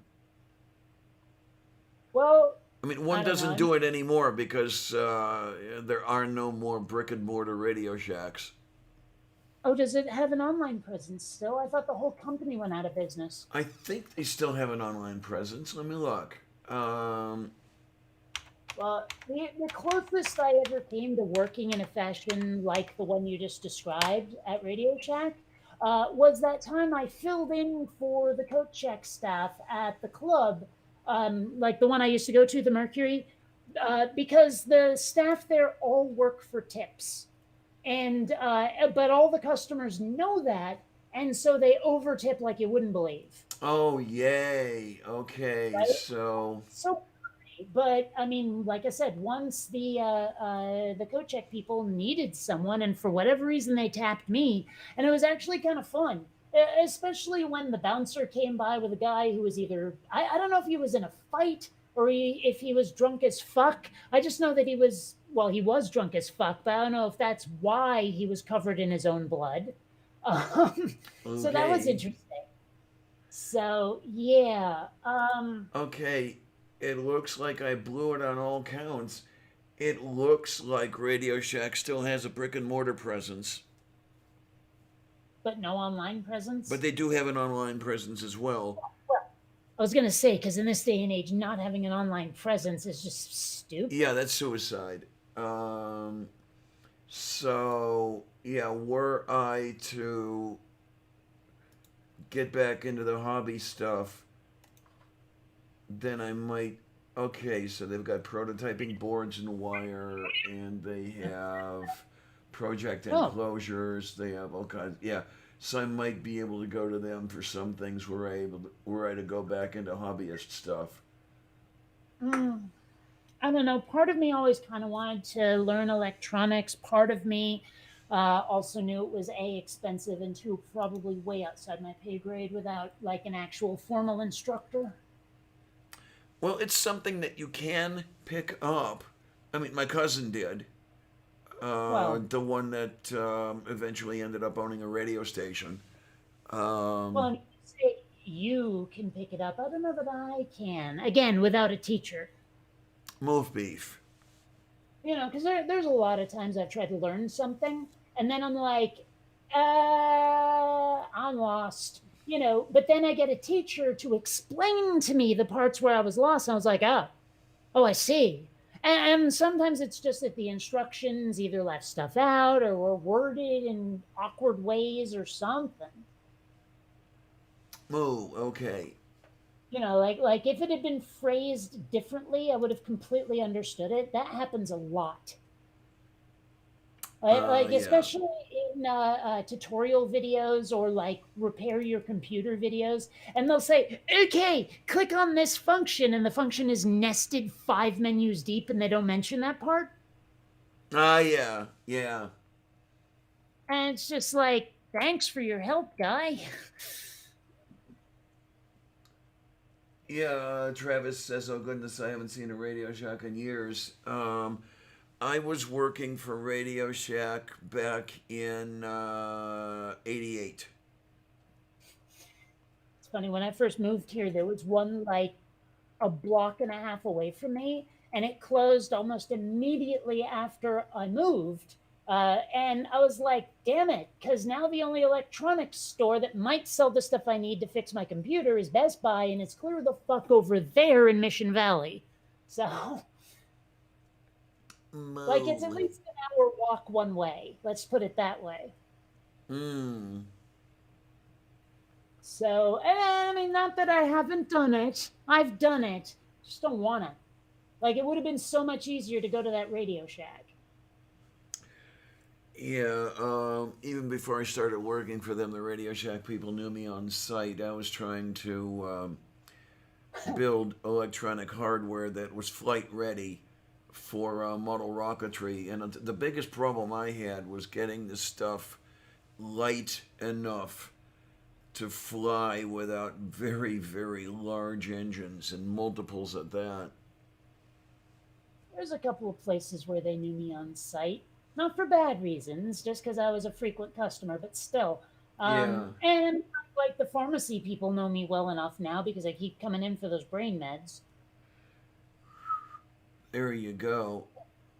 Like they legally have to ask my birthday, but there's been once or twice where they're like, oh yeah, hi Kate, tappity tappity, you know. Mm-hmm. So yeah.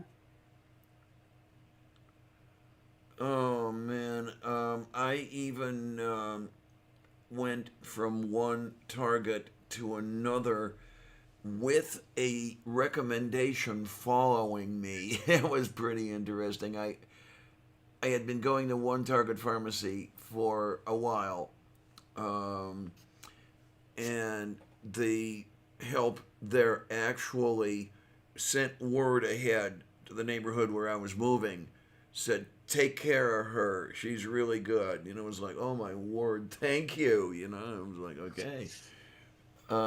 Did you ever play the old Sierra games, the like adventure games? I remember those. Yes, I remember those fondly. Okay, well, did you ever play Space Quest 4? That doesn't sound like a familiar one. No.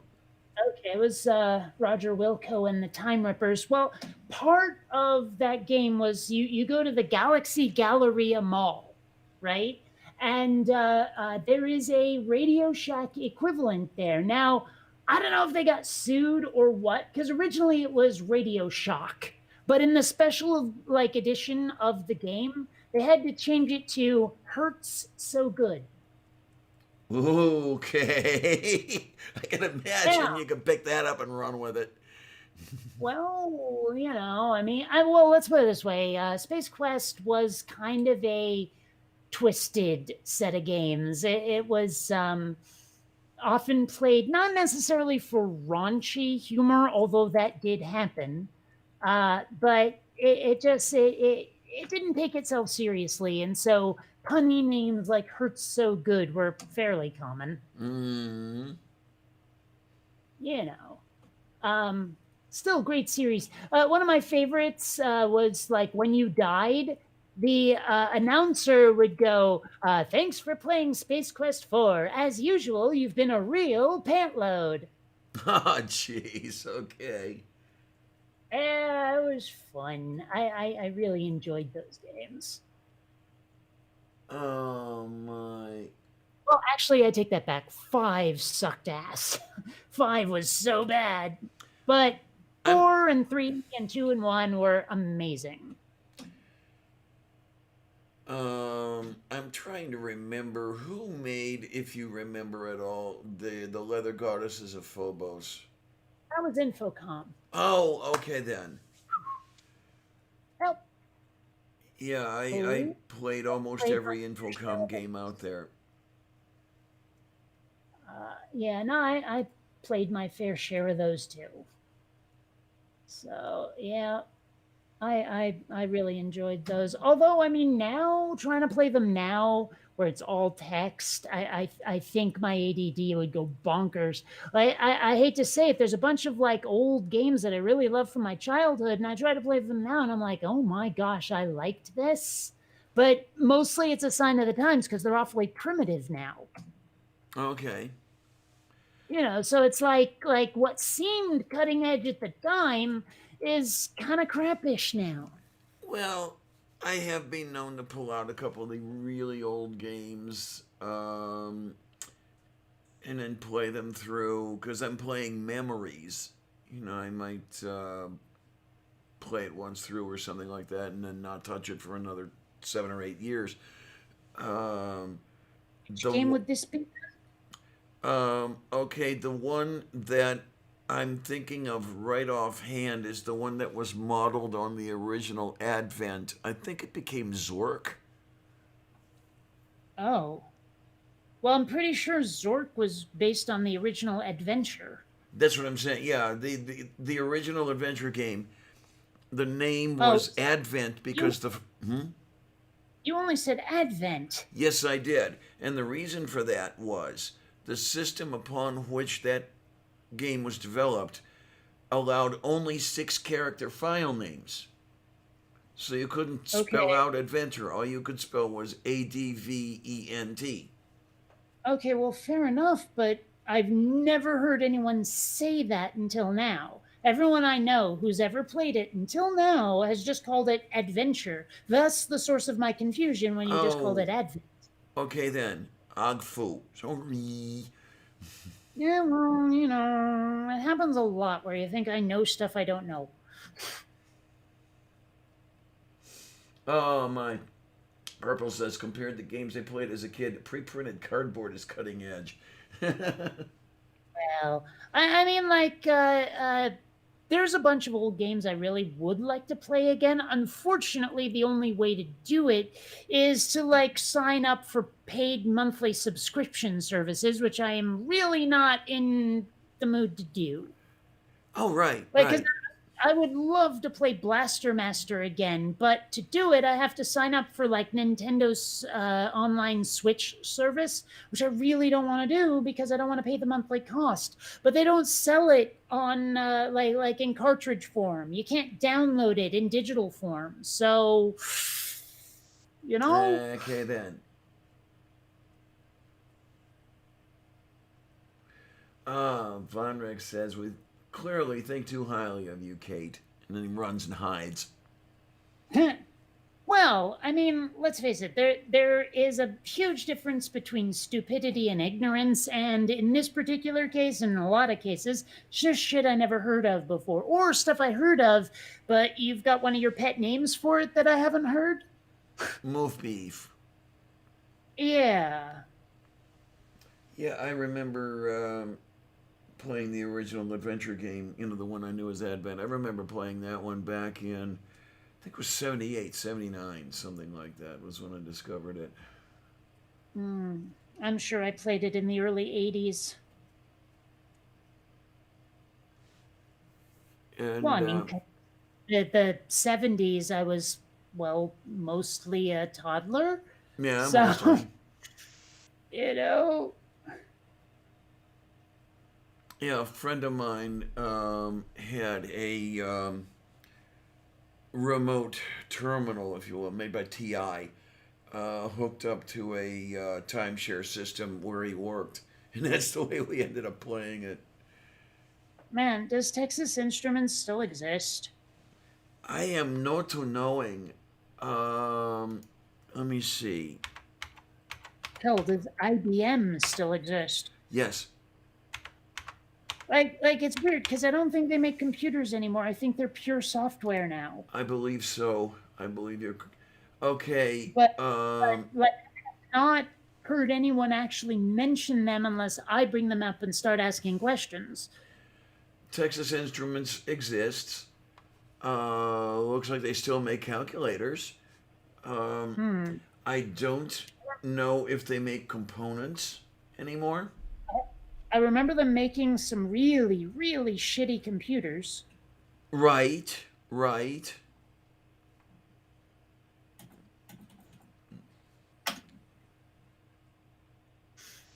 I don't know. It's yeah, those computers were a bit of a joke. But then, they were also like monochrome. Not that I didn't make do with monochrome back in the day, but still, who liked it? Yeah, you did it because that's all there was, really. Yeah. I remember there was this like really early, I think it was a PC, where if you ever made an error, like the speaker was extraordinarily primitive. It did not have a sound card in any fashion. But when you would make an error, it would make the most whiny little sound. And I was like, oh, that's painful. Moo. It just like, if you heard it, you'd go, oh yeah, I'd hate to hear that every time I made a mistake. Mm-hmm. It really did sound like a small child whining about something. Oh Or my. possibly a large child, I don't know. A child with a pituitary problem? Here we are. Some Um, stuff I did not realize. I am looking at the font of all knowledge here. hmm. TI produced the world's first commercial silicon transistor in 1954. Didn't know that. Same year, designed and manufactured the first transistor radio. Uh, Jack Kilby invented the integrated circuit in 1958 while working at TI Central Research Labs. So TI, a circuit that actually hired like black people? yeah, I think so. And they Yeah. also invented the first handheld calculator in 1967. That one surprises me because I thought that HP was up there, but I guess not. Mm. My, I would love to have an HP 35, but I think even now they cost an arm and a leg simply because they're vintage. Yeah, there's a few vintage things I want and a few weird things I want where honestly I'm not prepared to spend the money. Mm-hmm. Cause like, okay, for example, um, every time there's an illicit money transfer in a movie, they always use the same kind of briefcase, which I think is really weird. But I kind of want one just to have what looks like a movie prop. Oh And yeah, I okay. actually, I might have a picture of it. Let me see if I've got it. It's like silver, and at the top and the bottom, they have these like little, like upraised portions, sort of like, I don't know, I want to call it beveling. But it like, yes, there's the picture. Okay. You got the move. Yeah, I'm just trying to get the sharing going on here. Window this bad boy, and there we go. So the cheapest of these is about $300. Ay carumba. Yeah, so I'm not going to pay that much to get one. Hell, maybe I should look at eBay. Maybe they're cheaper there. But the point is that yeah, every movie, like if someone opens a briefcase and there's a shit ton of cash in there in those little bundles, someone it's going to be in one of these. Mm-hmm. I could not tell you what that's about, but I kind of want one because it's basically a movie prop, kind of the way I want that you know, the Wilhelm device, the one I was talking about, that I put into my animation stuff. I'd love to have that, but it, you know, I don't know what modern props did with all of their modern props, but if they sold them at like an auction or something, it was probably way the hell outside of my budget. Okay then. Yeah, I So, but found if I could have put in a bid, I would have. I found an HP 35 at a eBay like site, and 120 is just a little bit more than I'd want to pay for memories. But Man, what I really liked about this calculator is it operated in reverse Polish, if you're familiar with that. not even a little bit. Instead of, as you do with almost all the calculators today, pressing 1 plus 2 equals, and then you get 3, with the 35, you would press 1, enter, 2, enter, plus. And they maintained a. Say again? Oh, go on. I thought you were done. And then what happens is you maintained a stack in memory that allowed you to do that sort of thing. And you could do very interesting things with that stack that resembled parentheses but went further, just by manipulating the order of things on the stack. For example, you could switch the top 2 items, you know, where that might make a difference in the calculation you were performing, and all that sort of thing. And it was worlds beyond anything you could get from anybody. Still, it sounds like a real bitch to spell boobies upside down. You can manage it though. Oh, I'm sure you can, but it still sounds like a pain in the rump. Anyway, I found one of those briefcases on eBay, and it's right now there's 0 bids, and it's at 99 cents, but the shipping is like 83 fucking dollars. Holy shit, man! How much does it weigh? I don't know, but it is also rather large in volume, is the thing. Oh So well, that's that too. probably part of it. Oh, Wolf no beef. way. That can't be what it looks like. I'm seeing this. Can I zoom in on this fucker? Apparently not. Um, there's a briefcase here, and it looks for all the world like the one in Back to the Future. that had the plutonium inside of it. Ooh. But I can't zoom in to see what those objects are that look vaguely cylindrical or possibly like glass mushrooms. I can't tell. Oh, Maybe okay there's a then. description somewhere. Oh, it's sized for a camcorder. It's minuscule. All right. Oh, and it has Yeah. an Apple logo on it. Fuck that.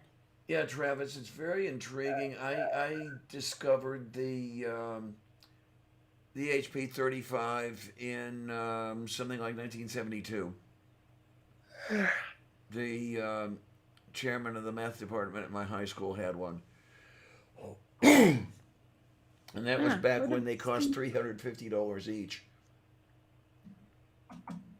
There it is. I couldn't find it by scrolling, so I just Yeah, okay, Purple. Yeah, give me half a second.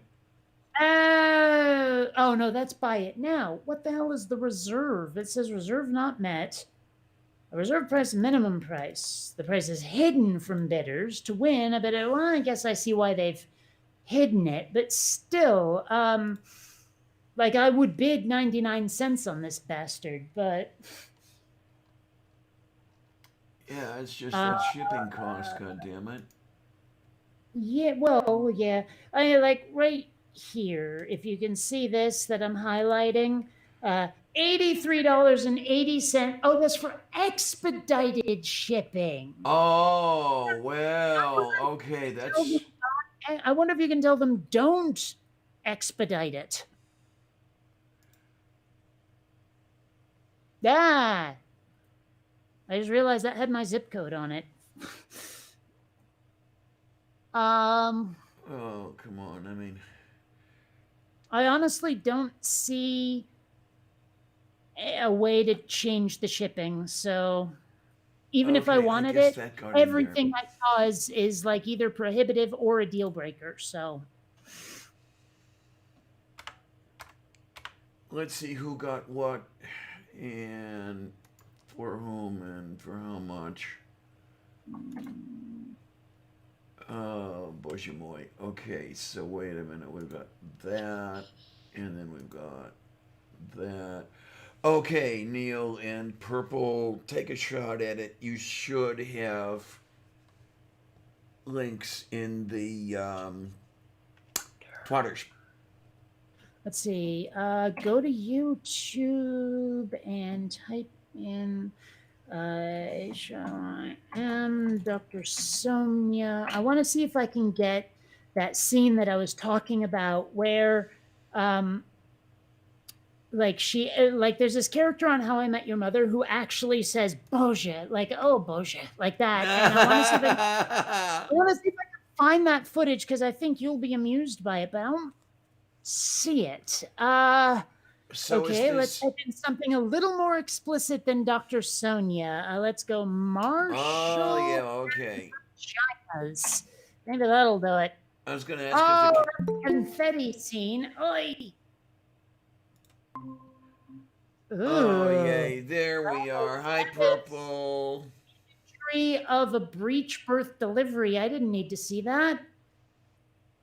Yeah, I was going to ask if the character was Russian.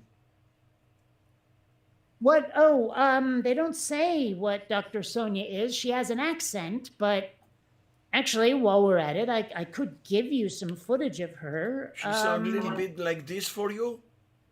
It's shite footage, but I can do it. There we go. Okay, and the sound, like, forgive me for the sound, but... Oh, it looks good. Hey. Pregnant women can't drink alcohol. No, my doctor says it's okay to have a sip of wine every now and then. Really? Dr. Sonia's great. Whenever you ask her if you can have something, she's like, just a little bit. Wait, Dr. Sonia doesn't let you have sushi, does she? Just a little bit. You're allowed to have Cheetos?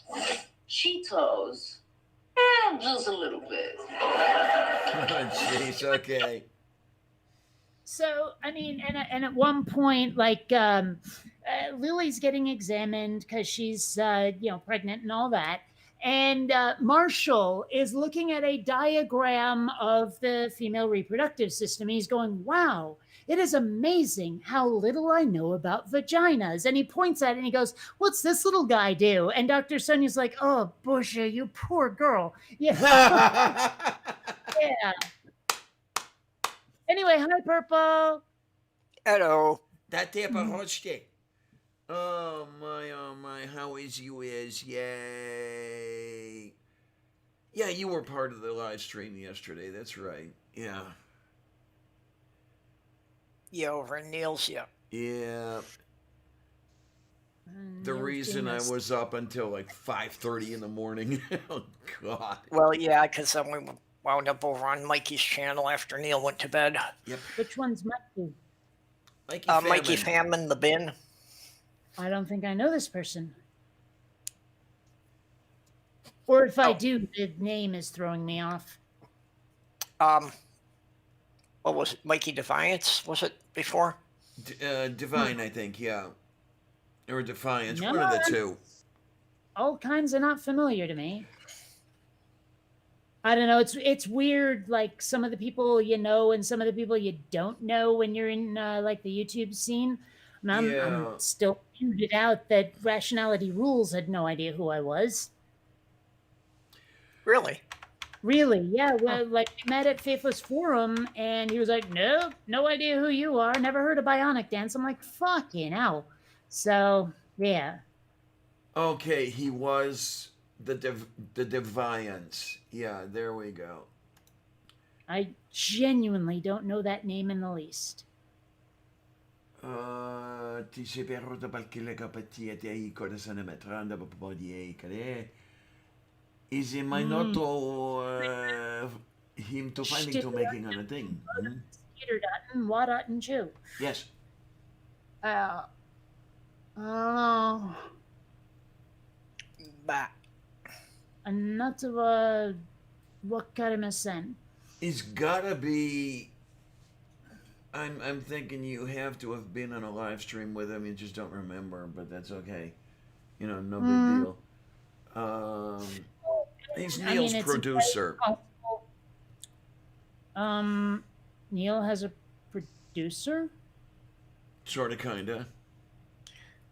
I'm actually thinking that he's been in my live stream several times, so I'm fairly sure that at some point you were in there when he came in. I suppose it's possible, but that name is so not familiar to me. I don't know. There have been a couple of times where that's happened, where it's like, oh, that Yep. fucker, I know you. But it's just like, for whatever reason, the name and the person were never connected for me. Mm-hmm. Yeah, I get confused like that a lot, especially online, because people have like 3 or 4 different names. I don't, except for my first name on Facebook, as they make you. Okay then. Like, I think there was like one place where my name is different for whatever reason. I forget where. Well, Where like this was years and years and years ago, where online I was going by Forni, Forni, and nobody got it unless I told them. I got that instantly. Oh, well, you know. Well, I've got a vocabulary. What can I tell you? Yeah, it's. I'm trying to remember. Were you in on a group of Kates where one would spell Kate, another one Kaight, and Yes, that was in the Seattle goth scene, which honestly had not a damn thing to do with the name Forni. Yeah, it was more like online games and such. mm-hmm. So yeah. Moo. Oh, I just don't know for to hear is yet. Wait a minute, what do we have? I gotta see what we got. Okay, there we go. Fuck, and I haven't had food yet. I'm gonna go grab something out of the fridge. I'll be right back. Ooh, I have frozen fruit again. I'll be right back. Oh man, the pictures just went through my mind. I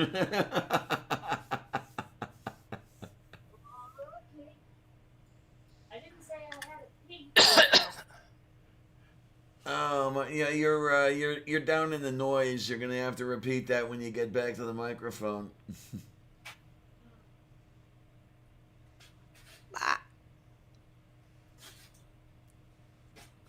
Oh, I just don't know. I don't know. So what you got on that thing for 2 into?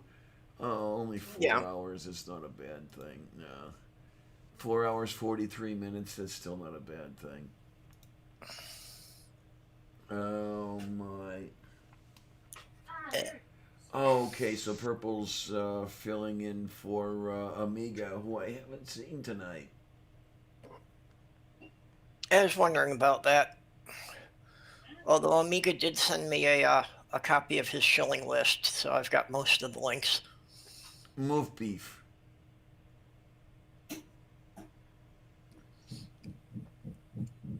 Although actually, that one I went back through my own subscriptions to find. I knew it was in there somewhere that he had posted a new episode in the last day or two.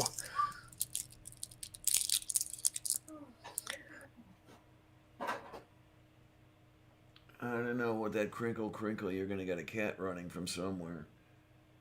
Yeah, Xander had it stripped. Well, Xander likes the freezer anyway. I don't know why. Maybe because he's not used to cold. I don't know. I do live in San Diego, but frozen strawberries. Yay! Alrighty. And I actually managed a strawberry shortcake this year, which I hadn't had in years. Can you just buy one at the toy store? Well, Kate, while you were gone, in the YouTube chat, I dropped the link for the bin. That's Mikey's show. Oh. Move beef. Okay. So if you go there, at least you'll see what he looks like, and then maybe you'll remember who he is. Oh,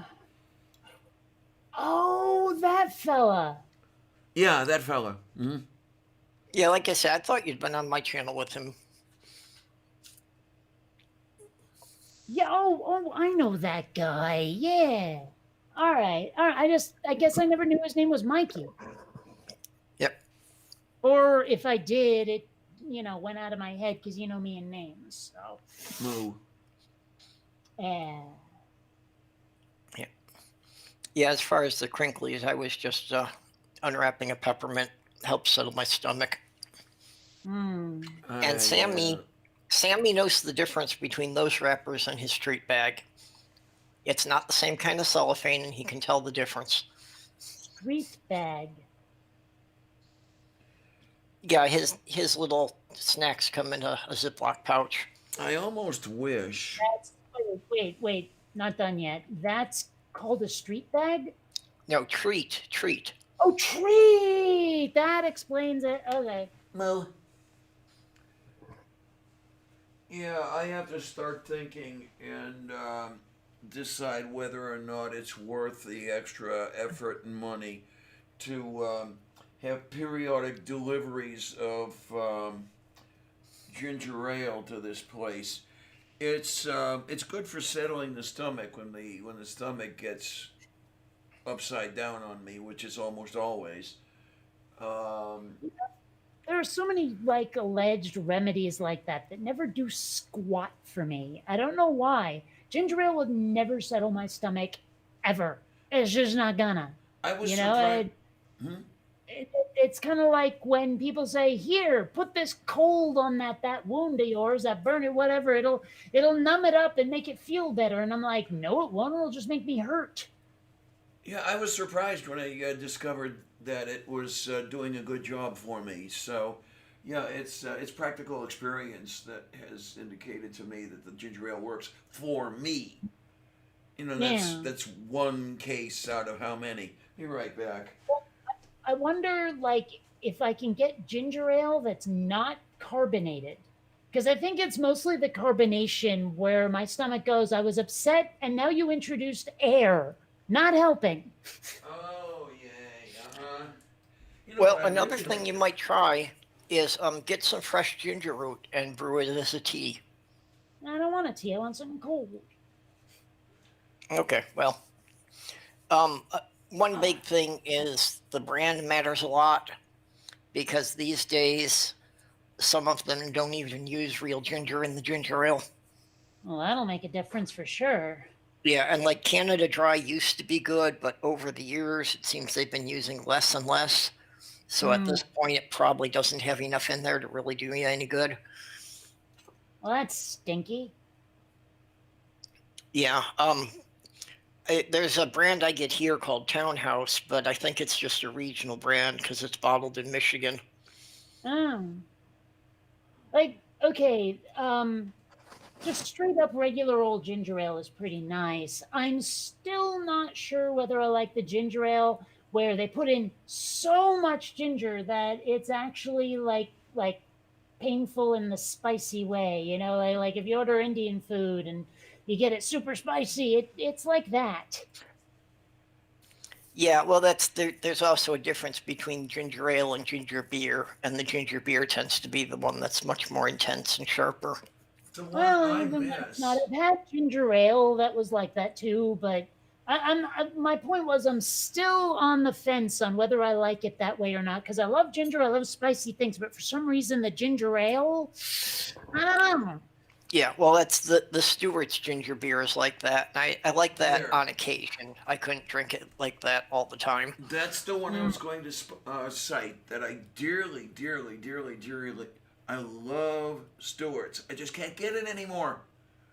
Well, and I found that the Stewart's I generally can't find at grocery stores. I generally have to go to a liquor store to get it. Yeah, I've tried that, and I can't find it there either, which really makes me sad. I'm curious now. I'm gonna go to the website of my local supermarket and see if they have it. Yeah, because the Stewart's was like the old Verner's before Verner's got ruined.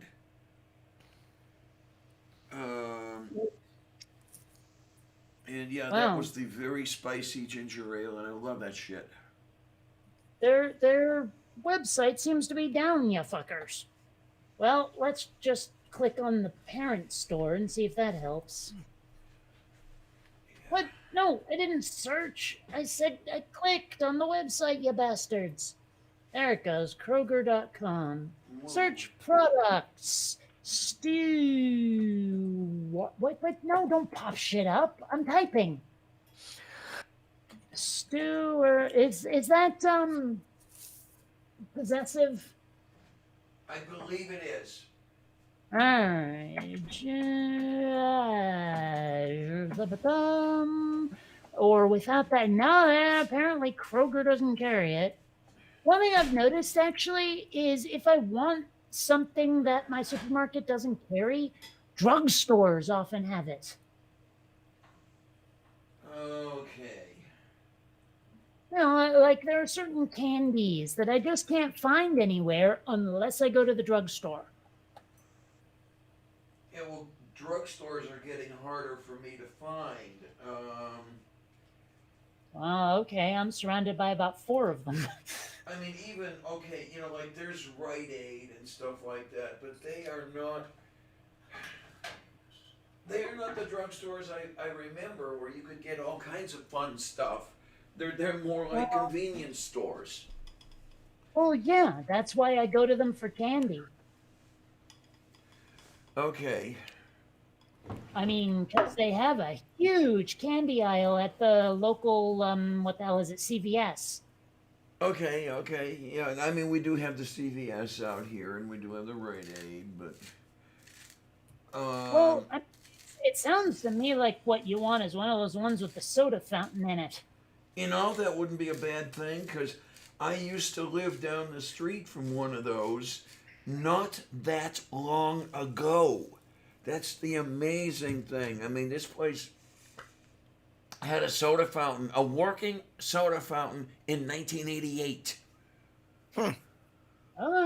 I've never understood why those are in drugstores. Because they were originally considered medicinal. Yeah, it kind of goes the other way around. That soda was originally only sold through drugstores. Weird. Well, Coca-Cola originally contained cocaine, so it had to be formulated by a pharmacist. I suppose. I don't know. It's still strange. I mean, I don't know. Yep, and Pepsi Cola, Dyspepsia. yeah, and Pepto-Bismol. It was sold as a stomach remedy. Well, I don't know, but it's still like a food counter at a drugstore. It seems to me that if you wanted a soft drink that wasn't medicinal, you'd probably go to I mean, they had soda shops back in the day too. Yeah. Yeah, what was really amazing to me is back in that era, the belief was that soda water was intoxicating. So Okay. instead of making up an ice cream soda, places would make up scoops of ice cream in a dish with stuff on them. And that was for Sunday sales. And they were called Sundays. That's where that comes from. Yep, Uh, because it was illegal to sell the intoxicants on Sunday. Yep. but they only believed it was like intoxicating though. Did they ever run tests? Did anyone walk around after chugging some seltzer and go, everyone's always kissing your ass? I mean, did that ever happen? Where do you live that the laws are based on science rather than on what people believe? Mm-hmm. Well, I've seen a few laws like that, but but I'm not asking about the laws. I'm asking, did anyone actually test it out?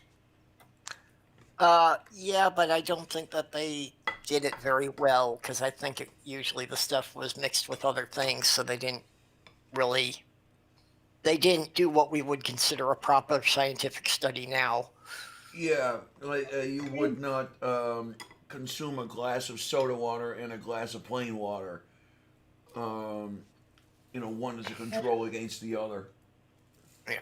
Oh no, there's just these weird oh, we believe this without a scrap of checking to make sure.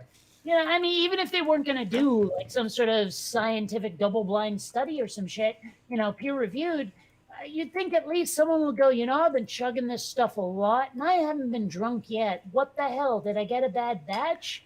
I mean, you'd think someone somewhere would go, it's a myth, it's bullshit. Well, the other thing is, what's important is where these beliefs came from. And they came from the churches. Okay, but someone had to think of it. That's the problem. Someone had to go, oh yeah, seems to me seltzer water's like intoxicant, so we have to ban it and stuff. I'm like, someone had to talk out of their ass for this to be a thing, is what I'm saying. Since when do Yeah. preachers not talk out of their asses? Well, yeah, But the thing is, someone had to get the inspiration, is what I'm saying. Someone somewhere got the idea in their head, and I want to know how. yeah. I don't know, but this is coming from the same people who were convinced that frogs caused warts. Yeah. Oh yeah. Wait a minute. They don't? Okay. It was just some kind of coincidental thing that, somebody observed somebody drinking the tonic and acting drunk, and it was probably because there were 4 other things mixed into it. Right. Mm-hmm. And of course, they blame the one that has nothing to do with it. Right. Yeah. Yeah, they just put the label on the wrong thing. Without ever checking to make sure. Right. I mean, that's the part that weirds me out, is like someone goes, hey, seltzer water's intoxicating. Really? Let me try some without the stuff mixed into it. You'd think someone would have done it. Yeah, it's easier to jump to conclusions. Yeah. Well, that doesn't mean people aren't curious. I'm curious. Yeah, Yeah, now. but the problem is that once a guy says it from the pulpit, it doesn't really matter if you've got a half dozen tradesmen saying it doesn't work that way. I guess. I don't know. But I mean, even so, there'd be some. I mean, like, how many times have I said something just really simple, and the next thing I know, Diana's off to Google? I mean, I guarantee you, someone somewhere is the same kind of curious, and would have tried to test it out. Someone had to. Yeah, but we're talking around the beginning of the 20th century when the equivalent of Google took about 6 weeks to get a response. But you don't need to do that. You go out, you buy some tonic water or whatever, seltzer or whatever, take a bunch of swigs and go, I feel nothing. You know? Yeah, I mean- and if you prove the priest was wrong, you get run out of town. Yeah. Well, I don't know. I would rather get run out of town than believe bullshit. Hi, Adelinda. How you doing, sweetness? Do we have the Dragon Queen here now? Yeah, got here a couple minutes ago.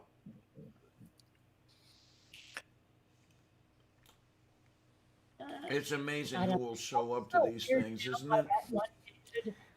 Like who says, if the Bible said that 2 + 2 = 5, I'd accept it and try to find a way to incorporate it into my life. I'm just like, wow, you're a dip. Yeah. Yeah. I mean, there are people who at least appear to legitimately think that way. I don't think that this guy was being facetious. No, I guarantee you he wasn't, but that doesn't make it any less stupid. And by the way, hon, that's the kind of guy I was talking about earlier today. The one who's looking right at something and saying, no, that's not the way it is. Well, it was less than 10 years ago in the Indiana Senate that they tried to pass a measure to say that pi is equal to 3. Yep. Oh, hey, do you know what the Center for Determining Paternity is in Indiana? What it's called? No. It's called Who's Your Daddy? Oh. Yeah, Sloth Girl posted that one to Twitter earlier today. I think that's awesome. I think I saw that on Facebook, and someone, like, all the reactions were, I'm going to murder you. Yeah.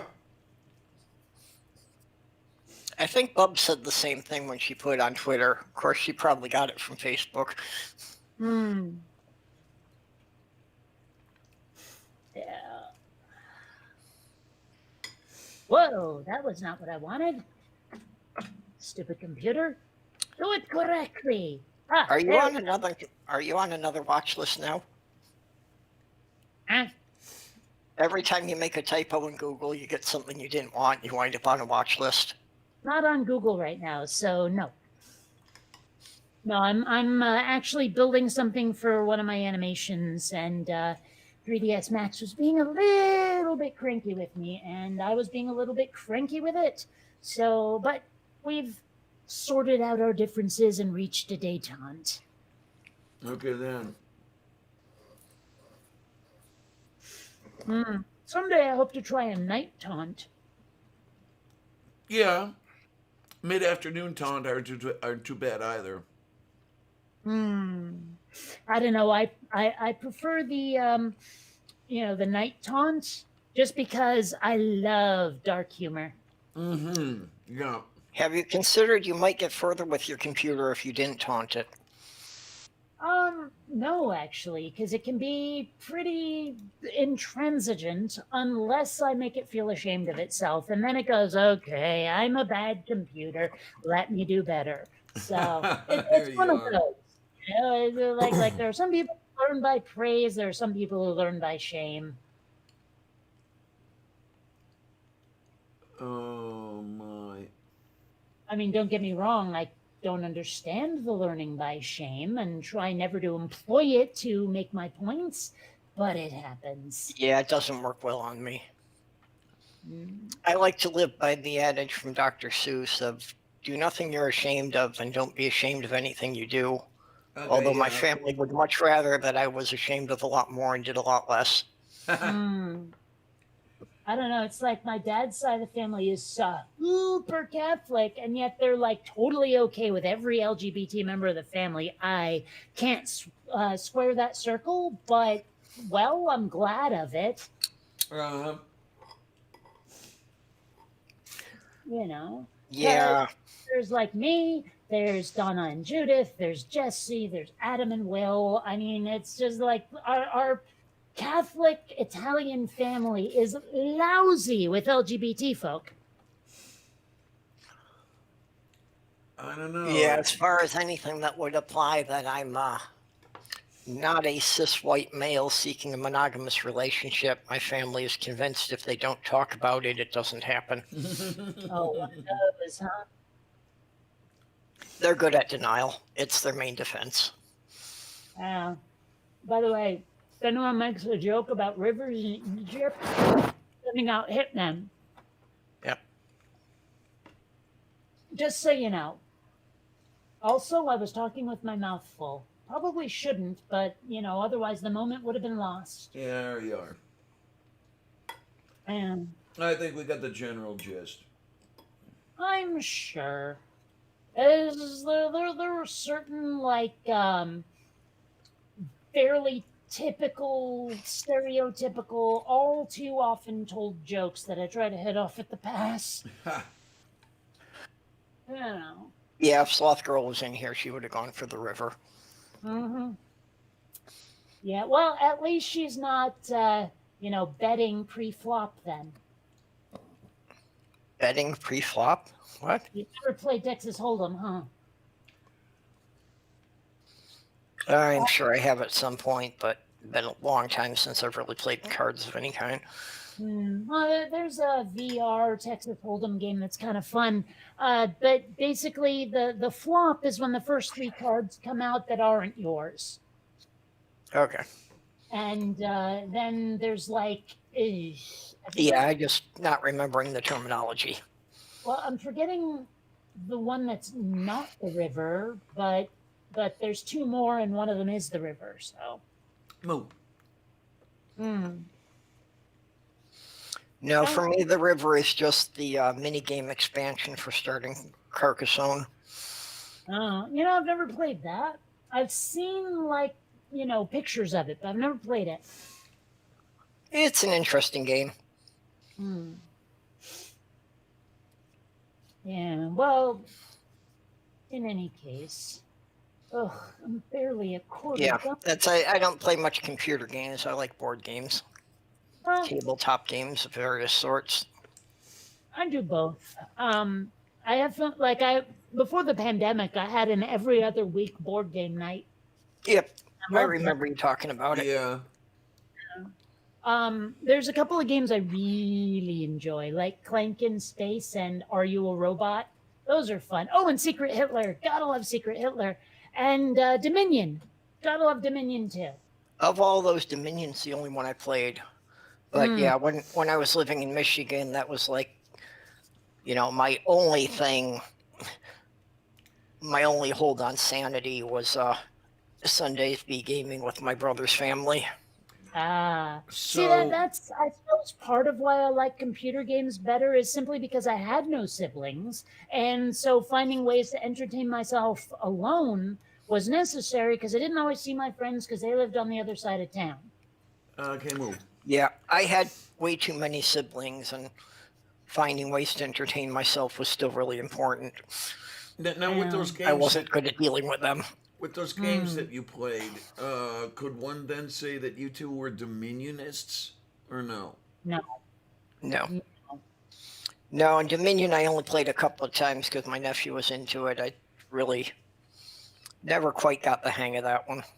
Well, it does have a learning curve, believe me. My first couple of games, I was like, "The fuck am I doing?" Yeah. And it doesn't help that it has so many different variations you can play.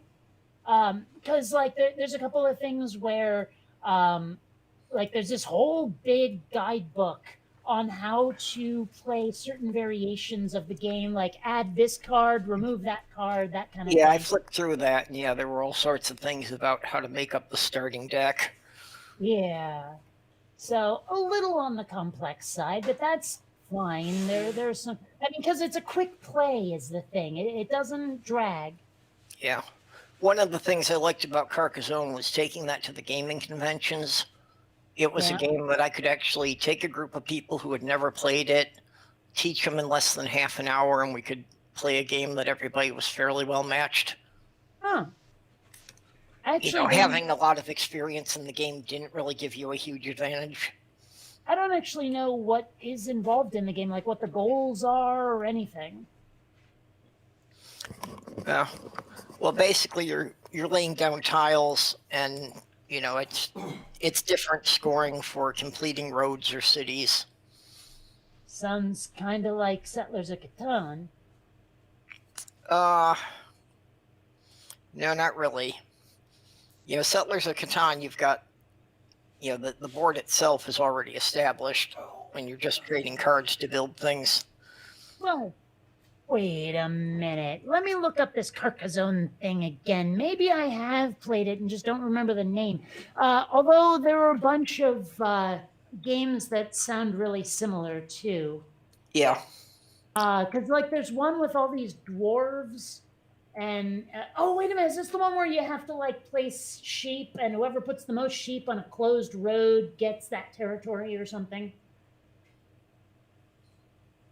No sheep. Okay, or something like you have to have more of something in Yeah. a tough area than someone. Oh yeah, with those castles. I know the castles, right? Okay, yeah, I have played this. I just didn't know the frickin' name. Yeah. Okay. Oh my. Yeah, I've got a giant set that's actually got like, you know, 5 of the expansions in it. But most of the expansion rules we don't really care for. I like the big set because then I've got like twice as many tiles for a bigger board. Right. I have all of the expansions for Firefly, the board game, which is insane because of how much table space the game already takes up. But it's actually a really simple and fun game that you can play with a metric fuck ton of people if you want to. I've been interested in trying that one. I didn't actually get to play it, but I saw somebody demoing it at one of the conventions. You can even play it in solo mode, which was part of its appeal because I needed something to like entertain me during the pandemic. Mm-hmm. Oh, I thought it was just because you got to play a Star Wars character. In Firefly? Solo mode. Oh, I will light you on fire, sir.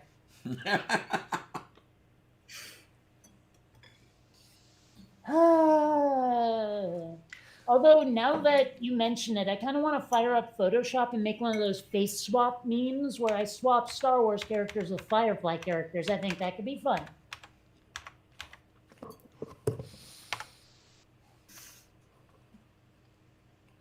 Oh, I look like at that. Firefly, and I wish that show had actually been given a decent chance. I know, yeah. So many shows. It was obvious that from the beginning somebody at the network was trying to kill it. Which boggles me. Why would you do that? You know? I think somebody had a personal vendetta against Wheaton. That's just beyond obnoxious. Because it's Yeah. not just him that's affected by killing a show like that, especially when it has that much appeal, that much popular appeal. I mean, if nothing else, it would have been a total cash cow, but oh Yeah. well. That's some speculation on my part, but it's just from things I read about the show and just kind of what was going on with some executives at Fox at the time. And what could they possibly have against Joss Whedon? Did he like molest someone in an elevator? No, I think it was pretty much just somebody wanted to see him fail, that was all. Well, That he okay. had done so many shows that were so successful, somebody wanted to see him fail. I have a hard time believing that, but okay. Well, like I say, that's just the best I can make of it from reading it, but, you know, I don't understand all the personal dynamics behind it. I don't know. I to me, it sounds more like the kind of, oh, you rejected my date request, therefore I will destroy you, or kind of thing. You know, like it's hard to imagine someone being so petty that, oh, your success makes me want to make you fail, unless there was like some sort of already rivalry between them. Yeah, I don't know. Could have been something for that too. I don't really know, but don't you think it was pretty weird that they kept switching the day and time of it like every other week? Actually, I wouldn't know. I only saw it when it was already canceled. Yeah. Now I'm looking Yeah. over here. Yeah, it's a Um, shame it didn't get like at least 3 seasons. I know, right? At least the Orville's gonna get a third season. okay then. Now, Well, I'm I mean, I have to say, like as much as I adore the Orville, and I do, Firefly was I guess a better show, and as a result, Firefly getting one season and the Orville getting three somehow just doesn't seem fair. now. You speak of the Firefly. I looked up the game, and I was amazed to see that it could be had for under $50. But what are we talking about once you get everything else that goes with it? Well, there's lots of extra cards that add extra abilities and stuff like that. New characters, new items, that sort of thing. And a couple of new ships. Like, it was really, really hard to track down, and most people wanted like $200 for it. But I got this limited edition expansion called the Artful Dodger, which was like it added a whole new ship that was like it had a better cargo space and was faster, just all on its own. And so that was pretty cool. You know, Okay, I think so a couple of them introduced characters like from the show that were not in the original set or something like that. That was my understanding. Yeah, that gave you some extra characters that had appeared in the series. Yeah, like I don't think that what's his face Jubal Early was in the original game. I'm not sure. I'd have to check, but I don't think he was. He was that bounty hunter in like the last episode who just kept being weirdly strange, and you never really got an explanation why. Mm. Yeah, it's been over 5 years since I watched it, so I don't even remember it that well at this point. Well, fair enough. I don't know. I rewatched the series quite recently, so oh my. although it'd been years since I had, just because I couldn't get the bad taste of the movie out of my mouth. Oh my gosh, that was a terrible movie. Yeah, the movie seemed that it, it well, I definitely got the impression that what was the movie had kind of been framed out to be like an entire season, and they tried to shove it down all into one movie. Well, that, and I mean, I hated what they did with River because originally she was, you know, a little bit nutty because of what the Alliance had done to her, and like she seemed to have all kinds of wacky abilities they'd given her. They like sort of were implying some of it was psychic, but when they basically turned her into Ninja Buffy, I was like, are you fucking kidding me? So I mean, because they already had the badass character in Zoe, they did not need like sci-fi Xena as the samurai ass kicker. That was just I liked her more as the intellectual hero. Where Zoe was the badass and Kaylee was the mechanic. You know, I mean, Yeah, granted, people aren't archetypes, but this is still fiction, so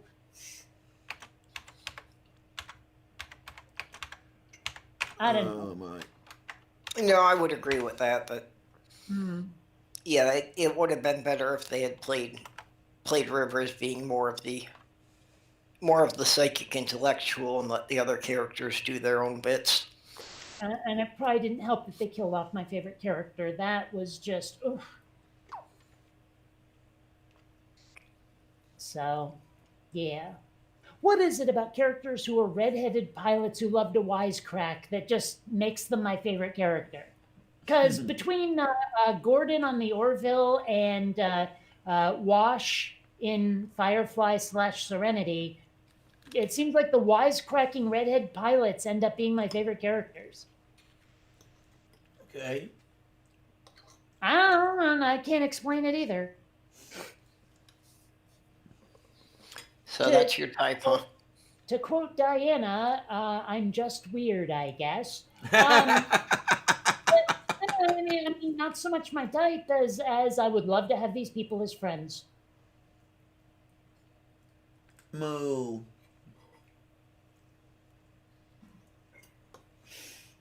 Yeah. In fact, that is what attracts me to a series more than anything else, like a TV show, is if the characters are people I wish I knew in real life, I will stick around a lot longer, even if the premise is something I don't like that much. I mean, I probably could have done with a lot without a lot of what happened in How I Met Your Mother, but the characters were so engaging, I couldn't stop watching. Well, I'd say the same thing, that for me, the most important things in, any book or movie, is a well-written script that shows some character development. Yeah, I mean, there's so many movies these days are just shallow as fuck, and I hate it. Yeah, that so many of the characters are just kind of They're the hollow, whole off-the-shelf archetypes, and yeah. But the way I like to describe it is a lot of movies these days, it's like watching somebody else play a video game.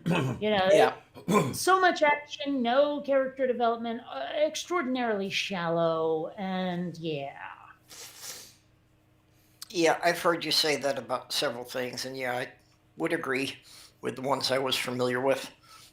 And I don't know. This is one of the reasons I miss the 80s. I've said it many times that there was that sweet spot, that Goldilocks zone where effects and writing managed to mesh.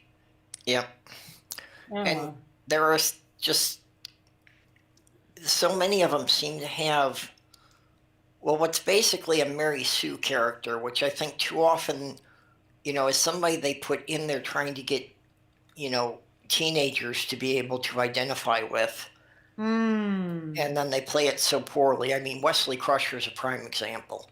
Like, yeah. I mean, don't get me wrong. He's not a horrible character, but he's. I mean, let's put it this way: better Wesley than Jar Jar. No, wait, Yeah, I'm well, misunderstanding something maybe. When you say Mary Sue, I thought that was an author writing themselves into a story. yeah, well, that is the main thing for it, and it's just, but too many times they put in a character that's kind of like that they put in this teenage whiz kid who's good at everything. Mm. Okay. We're looking at you, Harry Potter. Mm, I don't know. It's just well, part of being a Mary Sue though is also being like flawless, like personality wise. Where Yeah, it's like the character is there to stroke the author's ego. I mhm. like what Mage put in the side chat. Hmm. Star Wars Rise of Skywalker is like watching all the cutscenes from a video game without the context of the gameplay. Well, hell, that's what the Force Awakens was like too, and Rogue One. Rogue One was what convinced me to give up. Like, let's put it this way: they Yeah. never made me care about any of the characters, so when they died, I didn't give a shit. So, am I to be happy that I did not watch any of the Star Wars movies beyond the first three that were presented? Yeah, I No, made the mistake of watching the first prequel, and I gave up after that. Okay. yes, like I know a lot of people love to hate the Phantom Menace, but I think a lot of people wanted so much more than they got that, or something different than what they got, and so they end up bitching about it. I'm like the number of people who go, "Oh, you demystified the Force with midichlorians." I'm like, actually, not so much. The Force is still an energy field created by all living things. It's just that midichlorians determine your ability to tap into it. Big fat hairy deal. But a lot of people just decided that was a bridge too far. Could have done without Jar Jar. Don't hate Anakin nearly as much as most people. You know. Okay, Moo. I say they're worth at least one watch. Oh my. Well, considering I can buy a watch at the dollar store, okay, I'll give them that much. Cut you.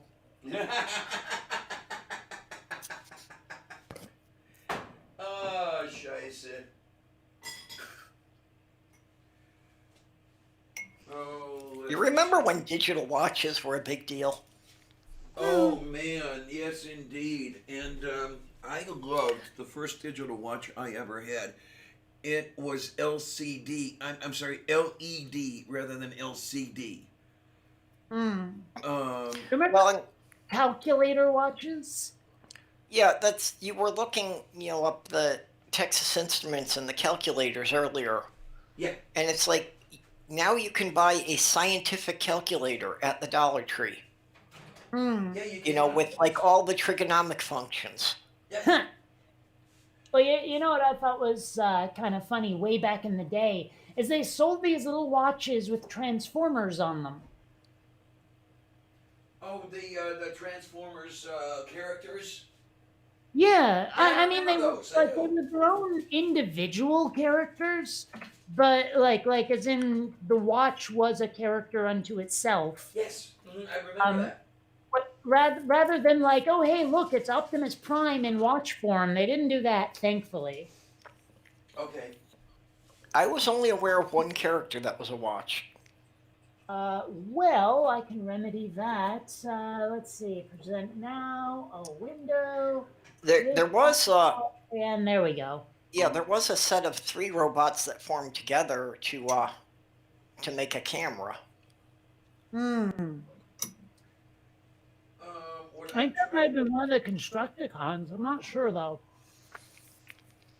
But No, I think his name was Spectre. Was the camera together? sure it wasn't Spectrum. Something like that. I'm not sure. Well, Spectre Okay, but was yeah, He's right there, the Transformers watches right there. Okay, I wasn't aware there were so many variations on it. Yep. I'm trying to think back, and do I correctly remember a Transformer toy that had a Transformer tape cassette as part of it? Oh yeah. That was Well, there was one for each side. And Soundwave was the actual the tape player, but there were also little tapes that transformed too. One of them was Ravage, one was Rumble. I swear there's more. Well, Soundwave was the Decepticon, and he had Ravage and Rumble and Frenzy and Laserbeak. Oh, I forgot Laserbeak. And there was a bat. I can't remember what the bat's name was. But then on the other side, Blaster transformed into a miniature boombox, and he had his own series of tapes that included Razor Claw and Ram Horn and Eject and Rewind. So, yeah. One of the my, interesting my. things with Soundwave is the original Soundwaves from Japan were actually working tape players. Man, the Japanese get everything cool first. Yeah, that the actual mini cassettes would actually play in them. Crazy. Could they still transform though? Yes. Wow. Yeah. The only difference was when they produced them for the U.S. market, they just left out the circuit board. So how? I mean, it seems like if they could transform, the tape would get all fucked up. Well, the Well, first no, thing. because the tape just fit in his chest, so that part didn't really change. Yes, When he but transformed, about all it was doing was moving the position of the speakers away from the tape. no, you misunderstand me. The tapes were Transformers, like Yeah. Rumble, Savage, and all those guys. If in Japan they actually played something. Yeah, well, the playable tapes didn't transform. Okay, there we go. Yeah. Yeah, because Clarification. what I'm envisioning is like some of the older telephone answering machines where you had a tiny cassette. Yeah, Well, that's And exactly what they were. And that did not change, but all the hardware around it did. Right, Well, that's the exactly what it was. That size. Yep, they were the same size as the answering machines use, the standard mini cassettes. No, Because they were also for a while a popular thing. That businessmen would carry these miniature tape players, Yeah. like for recording dictation. yeah. And some part of me always kind of wanted a beeper, but now they're just a little on the obsolete side. Just a little bit, tiny bit. I had one for a few years before cell phones got cheap enough. Um, Well, Mostly okay, it was just because when I was working, I didn't work any place particular. I was always at people's houses. I had to have one just in case one of the kids needed me to pick them up from school or something.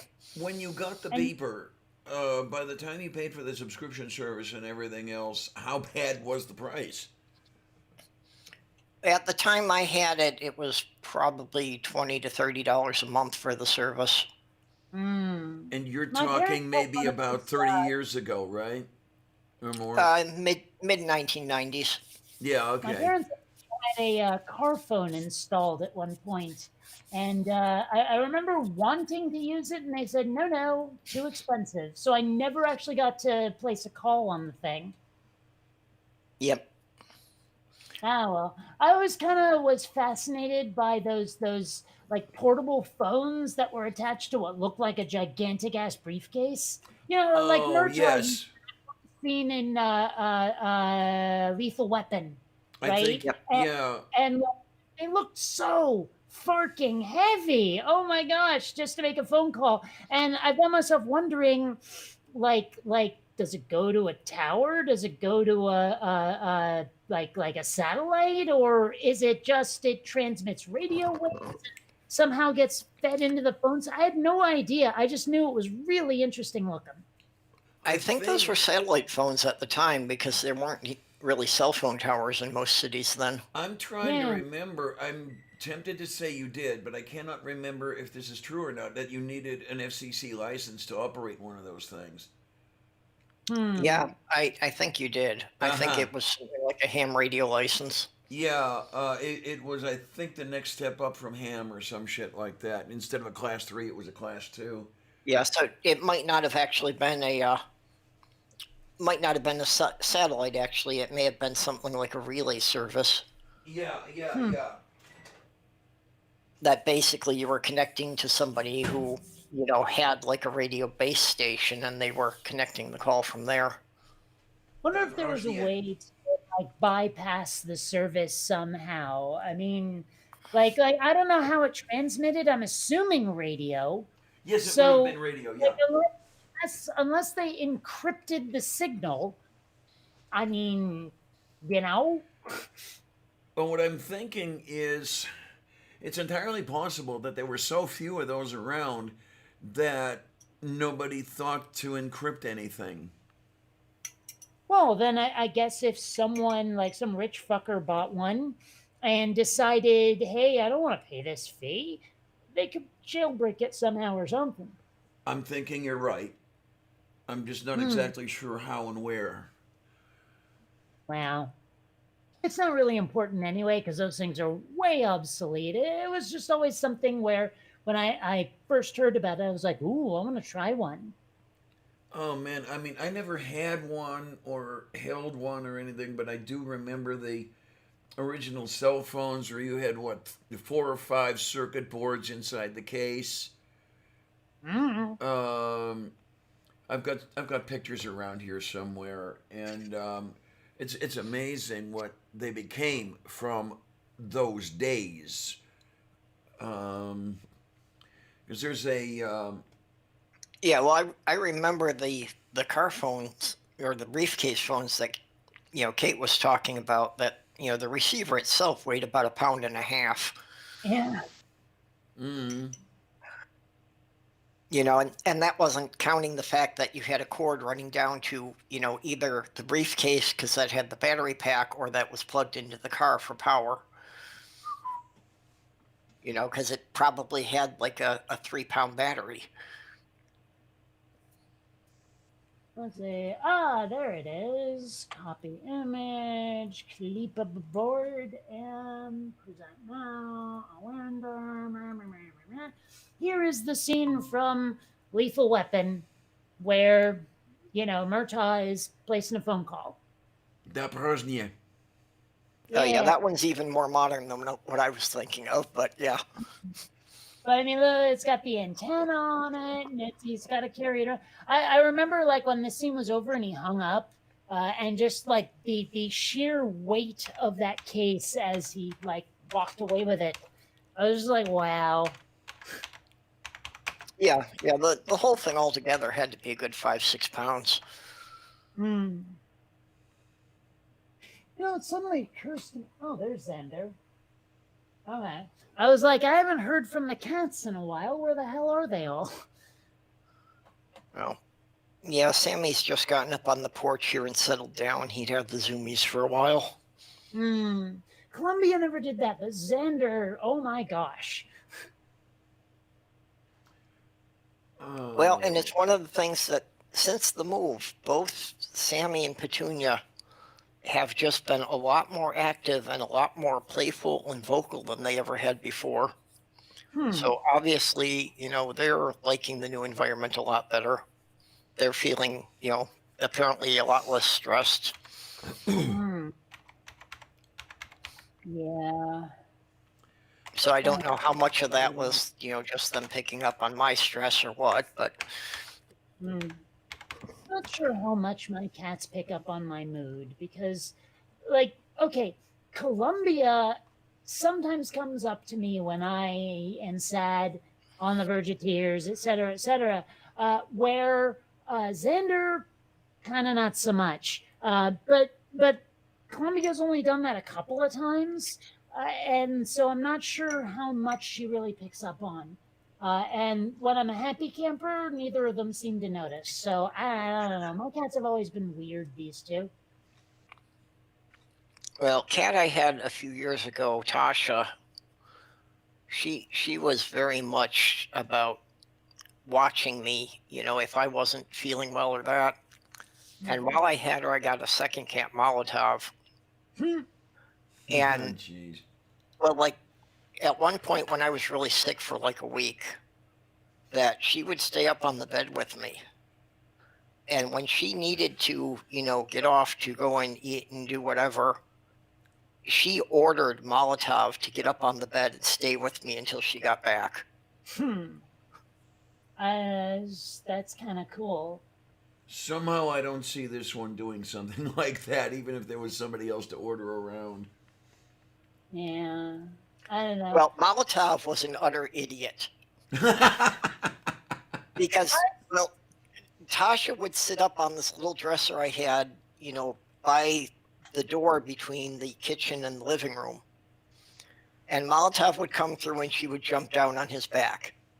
And she did this like 3 times a day, every day for like 6 months. And eventually she got bored with it. It never occurred to him to look up before he entered the room. Okay, then. Question for you. Da Prozhnie. Tasha, Yar? Yeah, she was the 4th at that point I had given up, and yeah. The first one I had was Data, which actually was not a Star Trek reference, but everyone assumed it was. Goonies? Well, I called him Data because he got the idea that if I was on the computer, I wasn't moving for about 4 hours, so he'd get up in my lap. And this was when I had the Commodore 64 with the big brick power supply on the floor. Right. So when I shut the computer off, he knew that would stay warm for a couple hours still, and he'd wrap himself around the power brick. Aw. So he was Data because he was always on the computer. Yeah. So I since like that. everybody assumed that was a Star Trek reference, when my sister's cat had kittens, the one male of the litter she brought up and gave to me that she didn't want to deal with it, so I called him Worf. So I figured, okay, we got a theme and might as well go with it. So then I called the other 2 of the litter. Well, what was it? Crusher and Troy. So Never- yeah. So then when I got Tasha, that just carrying on the theme. I really like Beverly Crusher. Could not stand Pulaski, though. Ugh. Like, I Yeah. was really glad she only lasted one season. Well, they obviously were trying to, copy that thing between Bones and Spock from the original series, and it just didn't play very well. Yeah. Also, I kind of want to cut someone when they say data instead of data. Oh, okay. Oh, yeah. I can pretty much guarantee you won't hear that one from me. Oh, good. I don't know. I think you tend to hear that more from the Brits. Well, you'd be surprised. Like, I've been watching Rising, if you're familiar with that show, and like I know that Crystal at least says data. I don't know about Sagar though, and also Vice Rhino says data, and every time I hear him say it, I'm like, ugh, cringe. You know, like not enough to make me unsub, but enough to make me cringe. Well, I mean, there's datum and there's data. Datum. Yep. Who's your Dada? Oh, I saw Mage typed in the side chat that his first cat could detect his mom going into diabetic reaction. And my fiance's cat could actually tell when she was going into a I'm having trouble with the words. When she was, having a respiratory problem. And yeah, she would actually come and get me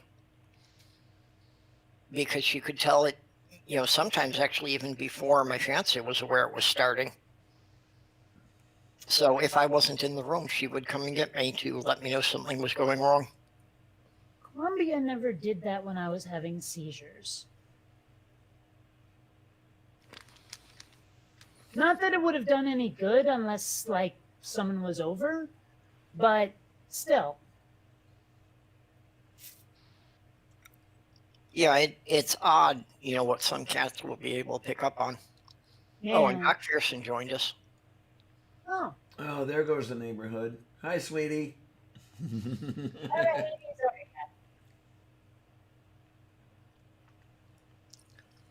Yeah, gee, I still haven't got up to setting up my stream for tomorrow. Oh, that's right. Oh, Shabbat on there. Yeah.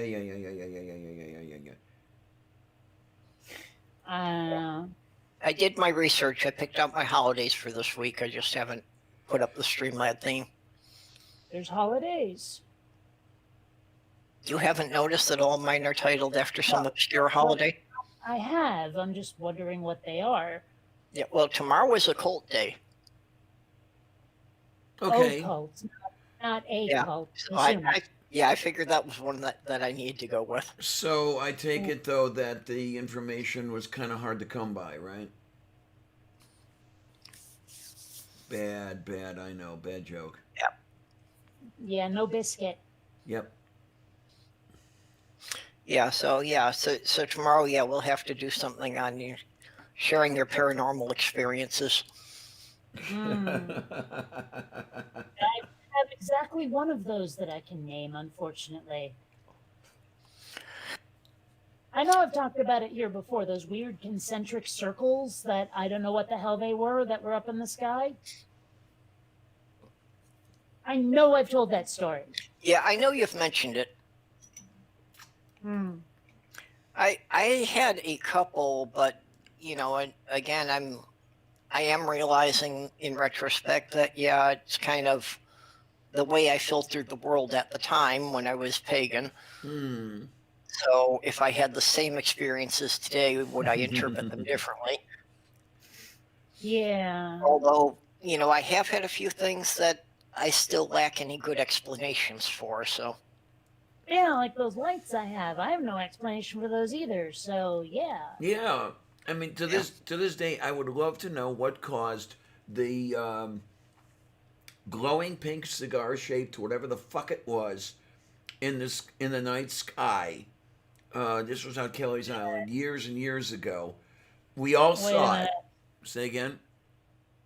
It was pink and cylindrical. Yeah, cigar shaped, definitely. Aha! And is this a case where a cigar is just a cigar? Yep. Mm-hmm. Okay.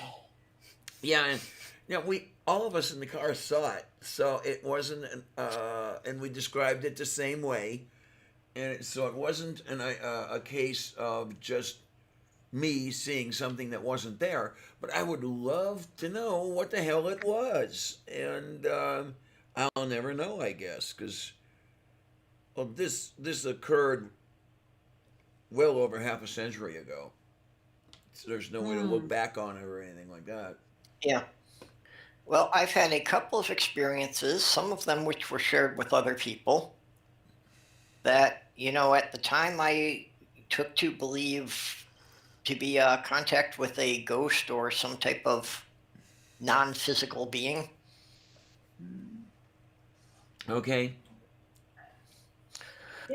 One thing that a lot of theists don't seem to understand is I think it'd be kind of cool if the supernatural existed. Maybe not their God, but the supernatural would be a really Yeah. cool thing to have access to, or at least just to see and experience. Well, yeah, and certainly the whole thing of ghosts and spirits and whether or not we have a soul that goes on beyond this life doesn't need to be connected to there being any deity. That could be completely independent. Yeah. Oh yeah, that's something that they will not understand. Is like not every atheist is like all about science and proven stuff. Some atheists are just non-believers in gods, but believers in just about every freaking thing else. Some atheists are pretty damn wacky. UFOs and the Loch Ness Monster and all that stuff. You'll find atheists believing in that crap. Well, and I won't even say that no God could exist. Just the God of the Bible is self-contradictory, so that one can't exist. Well, yeah, I've been saying in my videos for a while that even if a God exists, it's not the one in the Bible. Well, I would really like people to kind of agree on what a god is, so I could know whether or not any of them existed. Yeah, that's the problem. That's why I can only address specific gods. Yeah, and I've made that argument too. I'm like I've had a lot of people go, okay, prove there is no God, and I'm like, no, you have to prove your God is real, and even if you can't, I can only debunk certain gods because if no one tells me about a god, I just go about my day blissfully not giving a crap, and that just seems to be a concept they just can't wrap their heads around it. Like I think that religious belief, God belief, is so ingrained in them that they just can't comprehend someone who doesn't have that model of the world in their head. Well, if you get right into mythologies, there are folk tales of Paul Bunyan and Babe the Blue Ox about how they created the Great Lakes and the Rocky Mountains. Yeah. Of a god. Well, that's the thing, though. Is like I've had a lot of people go, "Well, a god has to be all powerful," and I'm like, "You mean Thor isn't a god then?" It's weird because and the sheer arrogance of Christians who insist, okay, lowercase g is any other god, but my God gets to be capital G. And I'm like, nuh-uh. Even as a small child, I knew there was something wrong with that.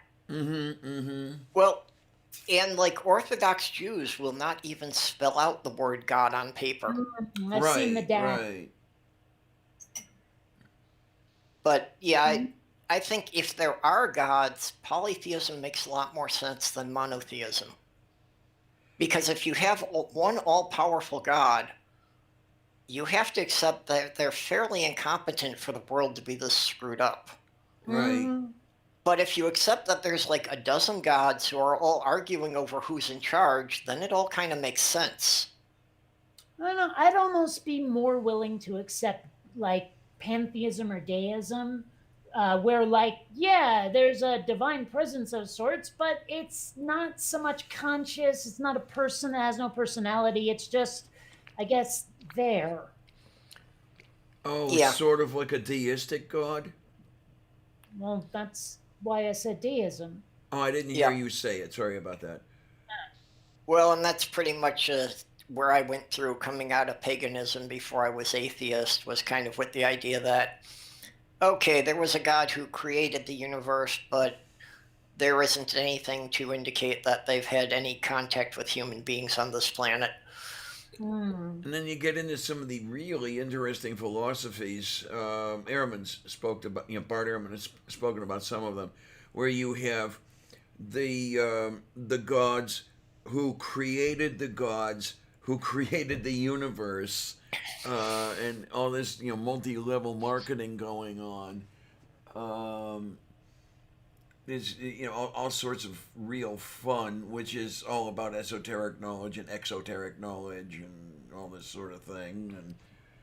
And then there are, what really gets me are the people who claim, okay, you don't believe in a god, you are, you claim to be your own god. Notice how are saying to you that there's got to be some god somewhere, even if you make that god yourself and make that god be yourself. There has to be a god somewhere. And it's like, no, not at all. Yeah. That's another thing I keep saying in my videos. I'm like, there is not a God-shaped hole in everybody's heart, that absolutely has to be filled by something. No, it doesn't. Like, I keep saying, we're not like you. Atheism is not like a religion. Like, Right. not only is it not religion, it's not even similar. It doesn't serve the same function. In fact, it doesn't serve a function at all. It's just like a descriptor is what it is. Yeah, okay. It's it should almost be like I'm not an atheist. I'm atheistic. Because calling myself an atheist makes it sound like I've pledged my loyalty to something. Mm-hmm. So Okay, I get it. know, Okay. I don't know. It's just it's so fucked up trying to reason with people who insist that there has to be something spiritual in your life, just because they have to have one. I don't understand that mindset either. I know it's there, it exists, etc. But I cannot imagine needing something so badly that it has to be there no matter what, even if even if its existence can be called into doubt so sufficient that you might as well say it isn't there. Well, because it's fear. I mean, like a lot of people are terrified to shit of going to hell, right? Even though you can point out, hell almost certainly doesn't exist. Like a lot of atheists are still scared of it just because of their early indoctrination. Yeah, Yeah. So That's so a sad. lot of it just plain is I'm scared of hell. I'm scared of this, that, or the other thing, or even just the security of having a parent figure who's watching over you. It's like I can see the appeal of that, even if I think it's bull. Well, Yeah. now I And understand why I think never that's a had big that. one. Well, I think that's a big one because I think a lot of people can't really stand the idea that random shit happens for no actual reason. Well, that Yeah. and the idea of ending forever. Like when your brain stops functioning, you go away, and a lot of people are scared to shit of that too. Well, Yeah, well- it does scare me because the entire universe will cease to exist once I'm not here. But Yes, Yeah. I get the way of looking at it, and I'm not afraid of it. It's just that I have a hard time wrapping my head around it. It's whatever I describe comes from the standpoint of me looking out at something. So I always catch myself thinking, what's it going to be like when I'm dead? Or how am I going to, what am I going to see when I'm dead? And then, well, wait a minute, Clarion. When you're dead, there is no you to experience anything. You have to catch yourself and bring yourself back into the real world with that one. And I think, some people just take it to such an extreme where they don't do the catch it and bring yourself back to the real world. They have to invent something. Well, it is a little difficult to wrap your head around the idea of no. Like it's not just that Mm-hmm. I cease to exist. I know. I just like it. I can't even sit there in utter blackness and emptiness and go, huh. It's just you're over and that's it. Worm chow. And that is hard to wrap the brain around what that's like. Like you say, it was saying, what's that like? Well, it's like nothing. Okay, what's nothing like? Yeah, You Yeah, and know, I yeah. and honestly though, it's not that I'm scared of death because I'm not. I just don't wanna. I like being alive. yeah, and I think that's the part of it that people have the hardest part of letting go of religion.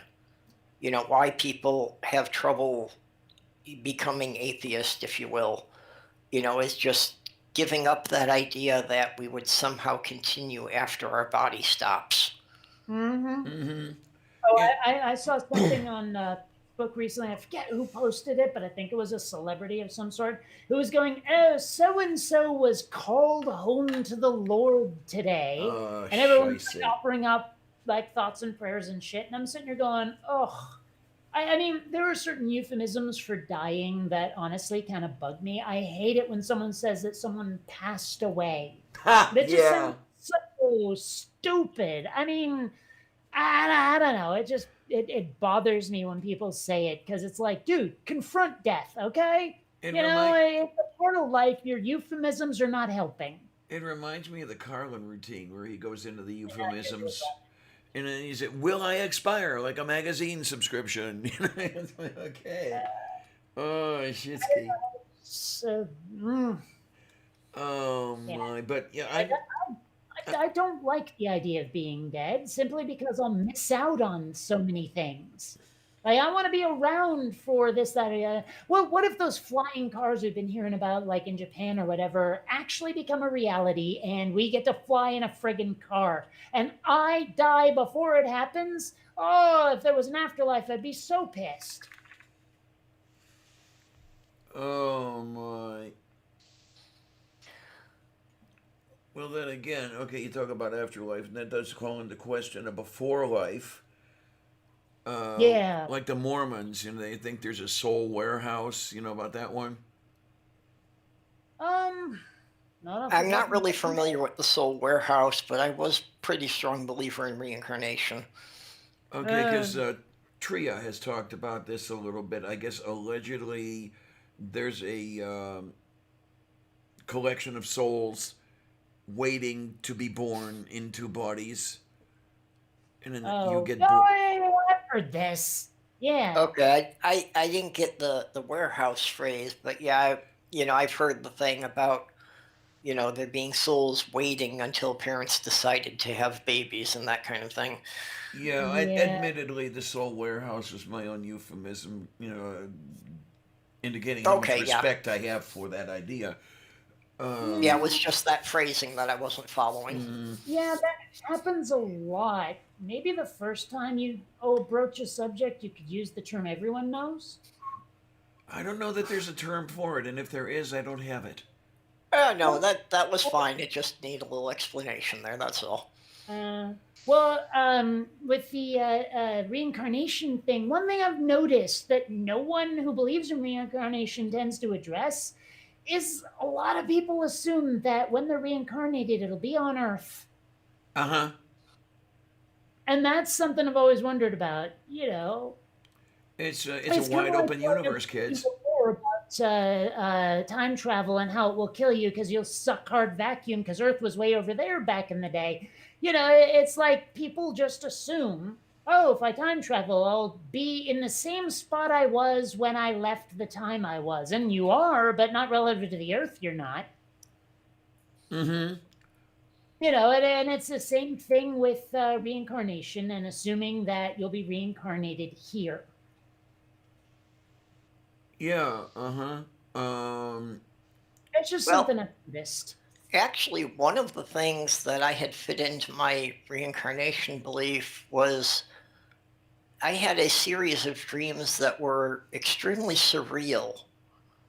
And I took those to be from a life on another planet, and that I didn't have the cultural context to really be making sense of the images. Well, I mean, if you don't remember what came before, what's the point of reincarnation anyway? Well, and that was part of the thing with the dreams, was that through the dreams could you, recover some of the memories that you had.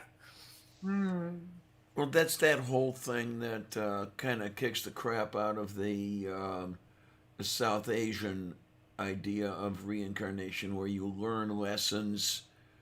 You learn what you're from what you had in the previous life. So somehow you've got to carry that over with you. But how do you do it? How do you carry that memory from one life to another? Well, hell, we're already talking about the supernatural. Chances are good it's magic. Well, and a belief that I think is fairly common with Buddhists is kind of the idea of a soul evolving, that you start out as, if you will, a lower life form, and that if you learn enough, you get to advance to being a higher life form in your next life. So, like, everyone starts out as an insect, and you've been through the cycle several times to make it up to being human. Now, here's what I want to know: if you start what? It makes me wonder what the criteria are for advancement. And it makes me wonder what happens if you screw up that first time around. I mean, if you start out as an insect, but you're a real shitty insect and you're a pain in the ass to the other insects, what do you get demoted to? You're a non-lethal bacterium.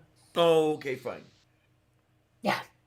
Yeah, because that is supposed to be part of the thing too, that if you really screw it up, you should drop down a level.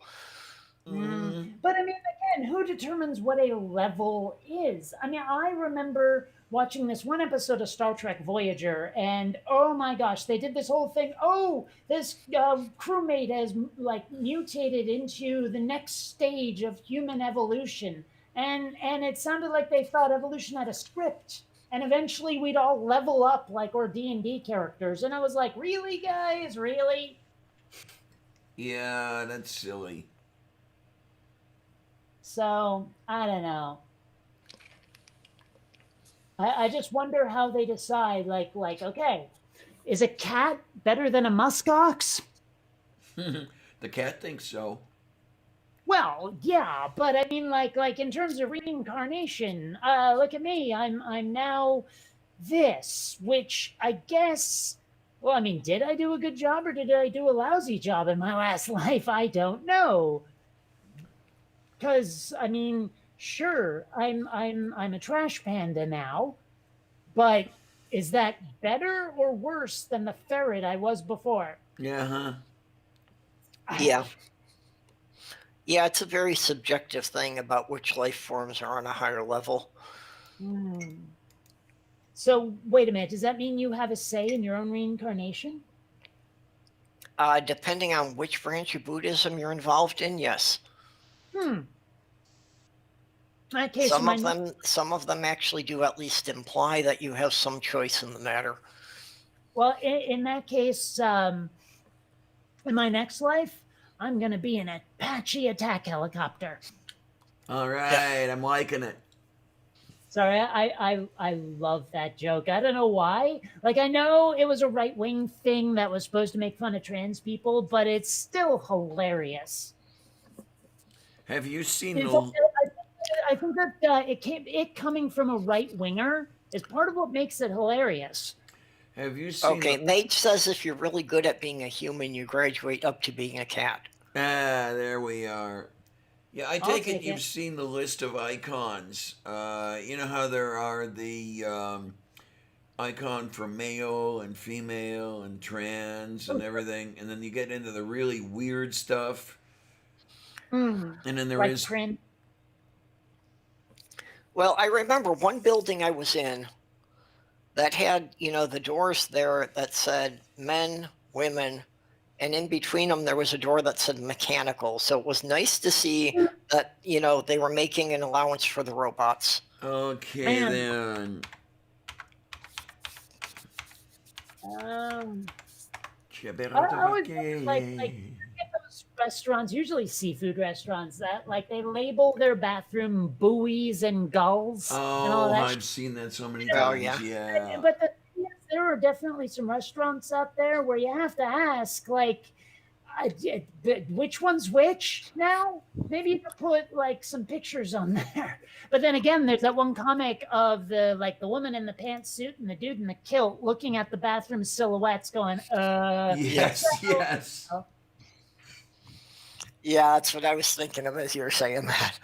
Yeah. Well, but I mean, there was like that one episode of How I Met Your Mother where they're in like an Italian restaurant, and the bathrooms were labeled meatballs and spaghettis, and no one was sure which one was which. And it turned out Jesus, okay. that spaghettis was like men, and you would have thought, well, okay, maybe the meatballs are for breasts. I don't know.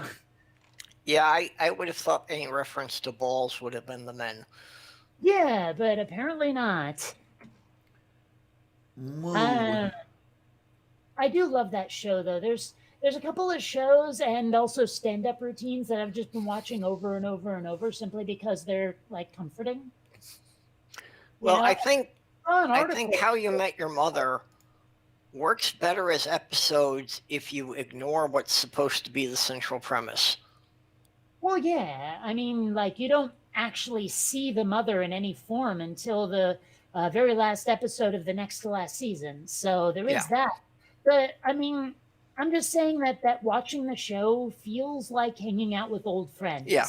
And it's the same thing with like The Big Bang Theory and a few others, where it's just, I don't know. And I saw an article that said this is normal. That like when you're in a pandemic kind of situation where you're locked down like this, watching the same shows and movies and stuff over and over and over is healthy because it's keeping you grounded with all of these like characters that I don't know mean something to you. So the fact that I've watched through How I Met Your Mother and The Big Bang Theory and a shit ton of Jim Jeffries over and over and over and over through the pandemic is okay. Yeah. Yeah, I saw a similar thing, So anyway, that was a tidbit I read, and I was like amused by it because for a while I thought I was just going bonkers. I was like, "Is this healthy?" Because I didn't think it was, but Well, Yeah. my fiance did a similar thing, just when her health wasn't doing well. Especially after her surgery of, getting into rewatching like the Golden Girls over and over. I should finish watching that series. I remember weirdly enjoying it. Yeah, just one of the weird things for us was that her cat was named Sophia, and the cat got confused why the TV kept saying her name. The thing is, I was thinking about it, and I realized that if I were one of the Golden Girls, I would definitely be Sophia. Okay, I mean- okay, I can see it. She has a snarky sense of humor, no filter, and she really doesn't give a shit. I mean, that I could definitely see me as her without a doubt, except for the the wrinkles. Okay. Well,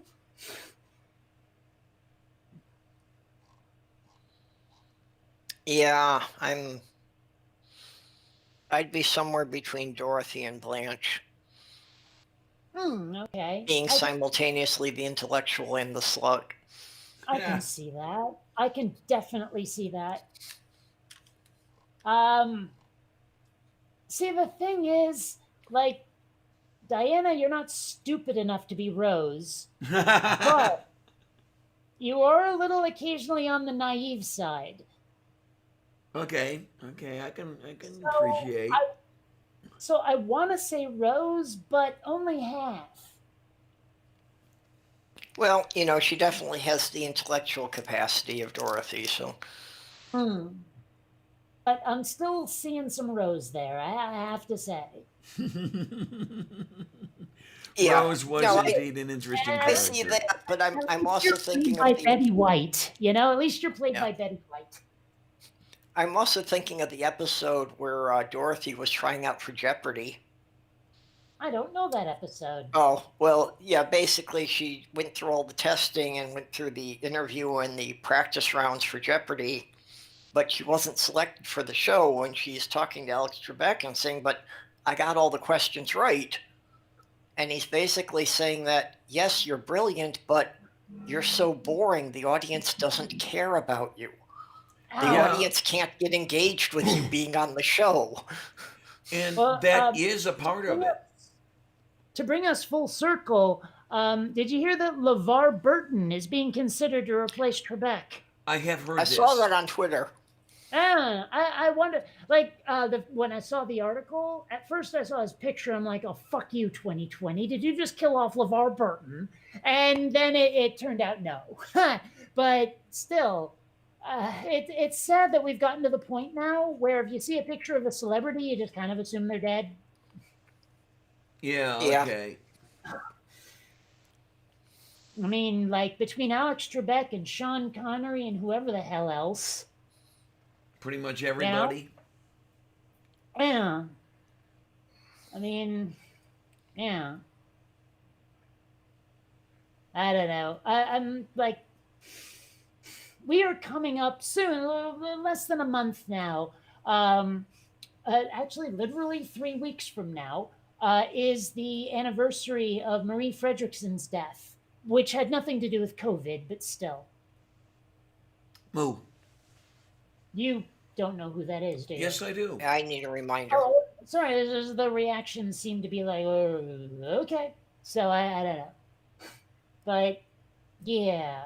One thing I'm thinking about doing, like, I don't know how extensive the character creation stuff is in Cyberpunk 2077, but I think it'd be a nice tribute since it comes out the same day she died, like literally 1 year to the day that she died. I'm going to try to make my character look like her as a tribute. Okay. Yeah, I mean, Cyberpunk, like the game, everything I've heard about it says that the character generation system, like the facial system, is not nearly as sophisticated as something like Skyrim, where you don't have sliders to widen the nose or narrow up the forehead. You have to pick from stock parts. So I don't know if I'm able to create what I want to create character-wise, aesthetically. I don't know. But I'm going to try. Well, you're very trying, so you ought to be getting somewhere. Well, there is that. Yes. Well, you'll never get anywhere if you don't try. Although I have to say, if I'm doing my damnedest, and then like some schmuck rando on the internet goes, well, you're not even trying. And I'm like, dude, all you have is my Facebook entry to go by. You don't know what I'm doing. Mm-hmm. It's so frustrating when people make assumptions like that. Yeah. I don't know. Ugh. Actually, 10 o'clock. Yeah, it is definitely moo. Definitely. And you know what? I didn't do any Beat Saber today. I wish I had. Okay, do you pickle them or just can them? What? Saving your beets, do you pickle them or just can them with heat? I'm not saving beats, yo. Because it's Beat Saber, not Savor. Okay. You see. Yes. But Yeah. beets is yummy and tasty no matter what. Nah, beets are gross. I don't know how to explain what it is about them I don't like, but there's like this. It's not an aftertaste. It's similar to like when you do a shot and you get that weird thing in the back of your throat that kind of feels like there's heat coming up off you. You know what I'm talking about? Yeah, I think I do. Yeah, okay. Beets are something vaguely similar, and I'm not sure how to describe it. I don't have the words, but there's some other taste, an undertaste maybe, that makes me go, ugh, these are not right. Yeah, I, Even I have no interest in eating them. The only purpose I see is they make a good dye. Now, out of Yeah. curiosity, have you done the Harvard beets, the beets that are in the really thick syrup? I've eaten beets. I cannot give you more detail than that. Okay, okay. Because I was just making curiousness because to my palate, I love them all, but the beets in the really thick syrup, the Harvard beets, have a different flavor and texture and experience than the other stuff does. Sweeter. It doesn't mean the weird taste that I've been detecting isn't still present. Remember, I'm a super taster. Right, So it and might that's be that none of you lot can actually detect what I'm detecting. that's part But of I don't what know. that's part of what I was wondering is that with your super tasting stuff and everything else, if they would both have given you the same effect, but you do not know, you don't know to distinguish them, if you will, or something like that. So that's okay. Also, though, part of it is it's as much feeling as taste. There's a sensation that is not taste that's part of what I'm describing. Move beef. Like I said, it's that weird sort of like when you do a shot, that weird feeling. I don't know how to describe it. I don't have the words for it, but yeah. Yeah. Well, I know my sense of taste is not very good anyway. Oh, I had okay. This year, the 2020 was supposed to be a family reunion for my family, but obviously that's not happening. So Ah, we've was been supposed to be one for mine too. so we've been doing Zoom calls, like once a month, maybe every other month, give or take, how people are feeling. And it turns out one of my cousins had the COVIDs.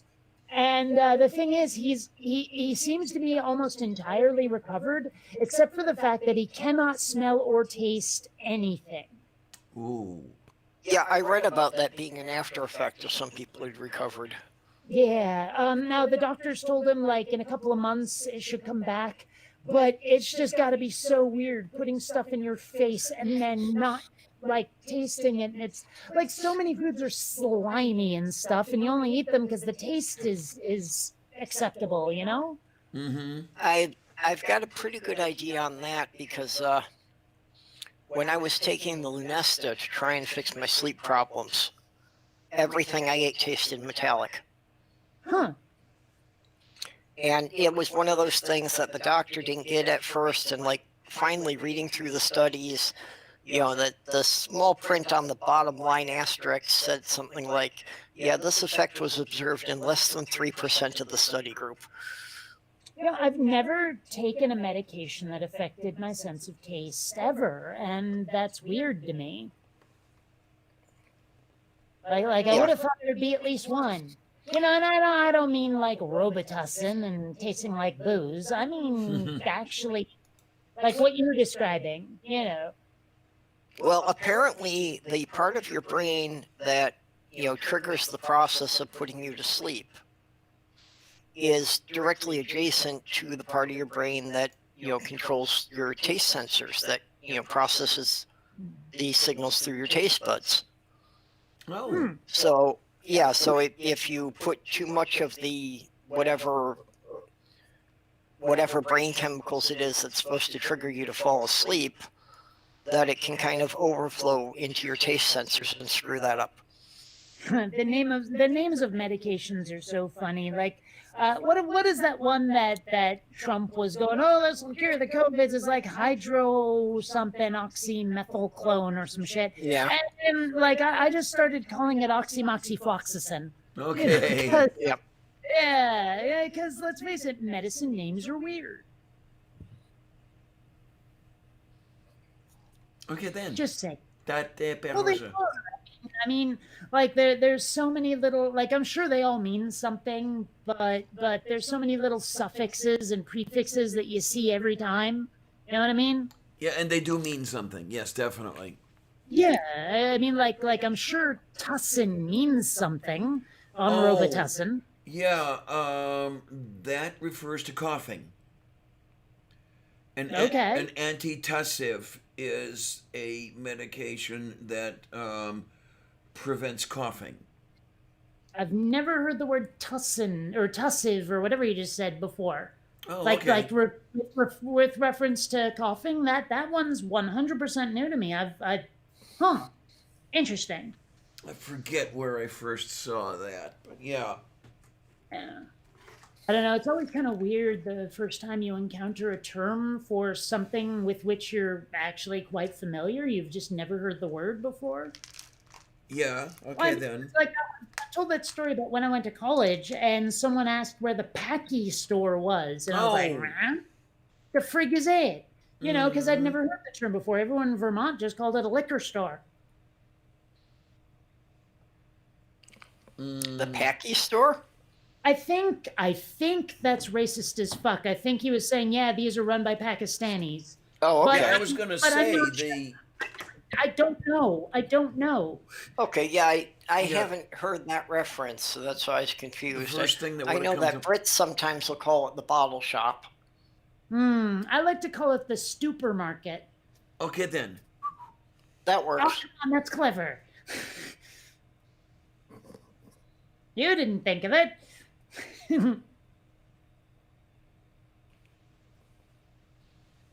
Doc says I'm always cussing after I'm tussing. There you go. So coughing pisses you off? I guess. Yeah, I wind up going through quite a lot of the tussin stuff. I pretty much just my allergies. I have a constant cough. I've got like a hack, like I've smoked for 20 years and I've never smoked. Weird question.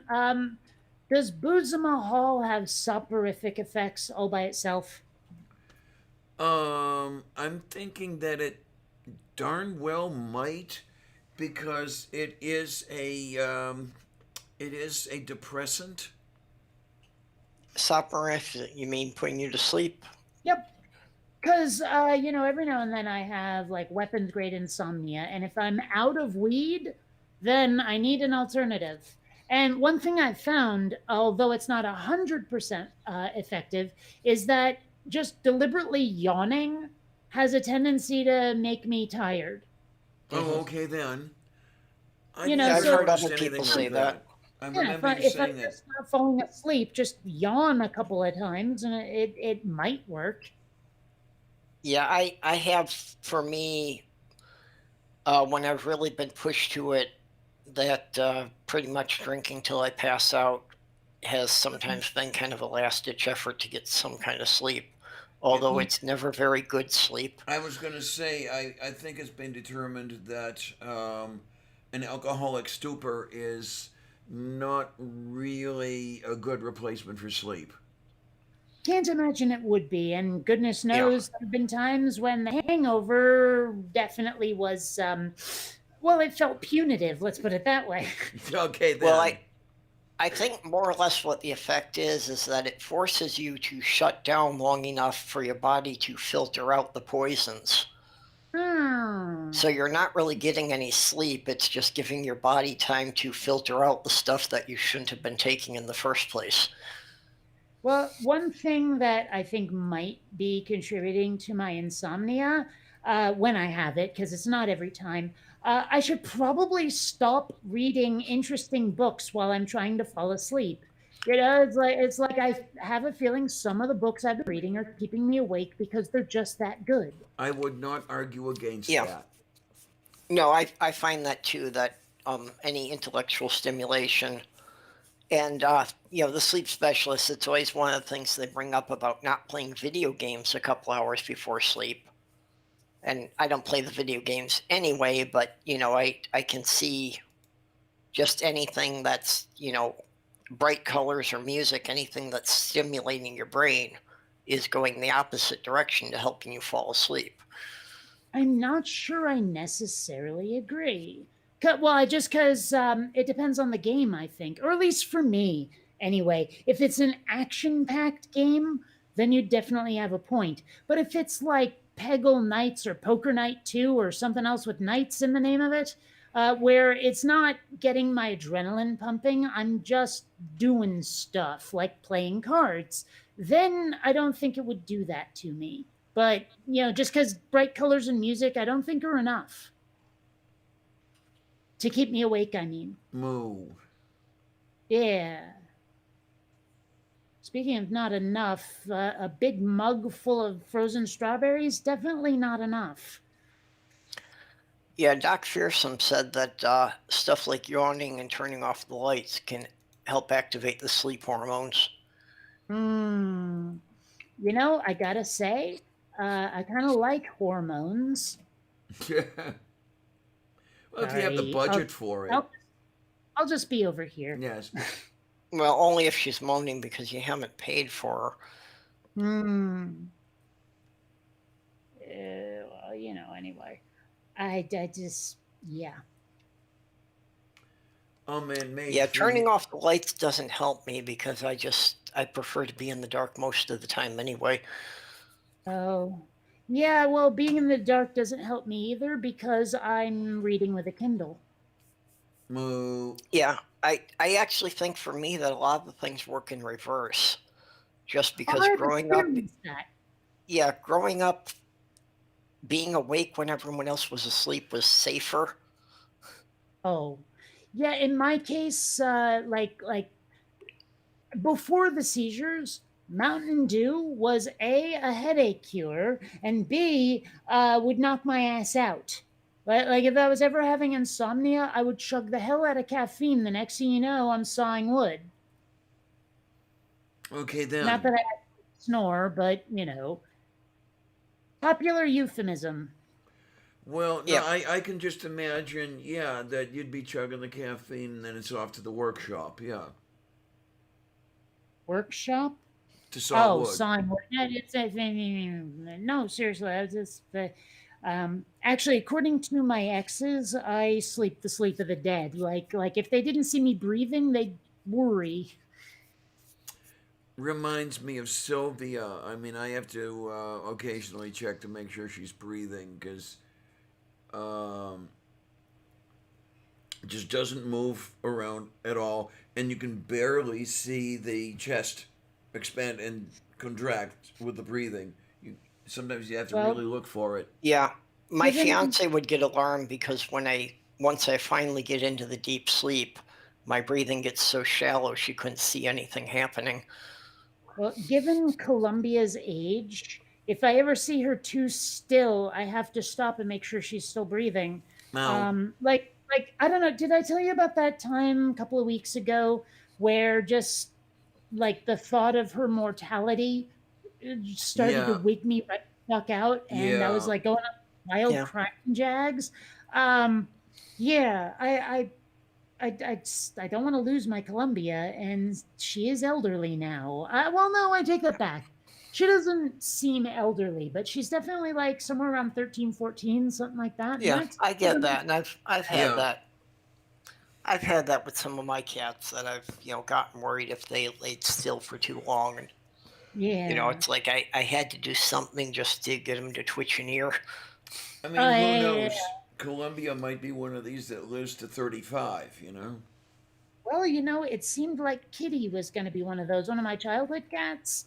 But no. Of course, my parents had, okay, granted, she got sick while I was away, in Seattle.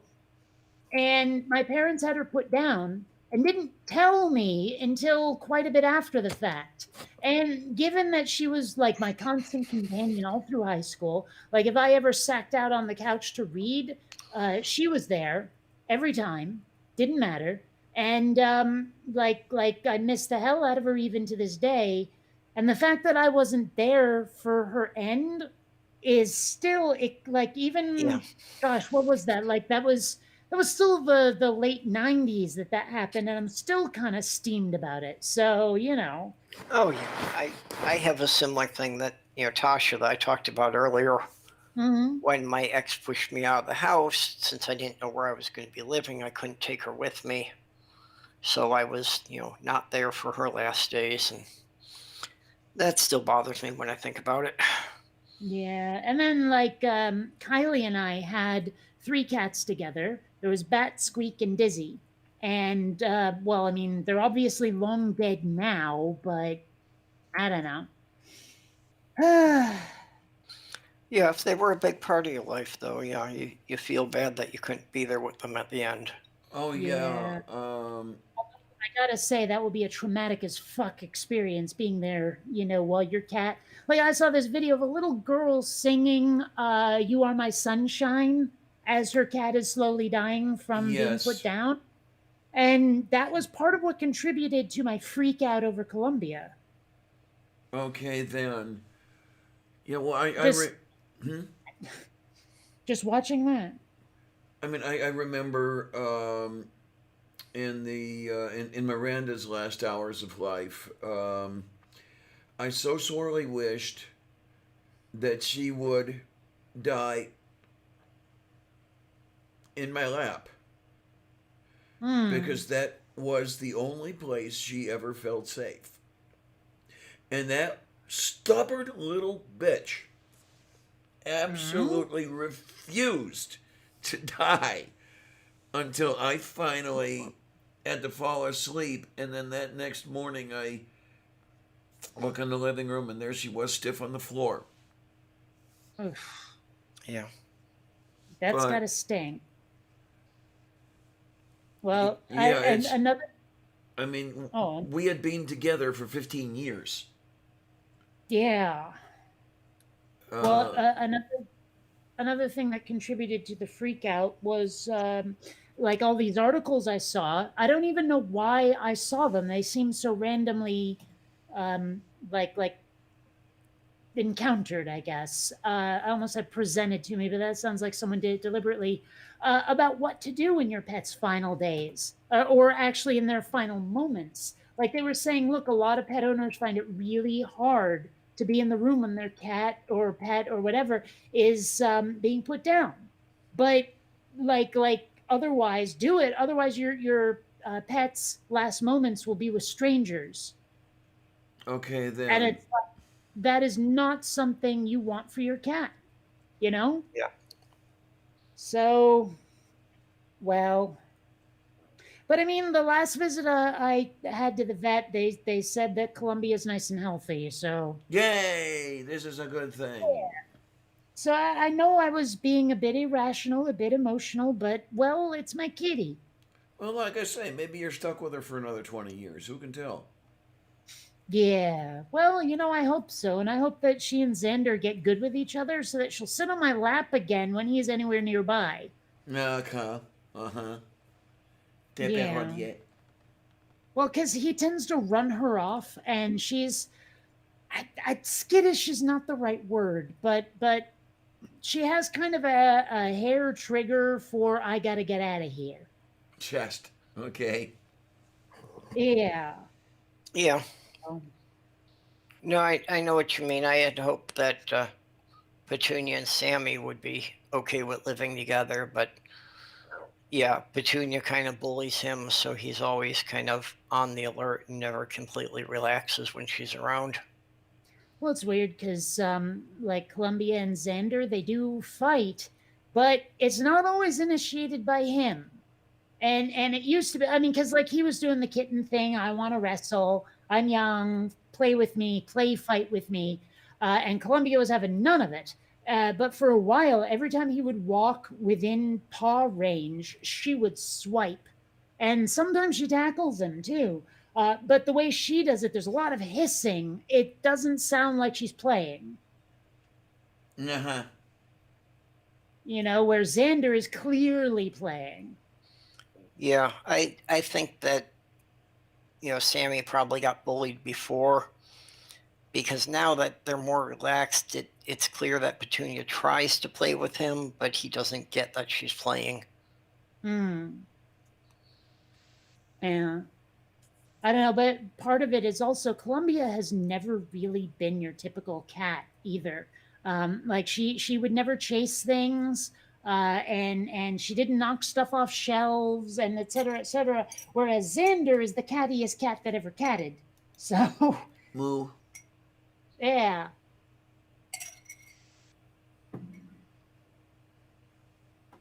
Mm. Oh, that last strawberry was really good. Haven't been able to get decent strawberries all this year.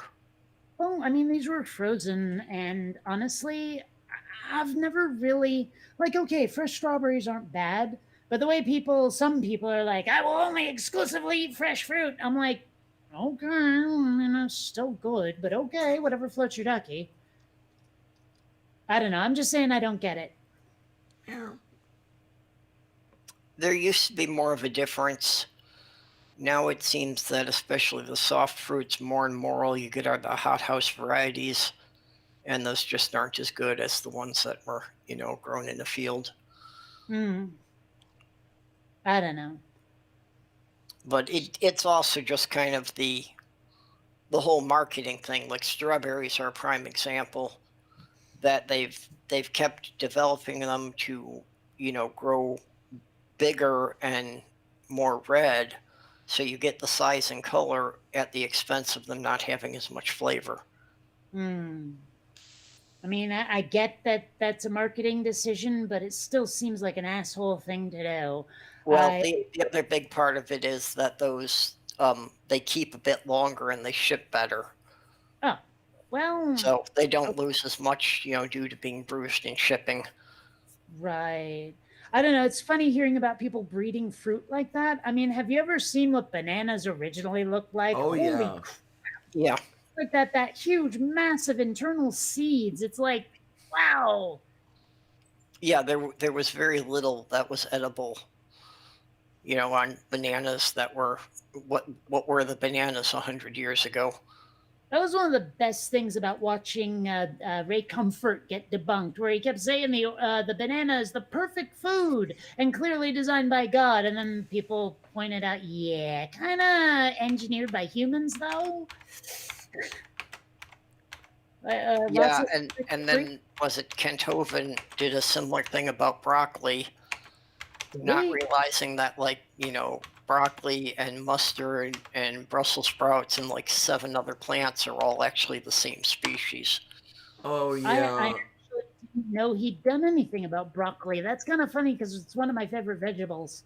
Okay, try look on YouTube. There we go. Now I know what to Apology, cook for you. broccoli man. Hmm. Oh man. Yeah, apology. You did a great response to it. So Friggin' Kent Hovind. Yeah. You remember when he went to jail and like a bunch of people put out songs about him? Like there's that one, "You're an asshole, aren't you, Kent?" That one. Well, not quite Yep. asshole, but yeah. Well, no. I mean, that was literally the song. That was the lyrics. It was "You're a fucktard." Oh, what? Oh, you're right. You're Eddie right. Goomba. Yeah. I swear, there's something in there about calling him an asshole, though. Oh, okay. Well, there is a Yeah. song out there called "You're an Asshole." I know about that one. I know a song just called "Asshole" by Dennis Leary, where it's him saying his own self is an asshole. I'm wondering if that's the one I'm thinking of. Does it have I'm an asshole, such an asshole, I'm a really big asshole, or something like that? I think that's the one. I think that's the one. okay, and we've I got reach frustrated and spooky with us. on the street. I walk around in summertime saying, "How about this heat? I'm an asshole, such an yeah, that one." Not familiar with that song. Well, it's from like the late. Actually, no, I take that back. Early '90s, Dennis Leary. Move beef. Yeah. Although I heard that he actually like got into a whole bunch of trouble because he stole a lot of Louis C.K.'s material, Ooh. which is why you don't see him as much anymore. I guess I hadn't paid enough attention to him to really notice. Well, I don't know. I mean, for a while there, for like 2 minutes, I was a bit of a fan, but aside from what was it, Demolition Man and the Ref, I really don't care about him anymore. Okay, Frustrate says he knows that song by heart. Yeah. Move There's beef. this one weird part where he's like actually no joke gargling the lyrics. Okay. Yeah. Mind you, this was around about the same time period when Pauly Shore was popular. So, take all of this with a grain of salt. Yeah, not a high bar for what passed for comedy, then, was it? No. Well, there's what I want to find. I want to find some nice grains of salt, because I have here in this salt mill that I bought a while back.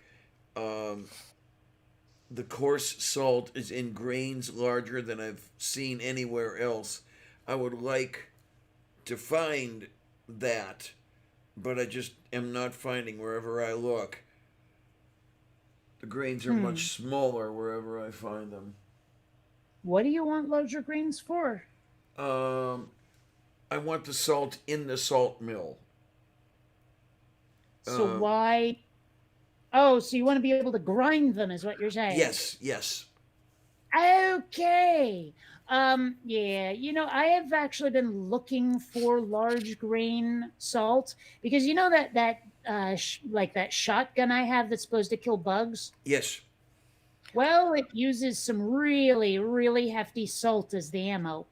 Okay, look for the coarse grind sea salt, and rather than looking by the spices, look for it where they have the canning supplies. Well, I would, but the people at the supermarket seem to take delight in moving things around and not carrying some things. It's Yes. weird. They have these bizarre blind spots where it's like, okay, we have all this exotic foreign food, mostly Asian, but we didn't have Twinkies. And it's like, what the fuck, man? I'm not going to be one of those people who goes, buy American food so you can or sell American food. But at the same time, I kind of wish they would. You know what I mean? Because I want it. I also want the foreign stuff, the Asian stuff, but damn it, I want a Twinkie once in a while. Spooky says to make your own salt crystals. I've tried by that. I what, really bottling haven't my got sweat? any good at it. How do you make salt crystals? I'm just picturing, like I said, bottling my own sweat. Well, you live by the ocean. True. Basically, but- just dehydrate some ocean water. I see. So when you said make, you really just kind of meant let nature take its course. Well, I'm not sure what he meant, but that was the first thing that came to my mind was that you take a quart of ocean water and you just put it somewhere so it evaporates, and you should be left with salt crystals. That's actually something I've wondered about because a lot of people talk about how with climate change and everything doing what it's doing, there's a very real chance that in the next decade or three there will be wars over water because it'll be that scarce. Yeah, And I've heard that. I'm sitting there thinking, I mean, if you wanted to take seawater and make it drinkable, I mean, I've thought of a couple of different ways to get the salt out of it and still keep the water. Like even the simplest way is get one of those clear umbrellas and put like the water in a small container and then put a larger container around it. So when the water evaporates, it hits the umbrella, drips down the sides, and goes into the larger container. That's like the most DIY simple way to do it that I can think of. Yeah, that's Yeah. a survival technique that they talk about if you're stranded on an island. Yeah, assuming it's an umbrella. it's Well, basically what they talk about is using, a poncho or a plastic tarp. That basically you dig a hole in the ground, you fill it with seawater, and you put a poncho or a tarp strung up over it. So then as the sun heats it up and it evaporates, and then it'll run down the edges and drip off the corners. Into Well, presumably you have some container to catch it there. I don't know. Sometimes I wonder, like, if you're trapped on a desert island, stranded, whatever, will you necessarily have supplies?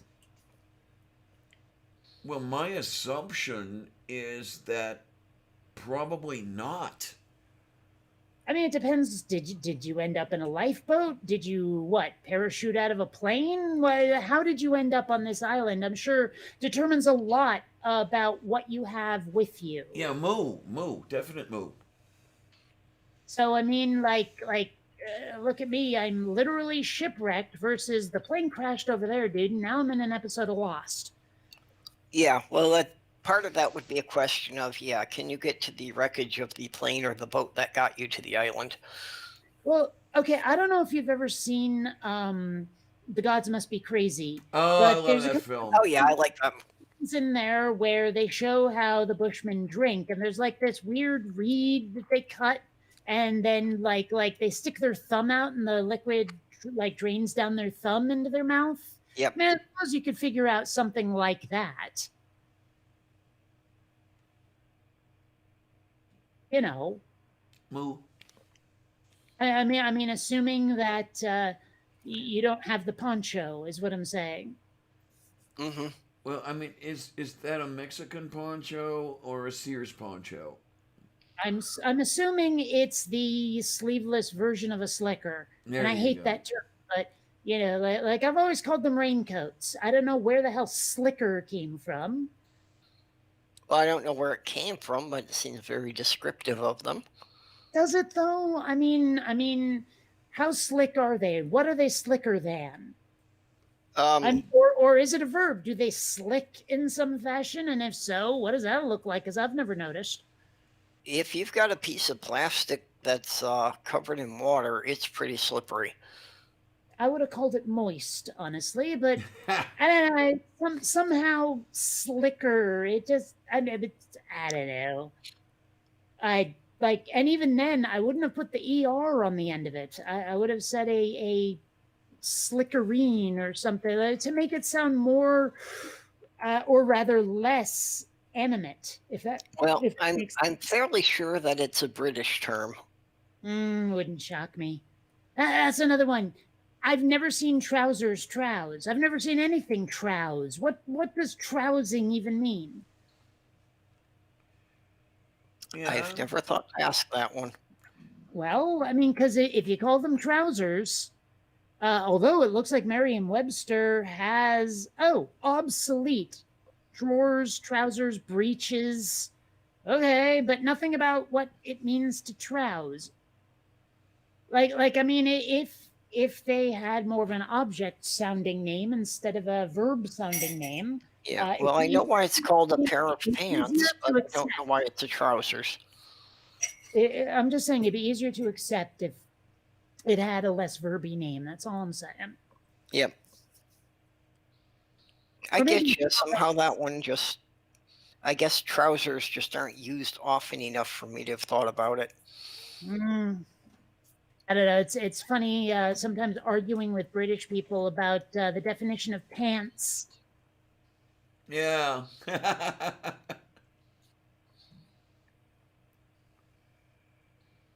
But have you ever seen them pant? I don't know. Yeah. Okay. Yeah. That now you've got me thinking about that. Just putting them on make you breathe harder. It's like one of my favorite. Oh, where did I see this? I can't even remember if I read it or watched it or what. But like there was an event and someone said thanks for coming, and someone else said I didn't react that strongly, but thanks. There you are. I absolutely love that. That's my kind of humor, and you know it. Yeah. I've heard a variance on that one. Yeah. And like, well, I already told the horrible dad joke about Indiana, so never mind. But and you have I to thought admit, Indiana was the horrible dad joke. what? I thought Indiana was the horrible dad joke. Well, I said dad joke though. Oh. Well, Yeah. I'm dyslexic. B's and D's get confused very easily. All right, fair enough. I will not fault you for being Lizdexic. From the Spanish vosotros, the B and the V being the same. What? It's from an old album I've got. Okay. Yeah, they're talking about the origin of bozos from the Spanish vosotros. Okay. Okay, Doc Fearsome says that slicker is alcohol made from snail slime. Yeah, okay. Fair enough. Oh, and I love getting into at least discussions, if not arguments, with British people over the definition of fanny. Okay. That's a good one. I like that Yeah. one. Yeah. That's Mm, one I didn't know until recently. kind of makes me wonder about Fannie Mae and Freddie Mac. Okay. I guess I'm missing something here on what is one of the possible definitions of fanny.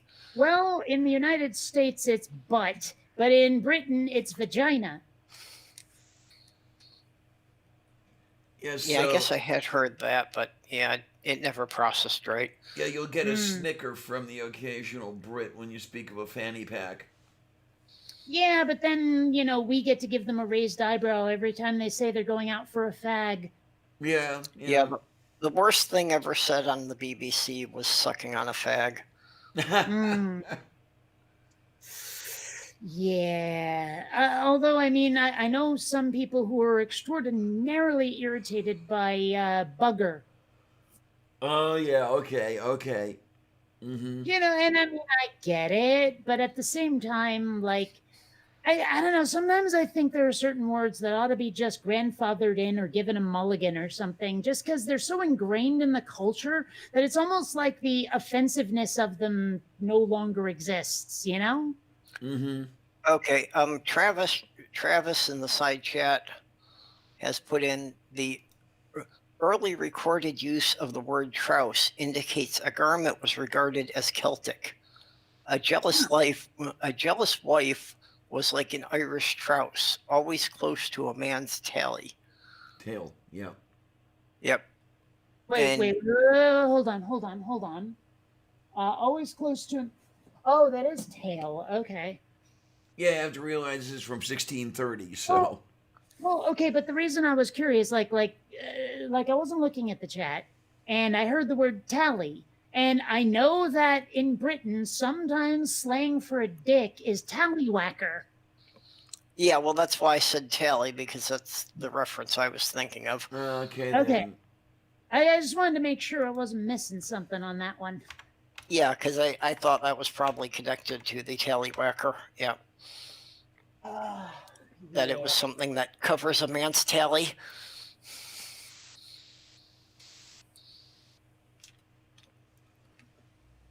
Moo. I guess But it there- also is a stick that is used to keep score, Well, yeah. which would stick. make sense. Yeah. So, I need to go to bed soon, but because those strawberries didn't help, I'm going to eat some stir fry I made that was sitting in the fridge. Yeah, So if you hear yeah. any like wet smacking, no, I am not. Yeah, I'm just eating. Oh, okay. Well, that would mean that you were rather flexible, right? Mm. Double jointed is the vernacular, or what? I don't know. I wish I was double jointed. I'm completely out of weed.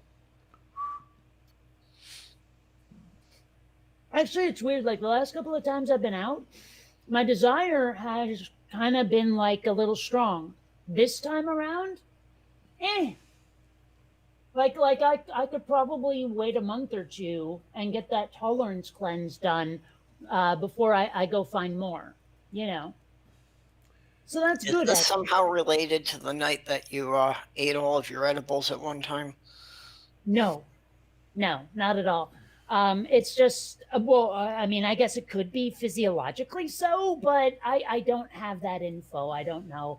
I was just kind of wondering if you had kind of overdosed at that point, so you kind of needed to somehow no. process it all, so you got your tolerance out. Well, it's similar, but it's not a matter of too much at once, though.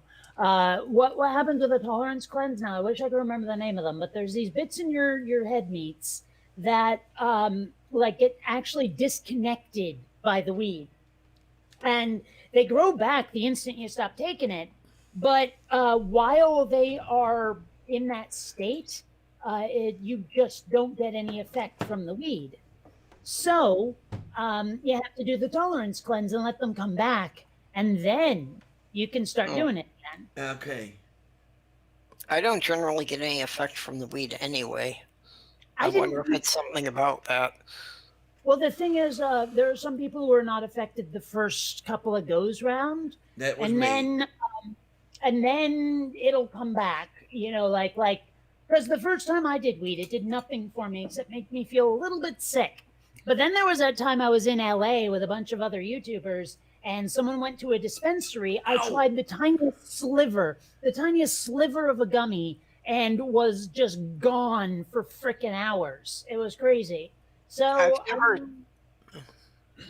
yeah. I've never tried eating it, but with smoking it, there's only been twice in my life that it's had any effect at all. Well, I mean, if you're going to insist, and I know you're probably not, on a like an oral delivery system or a vapor smoke, whatever, I say try vaping. I've tried vaping, that didn't have any effect either. You know, I would like to try the edibles at some point and see if, being delivered that way, if it had any more effect. I've heard some people say that it could have a substantially greater effect eating it than it does smoking it. It depends on what you get, and also, of course, you have to find the right strain for you. I mean, I know that's kind of a cliche, but it's true. Like different kinds of weed do different things to different people. It may well be that your first couple of times were like with indica, where you needed sativa or something. I don't know. Yeah, well, I've over the years had a number of people who have taken it as a challenge because I've mentioned it didn't have an effect on me. So it's like they keep coming back with, really potent stuff saying, yeah, this is going to get you. And it's kind of like, yeah, we smoke up and I'm kind of sitting there waiting for something to happen while everyone else is getting all giggly and floating away. I know I've described why I like weed so much, but I don't know if anyone remembers. Ow, honey, those are sharp.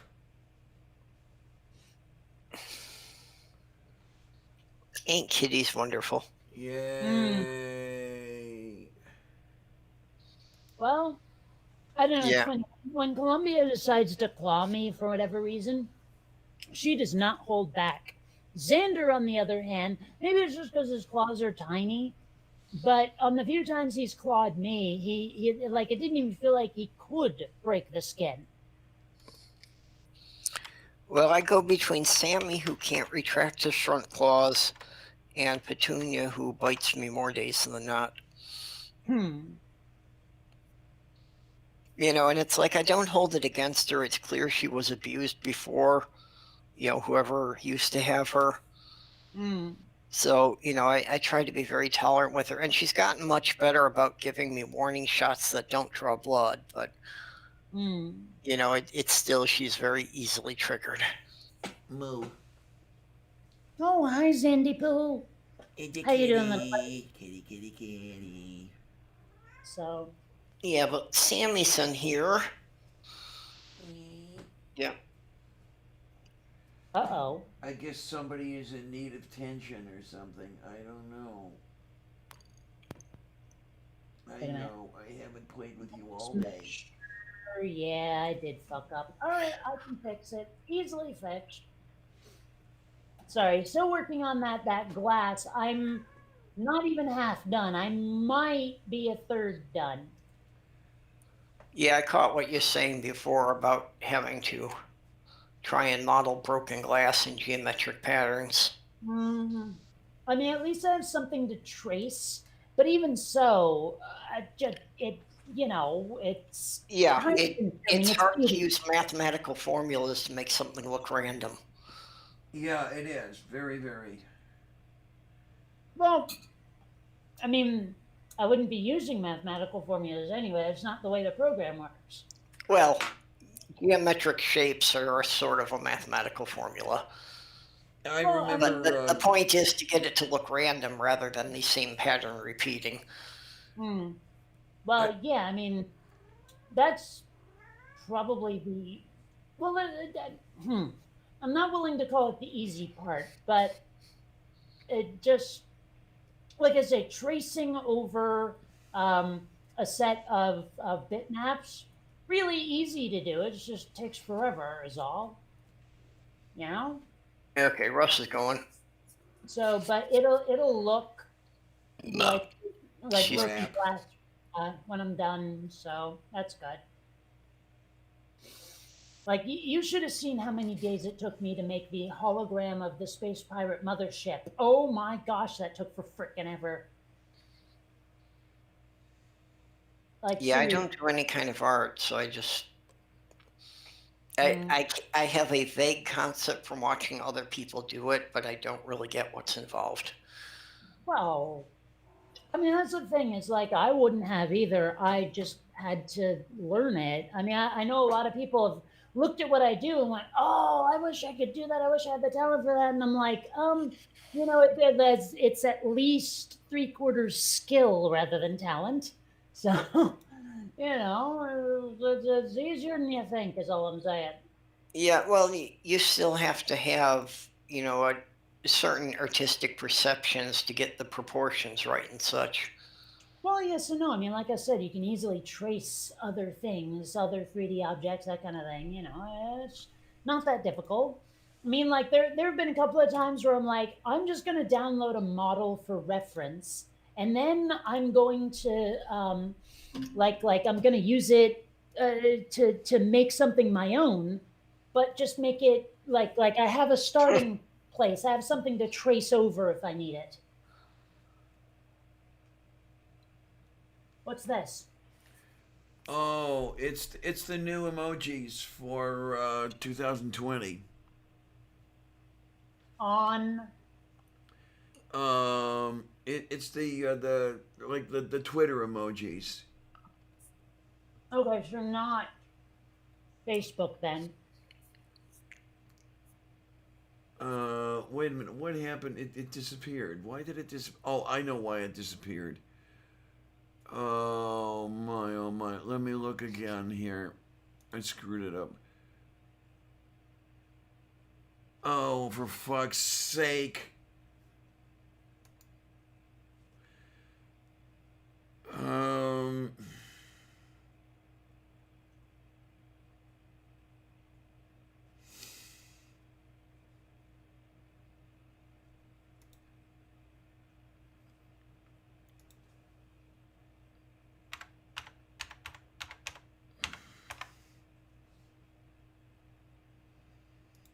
Grades often go. There we go. I On hit a wrong button and I fell off the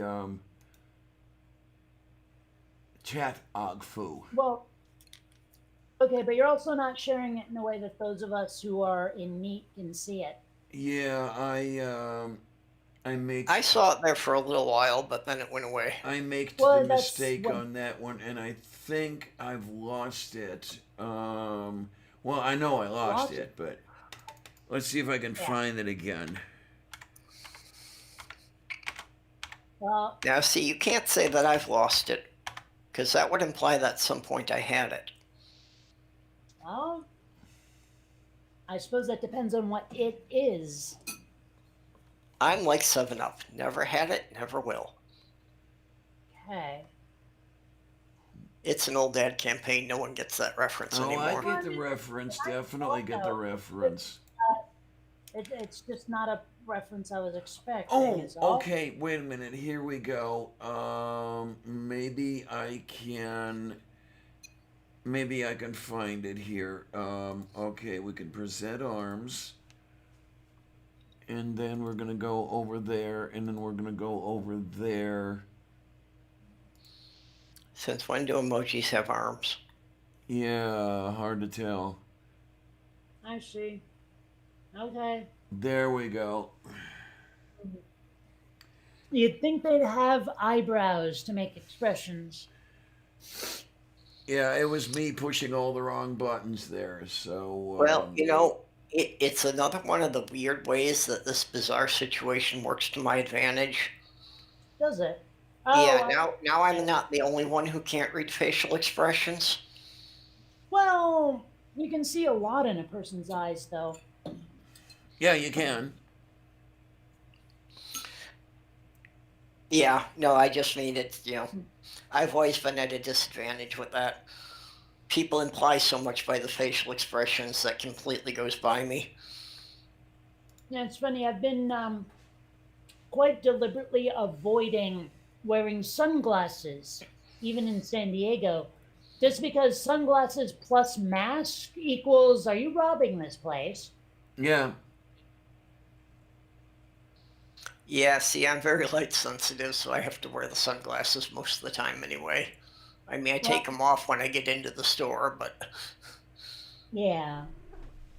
Still, I mean, walking, even just walking around the street, I bet you there'd be some like pansy ass Karen.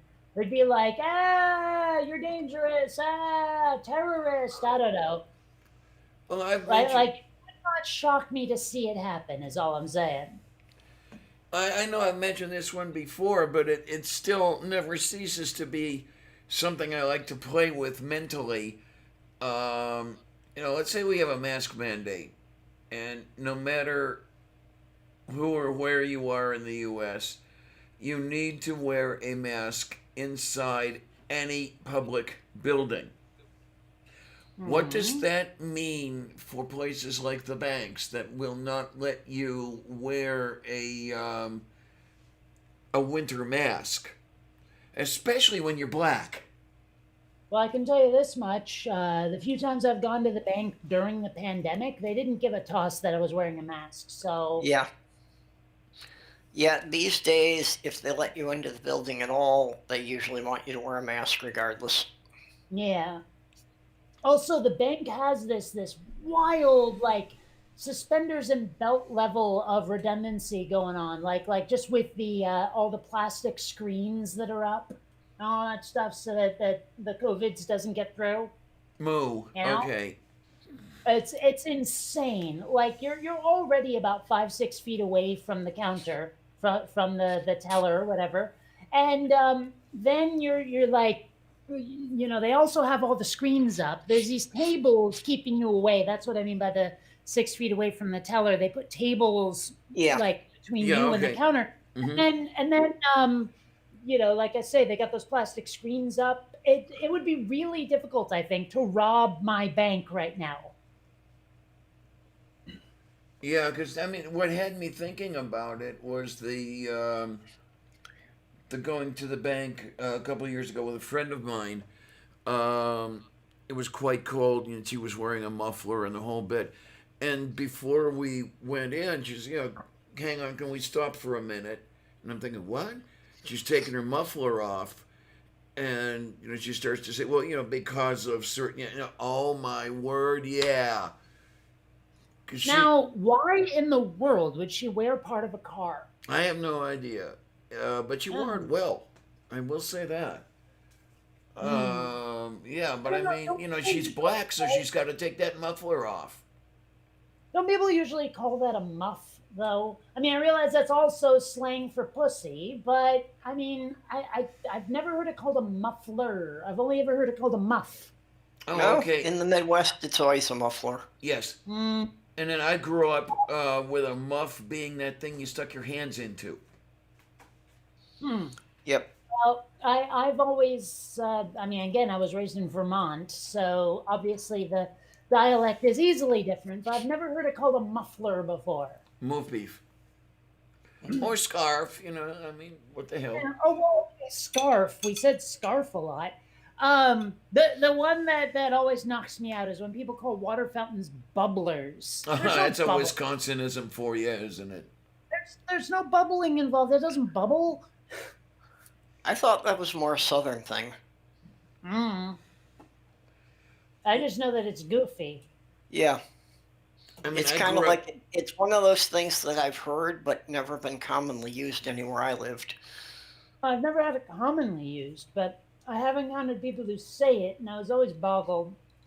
It was I've kind of all. like whenever my grandmother would call the garage door opener a clicker, I was like, really? It doesn't even make a clicking sound. Oh man, now the clicker. I mean, when I'd hear that term, I would think of the things that the guys at Normandy carried. Yeah, Uh, but most of the Guys time, at Normandy carried? Yeah. Most of the time, you're not in World War II. A clicker is some sort of remote.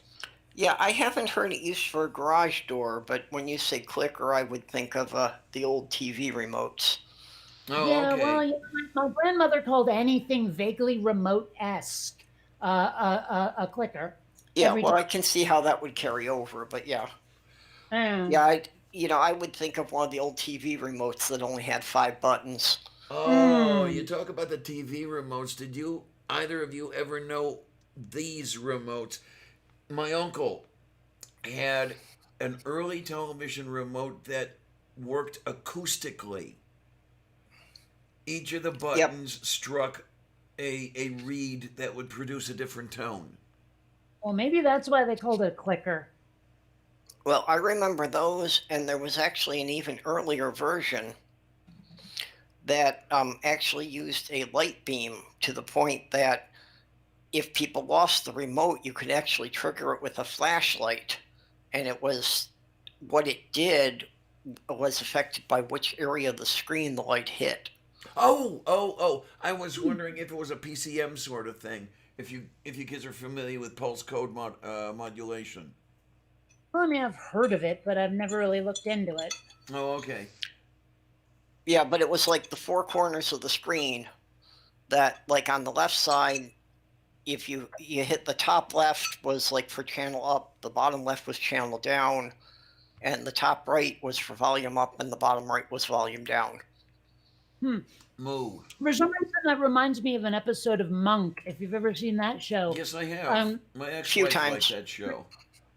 because there was that one episode where some dude is totally cheating at a quiz show, but no one really knows how, and he figures out that I guess the contestant who was cheating had some sort of hold over the host, and so every time the host would read a question off of the card, depending on which corner of the card he was holding, that would tell the guy the answer. Oh, one of those multiple choice One was things. A, Okay. One corner was A, one corner was B, etc., etc. And that's how the guy was cheating, and Monk had to figure it out. And he figured it out by going on the show and like outdoing the guy. Alrighty then. Like he figured out this is how he's cheating, and so he did better than the guy did on the show to end up calling him out. Gotcha. Yeah, it was a fun show, but I number one, I liked his companion better. Oh gosh, what the hell was her name? But I mean, don't get me wrong, I like Trailer Howard.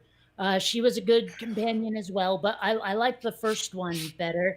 And also, the first season's theme song was so much better. I cannot believe the Randy Newman garbage they insisted on having from the second season onward. Oh, I got so sick of that guy in the 90s because he was in everything. Every movie had to have a Randy Newman song in it. Well, It yeah, was- it got to be such a thing that Family Guy even poked a jab at it. A lot of things did. It was kind of like how for a while that stupid Smash Mouth song was in every movie. I got so sick of that song. It was an interesting premise, though, to have. What was it? I think it was 10 Things I Hate About You. It was at that what do they call it? Superstar or something? They do that. All that glitters is gold. Only super shooting stars make the mold, or something like that. And it was seriously every Yeah, I know the song. movie. Oh, it got to the point where I was like halfway to leaving the theater every time I heard it. Just saying. Yeah. What do you? Oh, I see what you have. Okay. You remember, like mid to late '80s, for some reason the like all those a cappella like African choruses were really popular for a while. Like sort of at the beginning of The Lion King, kinda, or in the beginning of Coming to America, and all of those. You know what I'm talking about? Vaguely. I think I know the remember that ones. much. Okay. Yeah. Well, because those were like really, really popular for a while, and then they just sort of died out. It's like there's all these musical fads, you know? So I don't know. It was kind of like for a while, man. Whatever happened to Bobby McFerrin? You remember Bobby I McFerrin? do remember. Yes, I do. I don't know. Is he still around somewhere? Because I kind of like this stuff a little bit. I don't know. I go look for you. Eh, I mean, he's up Uh, public persona anymore, but I remember liking his stuff. all righty, we got for to him is yet. Okay, career, and we look on there. Football. Yes. Okay, in 2009, McFerrin and psychologist Daniel Levitin hosted The Music Instinct, a 2-hour documentary produced by PBS based on Levitin's best selling book. Later that year, the two appeared together on a panel at World Science Festival. He was given a Lifetime Achievement Award at the Acapella Music Awards in 2018. He was honored with a National Endowment for the Arts Jazz Masters Award in August of this year. I don't. Oh, wait a minute. Okay. I don't see anything listed for him doing anything after 2009 except receiving those two awards.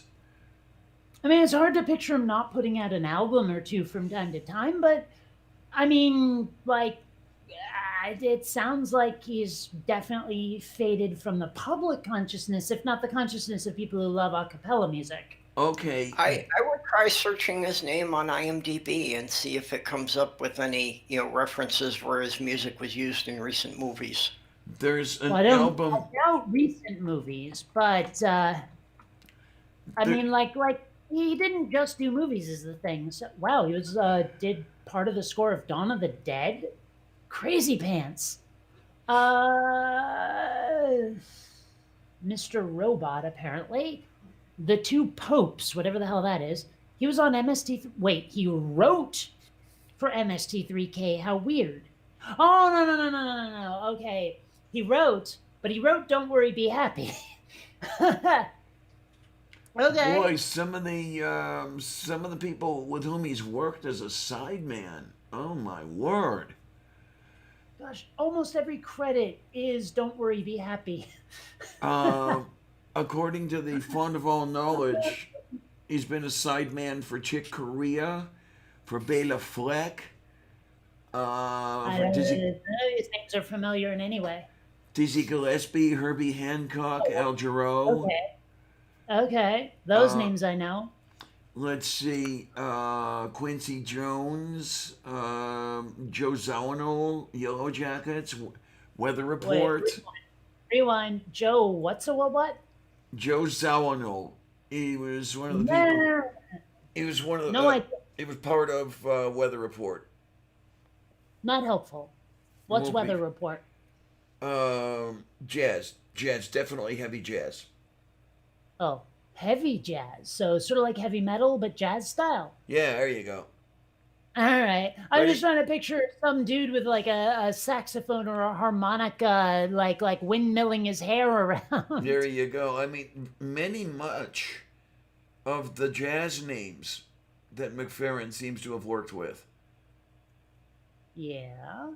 So I guess that's kind of where he feels comfortable or felt comfortable or something. There's Or a maybe that's just who was interested in him. Matejosta.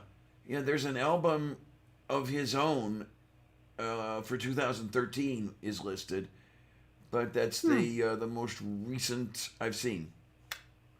So I wonder if he's still got it. He said, "My not annoying. It depends on what he's got." Well, hopefully not the COVIDs, but no, I mean, like I remember, like everyone thought he was pretty cool back in the day. You know, back when "Don't Worry, Be Happy" came out, and now it's like I wonder. I don't know. I just wonder is all. Moo. Like, yeah, Do you wow wow wow wow wonder? I really don't. Okay, just wondered. Uh, and I definitely have not run away either. Okay. I figure you got that. Yeah. Oh yeah, you know. Oh geez, I can't. Hi, Uh, Enter. How are ya? it looks for all the world like I fucked up somehow, but I can't find the error. Ah, frustrating. Let's do scale on the y-axis. Okay, why did it turn black when I did that? That is so strange. Does it not like you? Apparently not. Moo. So very, very strange. Yes. Let's see. Can I just... Ooh, No. that might be why. Center to object. Occur. Now we scale. Bada bing, bada bing. Nope. Damn. I don't know what the hell's going on with this bastard. What happens if I move every vertex individually?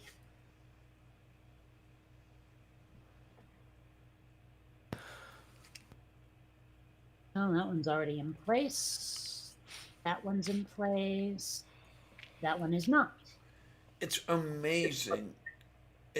I find it really, really amazing how much stuff you have to go through to break something. Okay. This is the broken glass you're working on, right? Yeah. It seems to me that the first window you go through breaks it, Oh, okay. so you don't have to go through that much stuff. Okay, it looks like everything. Let me just make sure. Yeah, that's flat now. Good. And it didn't turn black. I don't know why it was doing that. It was like if I would try to flatten that polygon, it would turn into like it would turn into a ninja. Is what it looked like. Okay, then. Well, I mean, it would go black as midnight. You know, it would be literally like just that dark, Now about the and it about shouldn't be. about the polygon. Is she coming back? Yeah, I was going to ask about your parrot running away. Well, no, but she might Wally Doodle. Okay, then. Yeah. Oh I hate God. that song. I really deeply and intensely hate that song. I but haven't heard you know, that. the reference was sitting there, so I had to make it. I haven't heard that song in God, how long? Mm. Longer than I care to think about. Let's put it that way. Well, my mom used to play guitar. I don't know what she does now. I haven't seen her play guitar in ages, but that was one of the songs she would sing to me, and I hated it. I mean, like, I'm not sure I can even explain why I don't like that song. I just find it off-putting in some fashion.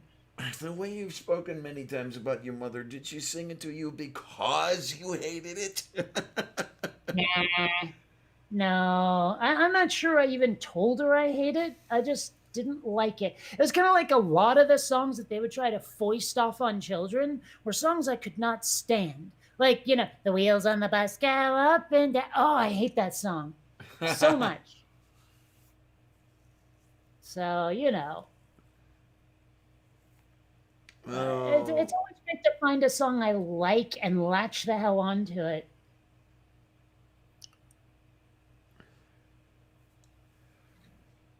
Well, there is one song I never did like "Farmer in the Dell." If you know about that one, Oh, yeah, but why? because I always ended up being the cheese. Oh, At the very end of this song, you have the cheese stands alone. Yep. yeah. And You know, there was this movie called that. It starred the older brother at what is his name from E.T. And it was really bad, but it was called "I Am the Cheese." okay, then. The way I remember it was that he was like in a mental institution, but you didn't know it till the very end. Oh, okay then. Yeah. So like these weird, quirky adventures he was having, you were just like, oh, a kid on a bike trip. But then later you realize, no, he's on a head trip. Mm. So yeah. All right, I'm going to save this, what I've done so far, just in case Xander decides to go on another computer adventure. Especially So, since he's right here, isn't he? Yes, he is. Yes, my little Sandy Poo. so wait a minute. Are you going to have it recite the sinner's prayer? No. Oh, okay. All right. Man, I am going to do one or two more of these and then go to bed. I am hyped. Moo. Yeah. Ah, man, I'm going to be at this all day tomorrow. Oh, hey, speaking of which, like I had to re-render 2 shots for Quinn Redshift, and one of them is almost done. Finally, like seriously, I don't know how long it took, but it's somewhere around 7 hours. And this is for a 14-second clip, right? Not even. Oh, Jesus. This is 204 frames. Divide that Wow. by 30, you'll see how many seconds that is. Oh, my, oh, my. You said 240? Frames, yes. Yeah. That's not a lot. Yeah, so that's 8 seconds. Well, there you go. But it's a fairly complicated. Well, I suppose spot. if you finish your first, Okay. But it's a. it's okay if you wait complicated- seconds as long as you finish the first serving. Yes. Oh. It's got brain cramp. The hologram of the space pirate mothership in it, and that's why I had to redo it because originally it was too bright. Okay. This is the kind of care I put into this thing. Okay. In fact, there's something that I'm not sure anyone will even notice, but the space station they're on is rotating, for gravity and all that. And I made sure that the sun would act as though it would, yeah. You know what I mean? It's like the sun. You It can goes from see one window to the next and everything, or well, no, it's not that. You can see the shadow moving as it goes, top to bottom, top oh to yeah, bottom, okay, top to Taprozhnie. that. Yeah. Yeah, but let me say, present now, a window, blah blah blah blah. It's very likely something that someone would not notice until it wasn't there. No, I'm not so sure because well, here, you can see it, right? Yeah. Well, watch the background. It's coming. It's coming. As soon as the Martian walks by, it'll start to. There it goes. Yeah. Mato You Patrendi. see? Now, I'm not sure anyone's going to notice that simply because we're supposed to be looking at Rhea and Cass right now and the mothership. So, but it's one of those little details that someone might or might not notice. Yeah, well, You know what that's I'm what I mean. It's one of those things that doesn't glare at you, but then if it's not there, you're saying, wait a minute, something's not right here. Yeah. So, but anyway, that's been rendering since I don't even know. Let's see. No, that's the wrong. Where is it? Monitor. There it goes. Yes. Connect. And when did this shit start? Oh, it just finished. Dang. Does it say? Here we go. Started at 2 p.m. Okay, so it's been going 12 hours. No, wait, you're 2 p.m. That's right. Yes. So 9 hours. Yes. And that, let's face it, is mildly a lot.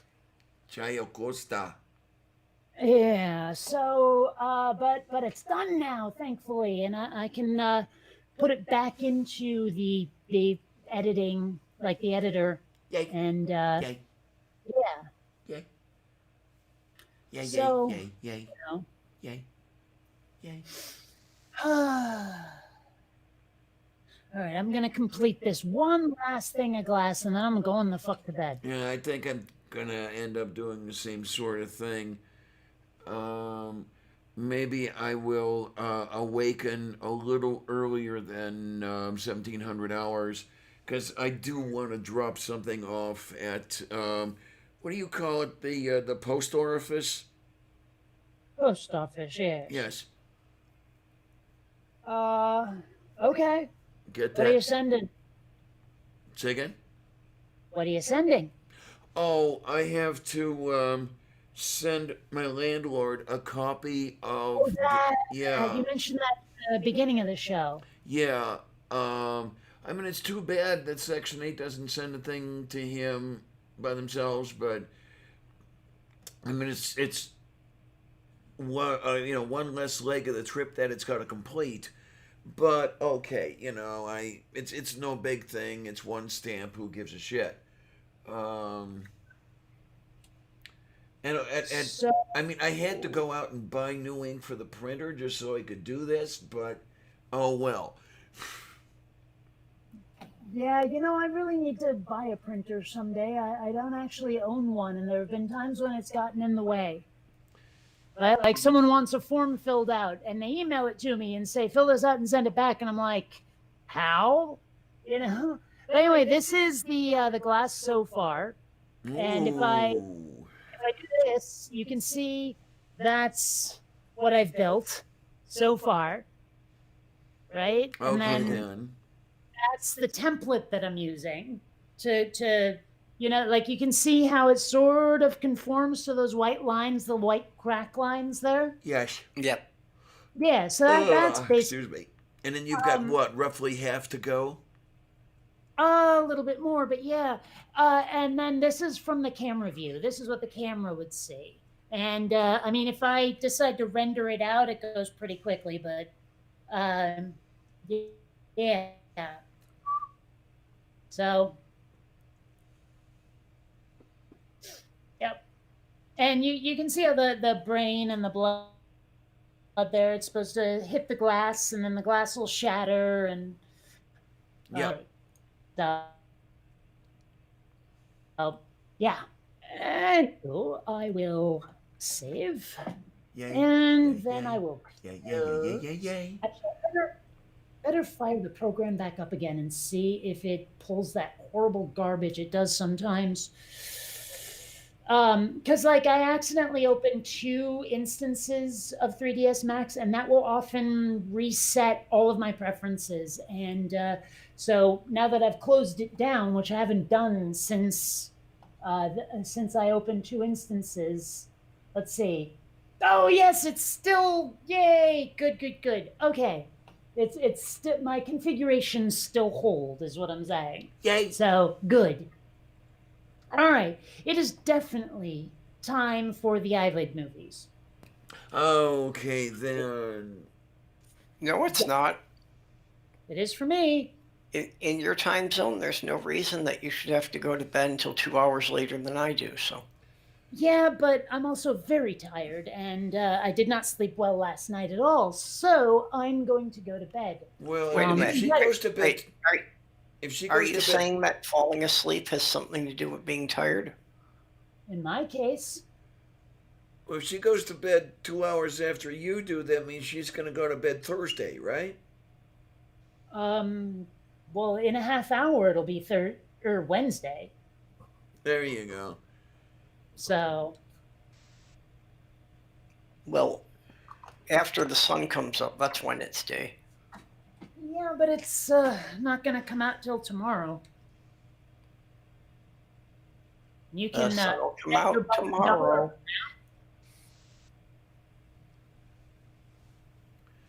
Yep.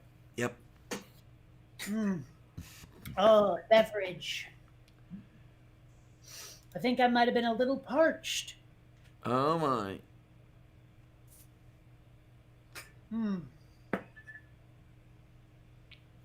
Is it weird that I can't tell whether this is Tang or Kool-Aid? I don't know. I think it's Tang. Oh wait, it definitely is Tang. I remember making it now.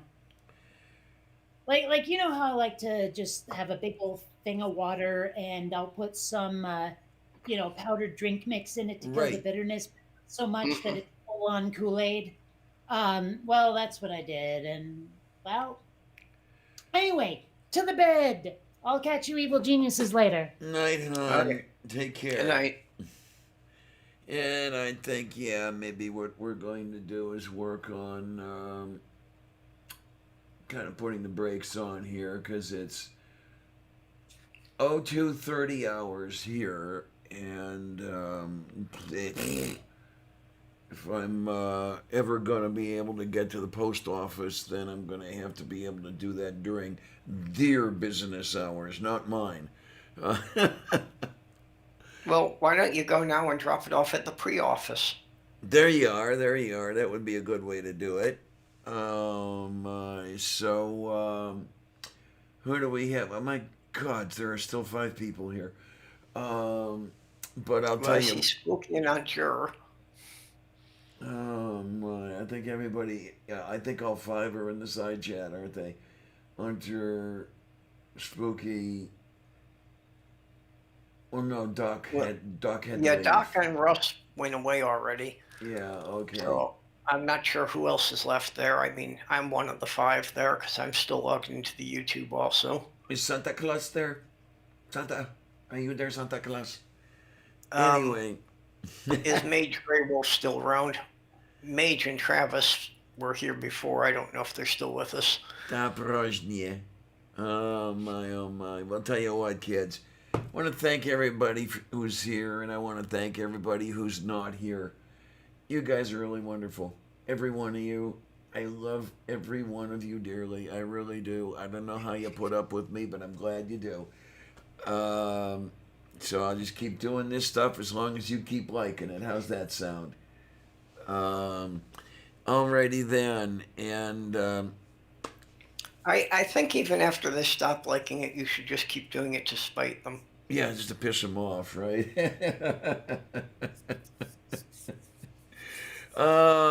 Thanks a lot, troops. See you on the other side.